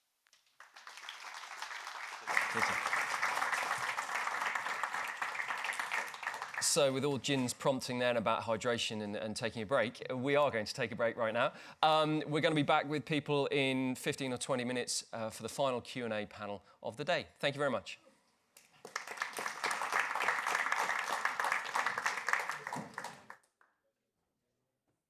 Drinks are upstairs. Guys, if you want drinks, they're upstairs.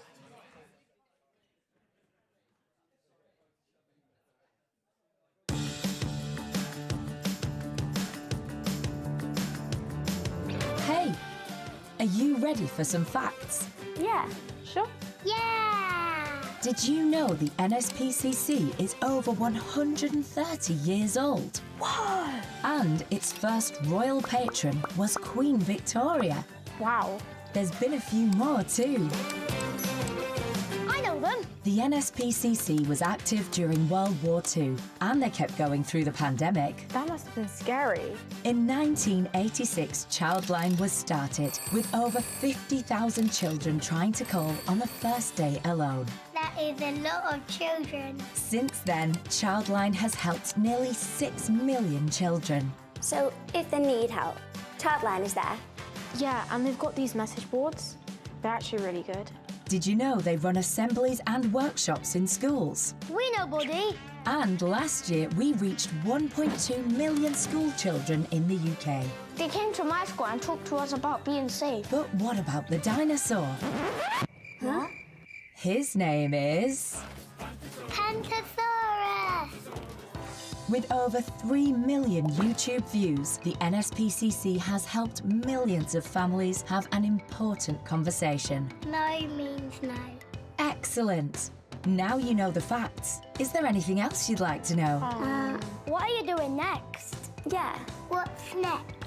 Well, I'm glad you asked. There's online safety, early years development, therapeutic centres, training the police and other authorities, materials in Urdu, Polish and other languages, and Welsh dinosaurs for starters. But none of this would be possible without our supporters, because whatever changes in the world for children, so will we. Goodbye! Bye! Bye! Bye! See ya!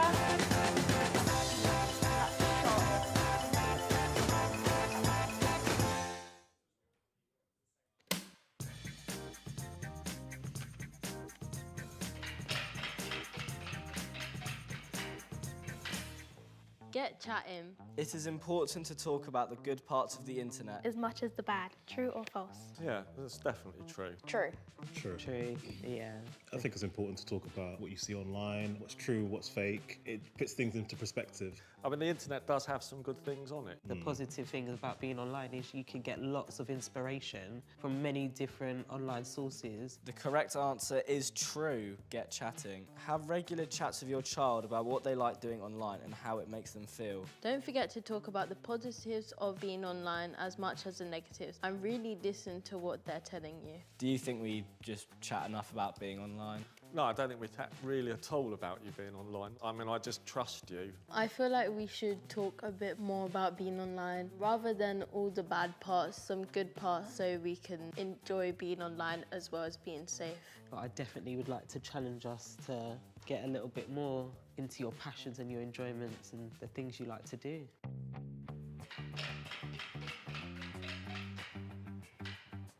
Screen time savvy. We should all take breaks from our screens. True or false? True. I think that is true, yes. True. That is true. Spending less time on screens is a great way to improve well-being, both online and offline. Try setting some limits and boundaries surrounding screens and making use of the well-being settings on apps such as Instagram and TikTok or on your devices. Do you think we spend too much time as a family online? Probably, yeah, let's be honest. I don't think you guys set good examples for like taking breaks. We could all improve on that together. The impacts that it has on your mental well-being as well as your physical well-being. We could go back to the days of calling people, going to visit relatives, and just us as a unit valuing that time being in person. I've grown up being on screens, so it just becomes a normal part of my life. So on your phone, if you go into like settings, you can write limited time on this app. Yeah, that's done. We're going to use that. We are. So do you think we spend too much time on the phone? Yes. You said that so fast. That's good, the honesty is good. Yeah.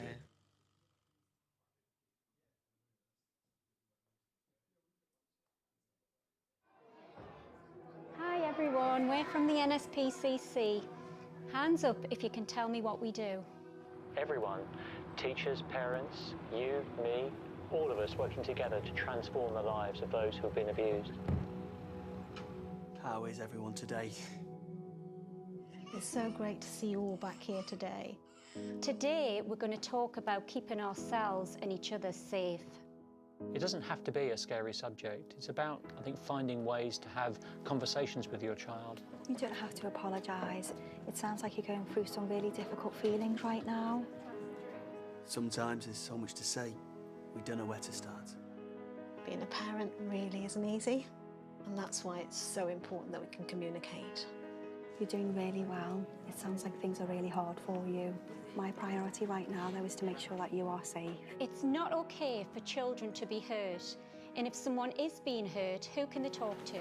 Perhaps you'd like to write it down instead. And as we know, it's about giving them the very best start in life, isn't it?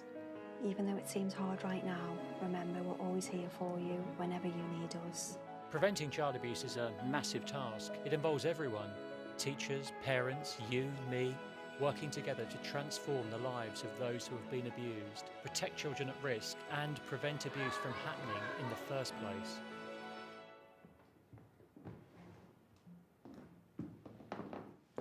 Is everything okay?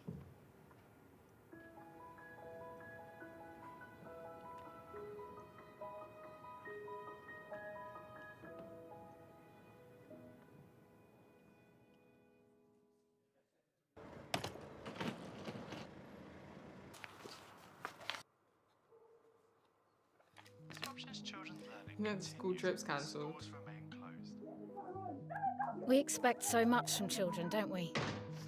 It's like whatever life throws at them, they find a way through. Dad, Wi-Fi's out again. But it's not easy, and they shouldn't have to do it alone. The NSPCC gets that. It's why we're here, to meet them where they are. Because as much as they might seem okay, Let go. Hold it. they're still only children. Okay. You need to. So whatever's going on in the world, whatever they're facing, Hello, you're through to Childline. I think I need some help. we're here for children. All children and young people have the right to be safe, whatever they are doing. When they are at home or at school, we know whose responsibility they are. When they practice or train, then as their coach, referee, club welfare officer or club organiser, whether it's your job or you're a volunteer, you need to make sure that children are not at risk from things like physical harm, bullying, grooming and sexual abuse. By supporting children and young people and following safeguarding procedures, you can contribute to keeping them safe. This is different from child protection, which is the support response from child services if something bad does happen within or outside of the sporting activity. Safeguarding, however, is all about preventing anything serious happening in the first place. By putting in place the right policies and procedures, you can create a safe environment to make sure the children you're coaching are less likely to come to harm. However, your safeguarding responsibilities don't start and end during practice time. The sport you train them in affects and takes up other parts of their lives too. By thinking about this, you might be able to make them even safer. We call this contextual safeguarding. For example, how does the child or children you are working with get to practice today? What do you know about that journey and any risks along the way? Think about what happens after training too. Do they stop for food on their way home or hang out anywhere else? You can provide information to those shop owners about what to do if they have concerns about children. It's about being proactive. Where do they practice their skills in their spare time? Can you make that environment any safer for them? It's important to engage with children and young people on the field, pitch or park to ensure they are safe from bullying and abuse, and that wherever they spend their practice time, it's in a safe and supportive place. We can help you with the tools and resources so that you can start thinking about how to make the children you work with as safe as possible.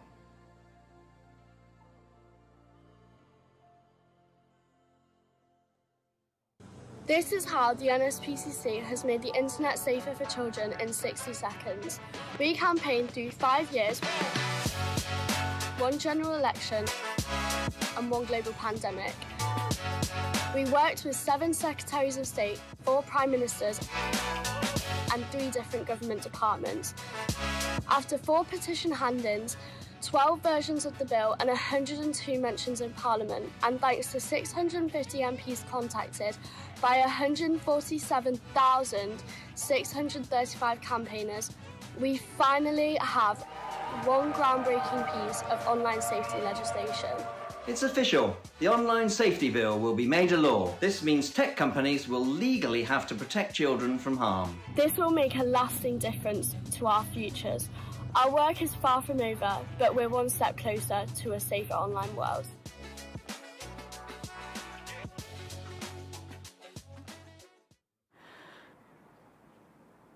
Cracked nipples and cabbage leaves. Can't laugh about peeing. You don't get instructions for new human beings. That'll tip up the wall. Trying not to swear. Shop in my pyjamas. I'm too tired to care.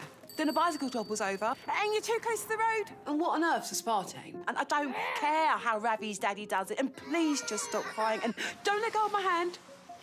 Walk to school on your own. Never stop texting. Is it too late to talk about the old sex thing? First blood in your knickers. First clown's face and makeup. First bra. First date. First, oh, thank God, break up. Then you're gone, out the nest. And you think I feel blessed. Who'd have thought that I'd miss cleaning up all your mess?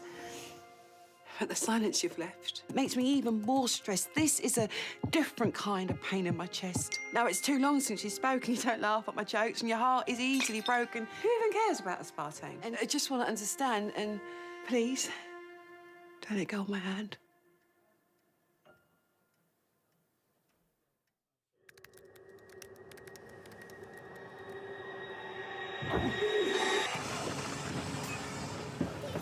Hi, Ollie.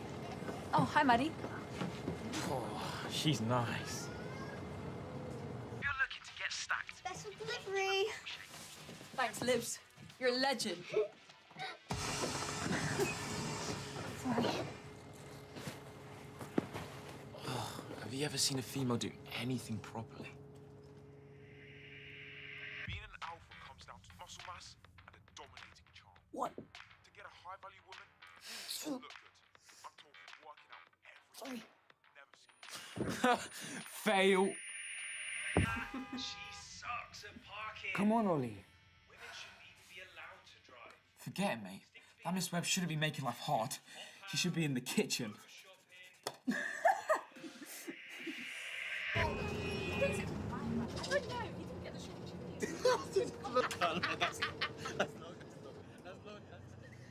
Desperate. Ollie, did you really write this?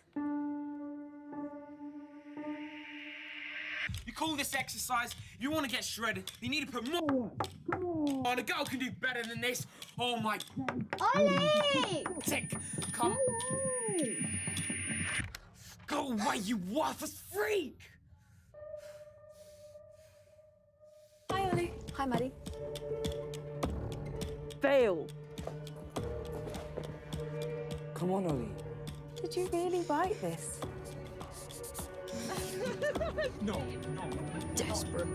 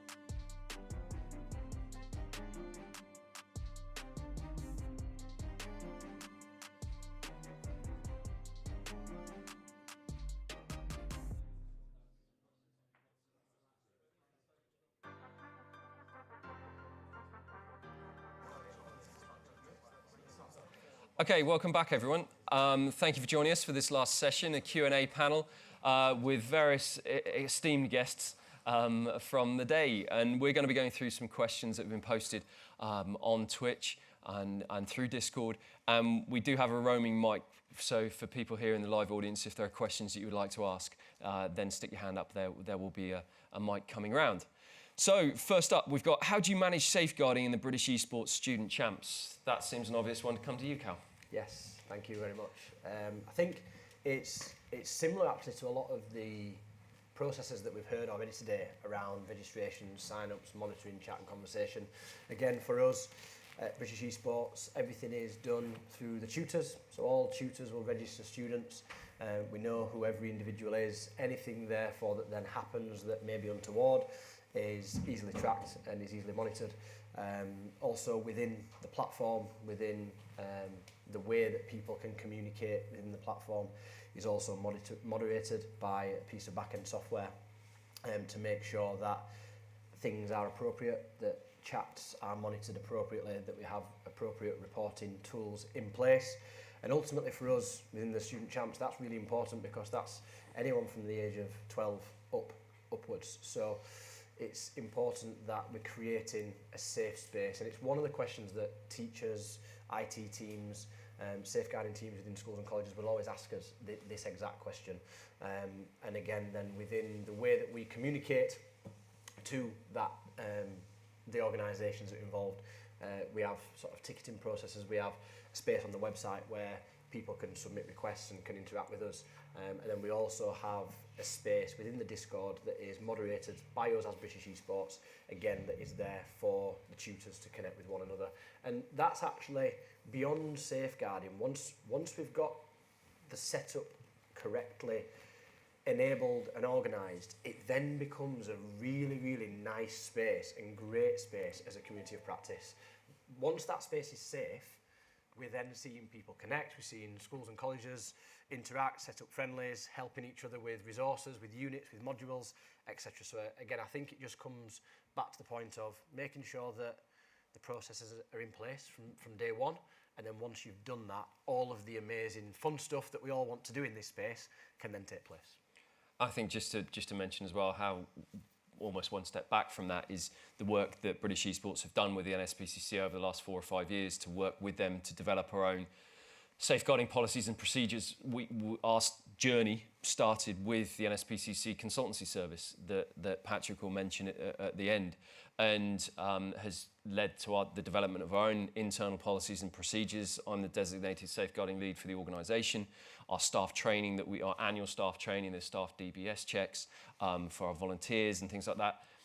We have very much followed what happens in traditional sport, and through our background in schools and in education, very much following that procedure in schools and colleges and what we'd expect in education. So if anybody has any questions about that, please do reach out to us and we can go into that in more detail.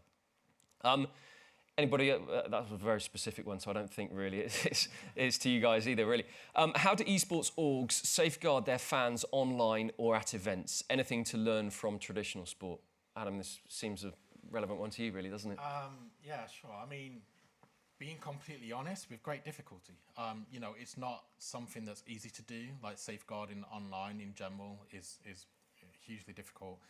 And even at events, you know, a lot of the time we're not responsible for those events, we're competing at those events. And so, you know, not that we're trying to shy away from responsibility, but it's also, we're very limited in what we can implement in some ways.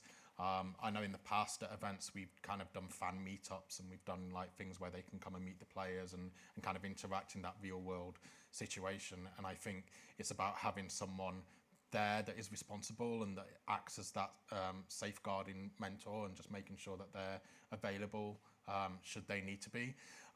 And being completely honest, we run events ourselves, but we don't open them up to the public. We don't have fans come in and visit us and things like that. And the events that we've done so far, it's always been people over the age of 18 and what have you. But I'm definitely going to take stuff from John and the yeah, that's what I was just going to say. That John's talk, it speaks to that point, doesn't it? Exactly. And so I think, you know, John has more knowledge on this in regards to events than I ever will. And I'm definitely going to take some key takeaways from that for us going forward when we're running events and things like that. So yeah. I think that's again a big shout out to John and the team at Epic Land. Really are going to be the people at the forefront, essentially, setting the level, setting the expectations, setting the standards in terms of event organisation and things like that in the space. Michelle and Alex, anything you sort of want to add to that from a traditional sport point of view? I think we're seeing more and more in traditional sports, particularly at events, event welfare officers that aren't just there for the participants, they're there across the board. And how safeguarding, and maybe it isn't called that, it is called welfare, is across tannoys or put on posters, you know, behind toilet doors where people feel comfortable to get the details. I think it's becoming more regular to see it, particularly at events. I think there's the other side of it around sideline behaviour and how organisations are managing that. And there's lots of good examples, particularly from the Rugby League, who have done quite a lot in this space, and the FA, but lots of sports have the same problems around people being a bit overexcited. And we could learn a lot from how do we moderate, because I think part of it is people don't know how to behave. We know what we don't want to see, but we're not very good at showing people what we do. So I think something that we can do better is actually, how do we encourage our young people? You don't want silent events because that's weird. But actually, how do you encourage all young people or all participants? Yeah, absolutely. Alex, anything? Just a tiny bit to add to that, only because we were having that discussion with motorsports, actually. Yeah, okay. So I would say lean into other sports, as Michelle has said.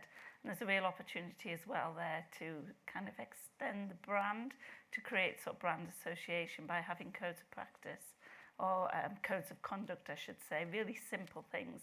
And there's a brand association and perhaps getting closer by feeling more part of it. But definitely look to some other more traditional sports because they've come a long way in some of those areas.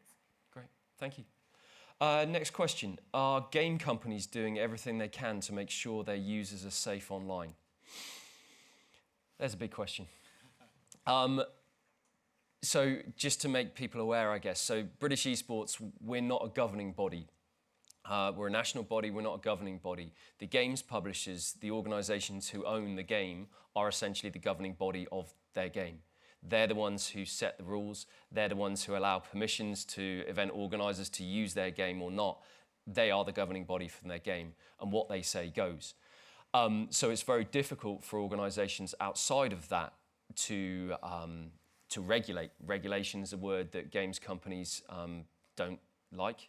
And are very aware of. Are they doing everything they can? They will say yes. Potentially, and I've got to be very, if I'm honest, I've got to be careful with what I say here. I think there are still things that they could be doing to help and support organisations and community-based organisations like us to help support us in running community-based events. The Safer by Design conversations that have been had during this whole Game Safe Festival link into this as well. Adam, your experiences of games publishers?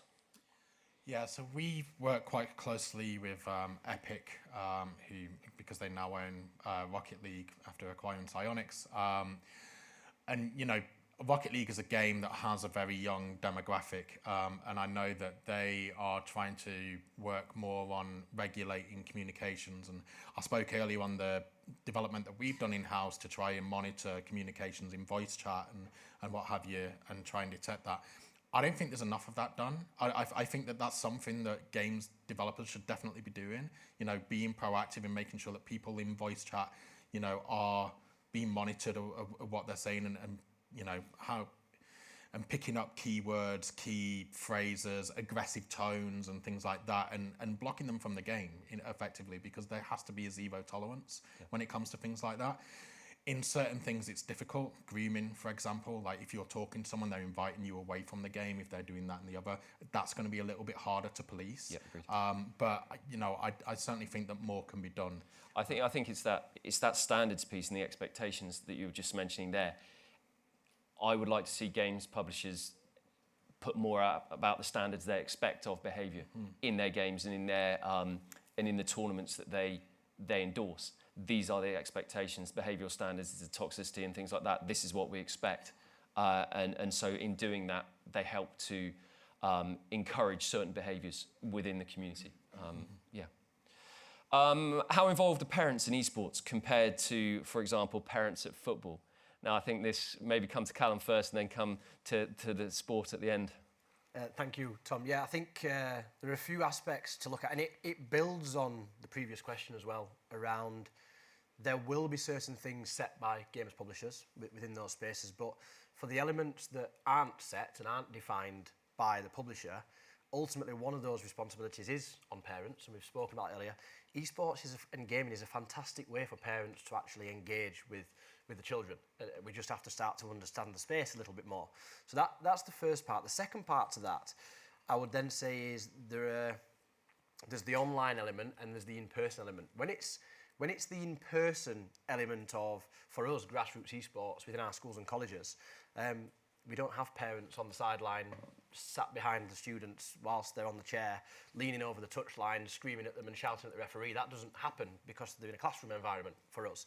So there's a real positive, that the environment is controlled by the person who's in charge of that environment.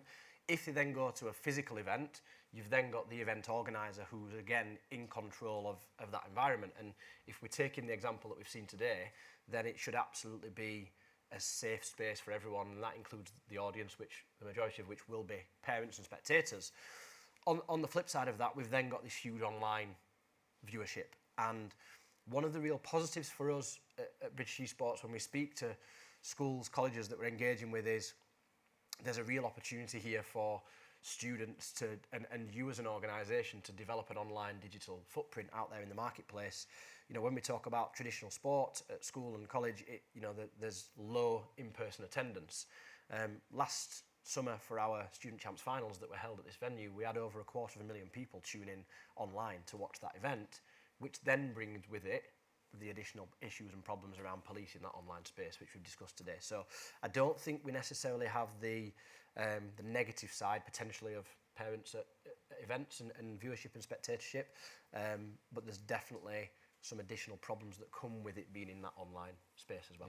Yeah. Alex, I know you touched on things earlier, didn't you, around the importance of engaging parents. Do you sort of want to draw anything out again there from that point of view in terms of the importance of engaging parents in what we're doing?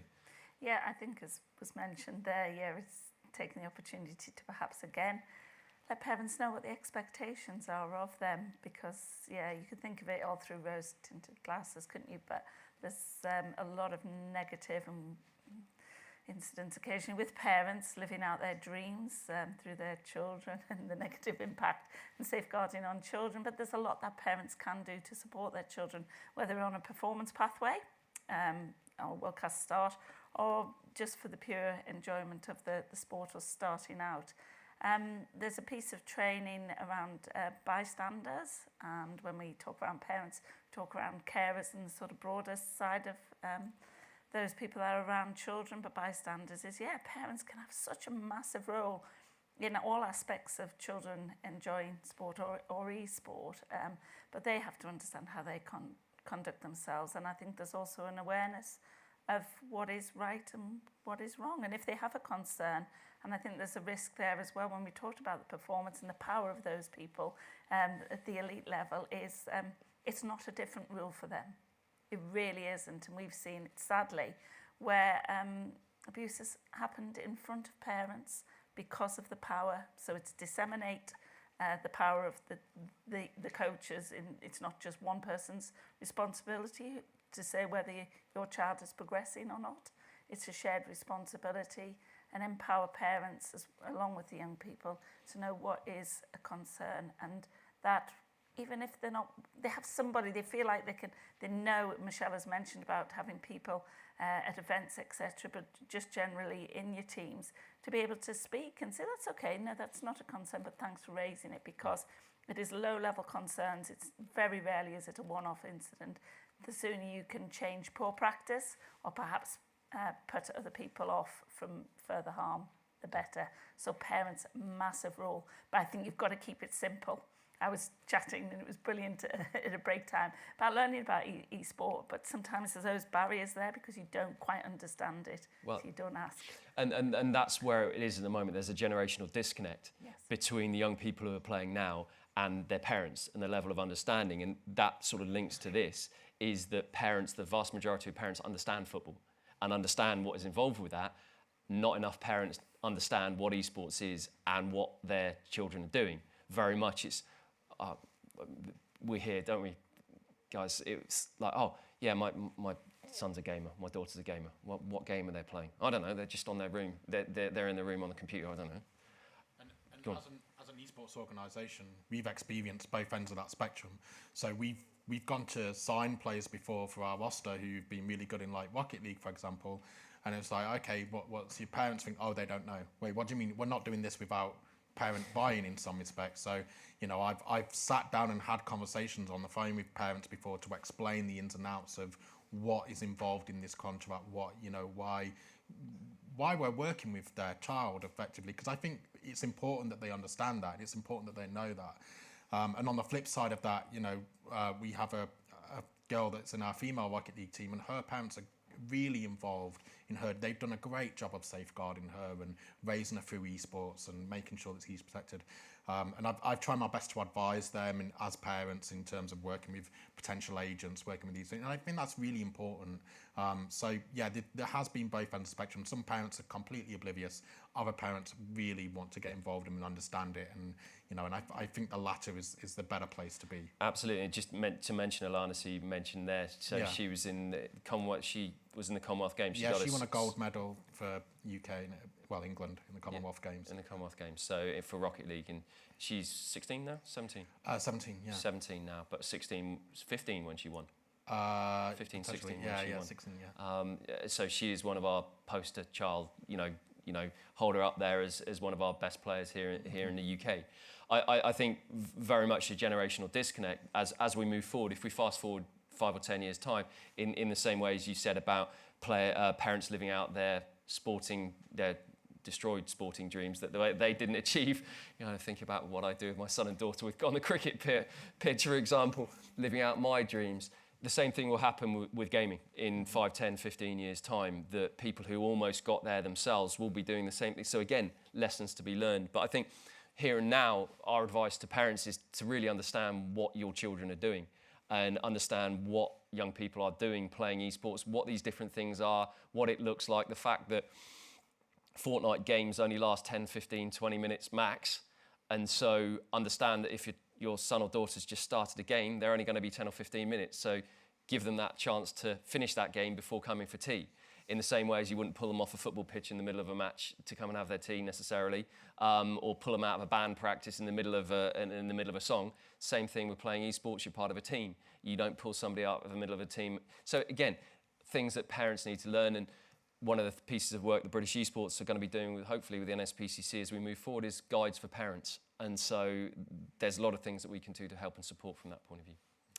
Okay, next question. Are there resources available that we could utilise at esports events? I think John's covered a lot there, and there's different resources and things like that we can signpost through the Twitch chat, through Discord as well, through different websites. How much of a role should publishers take into safeguarding the industry? We sort of pretty covered that one on the last chat, really. Take a bigger one, basically. Yeah, I think that's the role. And we're very open, all of us, to having those conversations and including games publishers in these conversations moving forward. If anybody is out there on Twitch from the games companies, I know there were some earlier, whether anybody's online still, we're looking forward to those conversations. How do you manage safeguarding disclosures outside of core hours and manage the well-being of staff who are involved in this type of thing? Do you want to... Yeah, I've got one example just to start us off on that. Again, it's something that, from our perspective, predominantly dealing with schools and colleges and teachers. What an issue that came to us recently was that a student had disclosed an issue to a member of staff via Discord to that member of staff's personal Discord account. So my response was, you know, what would be the difference in that student sending a message at 2 a.m. to their organisational account? And they said, well, the reality would be that our member of staff wouldn't be logged on at that time, and they'd probably see it when they got to work at 8 a.m. the next morning. I said, well, that then comes down to the processes around your accounts. So as a business, as an organisation, in that scenario, they said, well, it's more likely that they're going to connect with that member of staff online because they'll see that they're online on Discord at 2 a.m. in the morning and they're online playing a game as a member of staff, and the student will also see that, so they know they're available.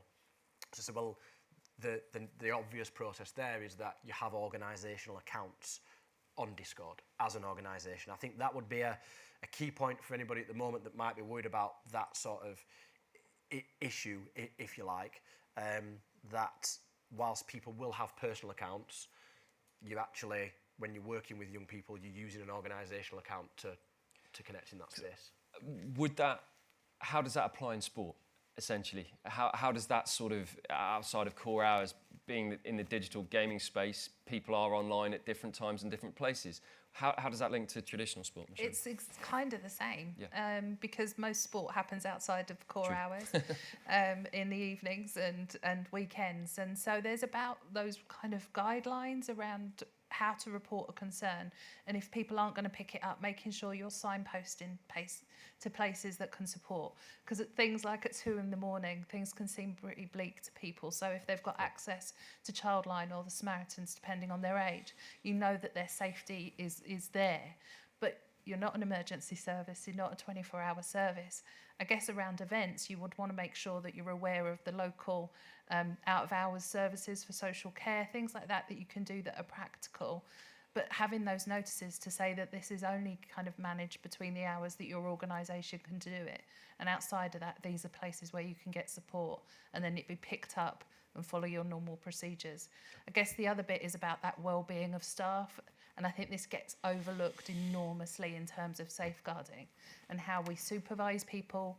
We make sure that they have that opportunity to debrief concerns. And often, you know, I've been a Childline counsellor, I've been working in child protection for many, many years. And it's often not the big cases that cause the things that sit with you, because often there's other agencies involved, whether that be police or social care or others, but it's the other kind of cases that can sit with you.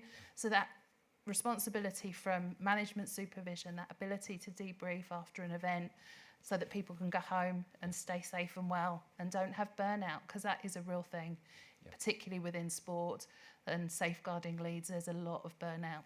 Yeah, thank you.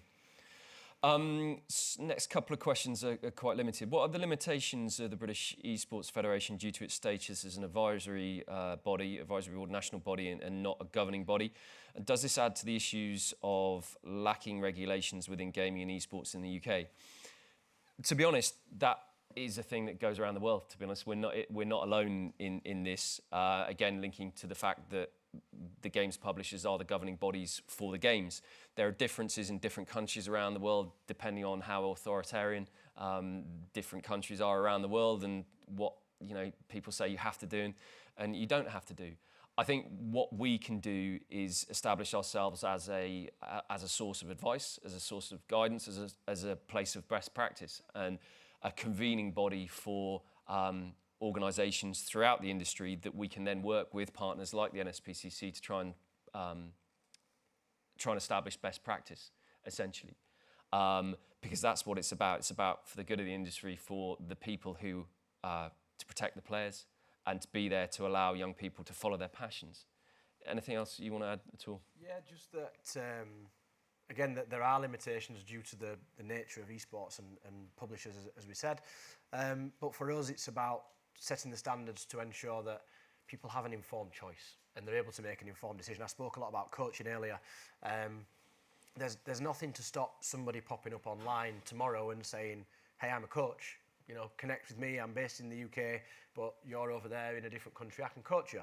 That may still happen in the online world, and there's nothing that we can do to stop somebody from doing that. But alongside that, if we can have people that are qualified, that are checked, that are recognised, that have recognised standards, people and parents in particular will then have an informed decision to make of, do I want my son or daughter to be coached by that person or that person? And that's where collectively this is brilliant, because it allows us to come together to start to set some of those standards. Thanks. Yeah, just to say, often people presume that Sport England regulates our sector. We don't at all. that sits with the governing bodies. And back to our earlier point we were discussing was around the support and challenge side of things. So we support, but we also challenge. And also if you take and discuss it through a risk lens, those decisions are sometimes easier to adopt your best practice when they see the risk associated with it. And as you say, all the positive aspects of following the good practice and guidance. And also if you involve them as collaborators on it, there's no better idea than thinking it's your own ideas. So get people engaged in it that way as well. But yeah, again, you know, we can learn so much from each other, and that's an area that we grapple with. We have it around calls for independent regulator discussions at the moment. So those are discussions to watch. And we have actually come in and we've invested around some of the case management side, because it was recognised that, you know, in some areas the number of cases was just too great. So we help a little with triaging around that, investing in a partner. And also the independence in those cases, we've been able to help there. But we're the same. We are not, you know, we don't govern, we don't regulate the sector. Yeah, thank you. Are there challenges with the global online element? For example, different attitudes towards safeguarding in different countries. Michelle, do I come to you on that one? Yeah, of course. And I don't think it's any different to traditional sport. No. You know, I think in the UK, we're pretty advanced, I would say, in terms of safeguarding in sport. And now we're seeing the British governing bodies influencing their international federation to start to meet them at a certain level, so to try and up the standards expected. But it is really difficult. You know, we've had the Youth Commonwealth Games in Trinidad and Tobago last summer, which was incredibly challenging around what's happening there.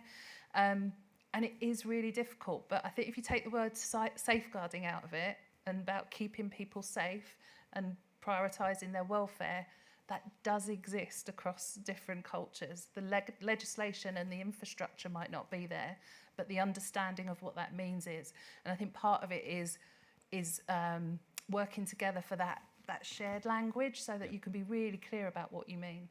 I think we're going back to what we said at the start. This is the first time that an event of this type dedicated to safeguarding in esports has been organised anywhere in the world, which is both an exciting thing, but also, why the hell hasn't this happened before type of moment.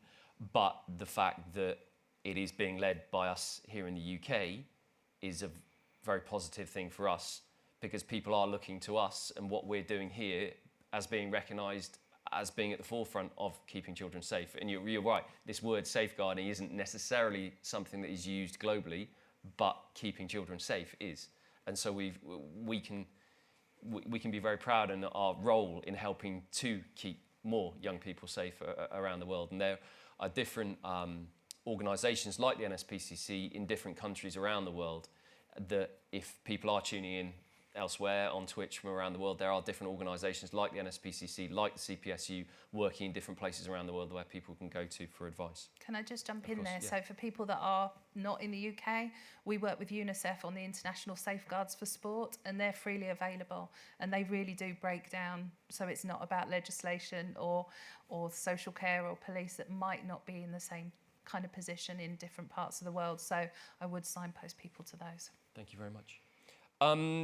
Final question on here, and then we'll come to the audience for one last question if anybody's got a burning question. As a teacher in a school that offers the BTEC, Pearson BTEC in esports, we follow the Keeping Children Safe in Education guidance and use the British Esports Code of Conduct. Should there be a separate policy for safeguarding within esports lessons and within esports tournaments? Interesting, thank you. Cal? Again, it's a really interesting one that we have these conversations regularly, don't we, with different departments in colleges, with different organisations. Ultimately, every school, college, training provider will have their own policies in place already. Naturally, there are simple tweaks that can be made to existing policies that can incorporate esports. Some centres do approach us and say that we want something bespoke for esports for the lessons, but also then for enrichment. Some of those centres are now opening their doors to the community, to the public. They're hosting gaming nights, weekend clubs, birthday parties. So again, all of these different sort of audiences and participants that we might be engaging with within our facility yes, need a different risk assessment, will need different controls in place. You know, in your classroom environment, you might have 16 to 18-year-olds, but then that might finish at 4 o'clock, and at 4:30 you could have a 5th birthday party walking through the door. So can those 5-year-olds get straight in, and are they going to access a game that's not appropriate for them in terms of the age rating? So I think, yes, depending on your usage of your facility and the throughput of that facility, it may be necessary for you to have a specific esports policy or procedure in place. If it's a little bit simpler than that, then it might be that you can just make some simple tweaks to ones that exist already. And I think that there's an understanding of what is required, and that's the role that people like British Esports can play in terms of helping work with different people within education or people within venues looking to build esports facilities as to what that looks like, what that level of need is for differing audiences, essentially, to help influence that type of policy. Okay. Thank you for everybody on Discord. Thank you for everybody on Twitch for posting those questions. Really insightful, and thank you. Is there any burning question here for us to finish with from the studio audience? Pretending I'm on TV then, isn't it? Anything that any burning questions from anybody here? What's your one advice each to help keep the industry motivated? Okay. One piece of advice from each of us. I will fill a little bit now while I'm thinking of one and try and start off to give you guys an opportunity. I think it's an understanding. It's going back to the incompetence or the competence framework that I've mentioned at the start that Patrick's going to bring up on the board in a minute. For me, it's about being honest where individuals and organisations are here and now, and not being afraid to address that and say, we don't know, or we don't know that we understand now, what do we need to do? And it's then the next steps to encourage people to reach out if they don't understand what they need to do to the NSPCC, to British Esports, and we can help. So yeah, be honest about where you are here and now and work out how you're going to move forward. Come. I think I mentioned it earlier, in the online world, don't do anything, don't put people in a position online that you wouldn't do in person, ultimately. And then when you bring that into the in-person world, make sure it's a safe space. And it's as simple as that. Adam? I think for me, for organisations like ourselves, and someone said it earlier, I can't remember who, but it's a case of don't be afraid to do something different and to stand out. Like you might be worried about, are we going to be enforcing too much regulation by implementing this safeguarding practice or doing that? Are we going to put people's noses out of joint? Just do it. It needs to be done. Don't be afraid of making yourselves look, in a certain way or anything. And the other thing is engage with parents, the esports education. A lot of kids understand it. A lot of kids are following it. So many parents don't, and I think that's an important aspect. Thank you, Michelle. Try something different, and can I have two? Right, the first one is just, I think we really need to value the voice of young people and find out all the time about what's going on in their lives, whether it's esports, sports, school, talk to them, because then we know how best to protect them. And I guess from an organisational perspective, if you're starting out or just beginning your journey on safeguarding, it can feel quite overwhelming. I would say pick one thing. Do one thing at a time, because otherwise you'll look at, we've heard DBS, we've heard training and qualifications and policies. If you think about, I've got to do all of that, yes, they're all important, but just pick one, do it well, and you'll have the confidence to do the next thing. Cool. Last but no means least. I was about to say you started at the wrong end. You even stole mine, but as I was going through, it was like domino effect. I was like, no, that one's mine gone, that's mine gone. Yeah, I would, Michelle, I was going to say policy and practice and keep it simple and make sure that people understand it. But instead, I'm going to talk about leadership and make sure that your leadership really buy into this, understand why, understand it in the breadth, and every decision they make, they consider the welfare at the heart and model the behaviours. Nobody's exempt from it. Model behaviours, whatever level your leadership or influence is. Awesome. Thank you very much to my wonderful panellists here, and thank you for the great questions that have come through, and thank you for your engagement here today and throughout the day. Over to Patrick, who will give us the closing plenary.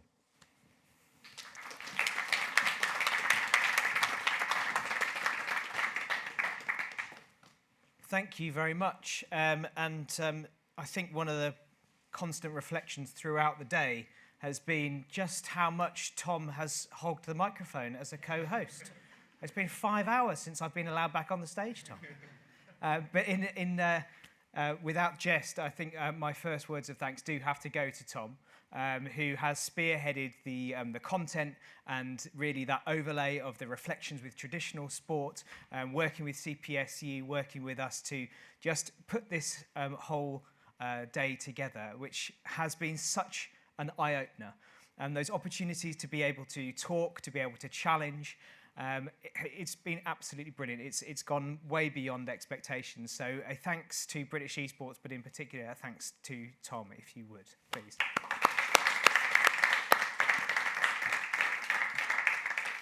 Again, we couldn't have done it without our partner for the wider GameSafe Festival, so a word of thanks to Vodafone for their generosity and their support, for putting this on, to Confetti as well for their outstanding facilities.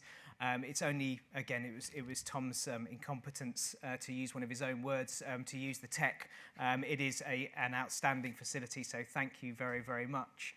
And of course, to people like X-Rocker, who provided us with these incredible chairs to be able to use for things like our Q&A, but have also provided with us with prizes of different gaming furniture for our own tournament at the weekend.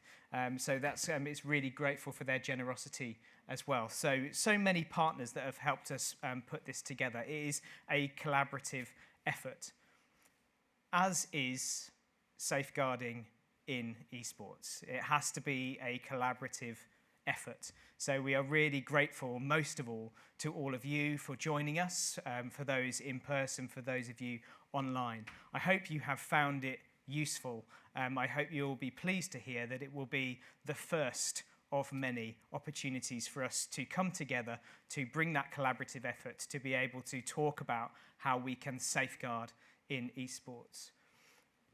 Hopefully, we managed to move you somewhere along this chart.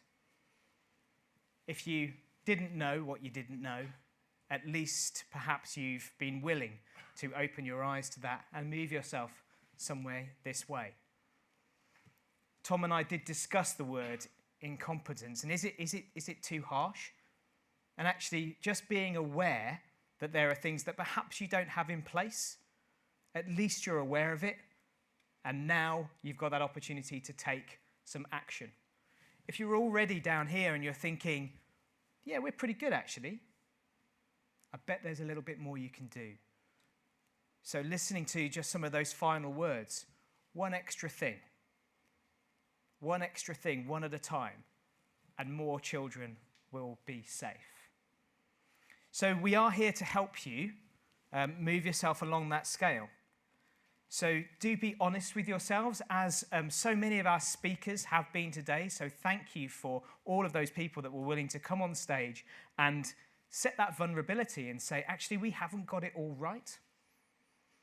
But our professional learning services team are here to give you some off-the-shelf stuff, training, organisation, safeguarding packs, but audits, reviews, health checks. They can do either some stuff that's already developed. If you scan the QR code that the chairs are in the way of, you'll be able to take you to our Professional Learning Services website. And for this event and for Safer Internet Week until Sunday, there is a 15% off. So if you type in Safer 15, then there will be a 15% off our online safety courses. But it's really important that you get in touch and see what the Professional Learning Services team can do for you, because that will enable you to move yourselves along that scale to ensure that one at a time you take those improvements with your organisation and you can keep more and more children safe in esports. We as an organisation can only do it because we're able to generate funds. And I think it's really important for us to be able to demonstrate and to give ourselves that own litmus test by putting on our own esports tournament. So already today, we've been talking about the things that actually within our own event manual, we might say, actually, we can strengthen that. We might be able to add that just from the input that you've all had. So thank you again for your ideas and input. But please do tune in on the NSPCC's Twitch channel over the weekend so you can see how the Game Safe Cup goes. It's been a brilliant opportunity for us to learn as we go along and to be able to input to that. You can, of course, donate via Just Giving or via Tiltify. Thank you very much. The QR codes are at the top of the screen. And it's really an opportunity. Again, today, we've already had some generosity of people who've been donating throughout the day. So just as we've had speakers talking, we've had a couple of £100 being donated. And, you know, that equates to around 45 children that we'll be able to speak to at Childline. So if you think about a classroom or a couple of classrooms full of children, that if they were reaching out to Childline as a result of the day happening, that can be an instrumental moment in their life where they are made safer. So the word of thanks, as always, for an NSPCC event has to go from the children who may not have that voice, who are safer because of the actions that you have taken. So thank you for joining us. Thank you so, so much for putting children first. Safe travels, and thank you and goodbye.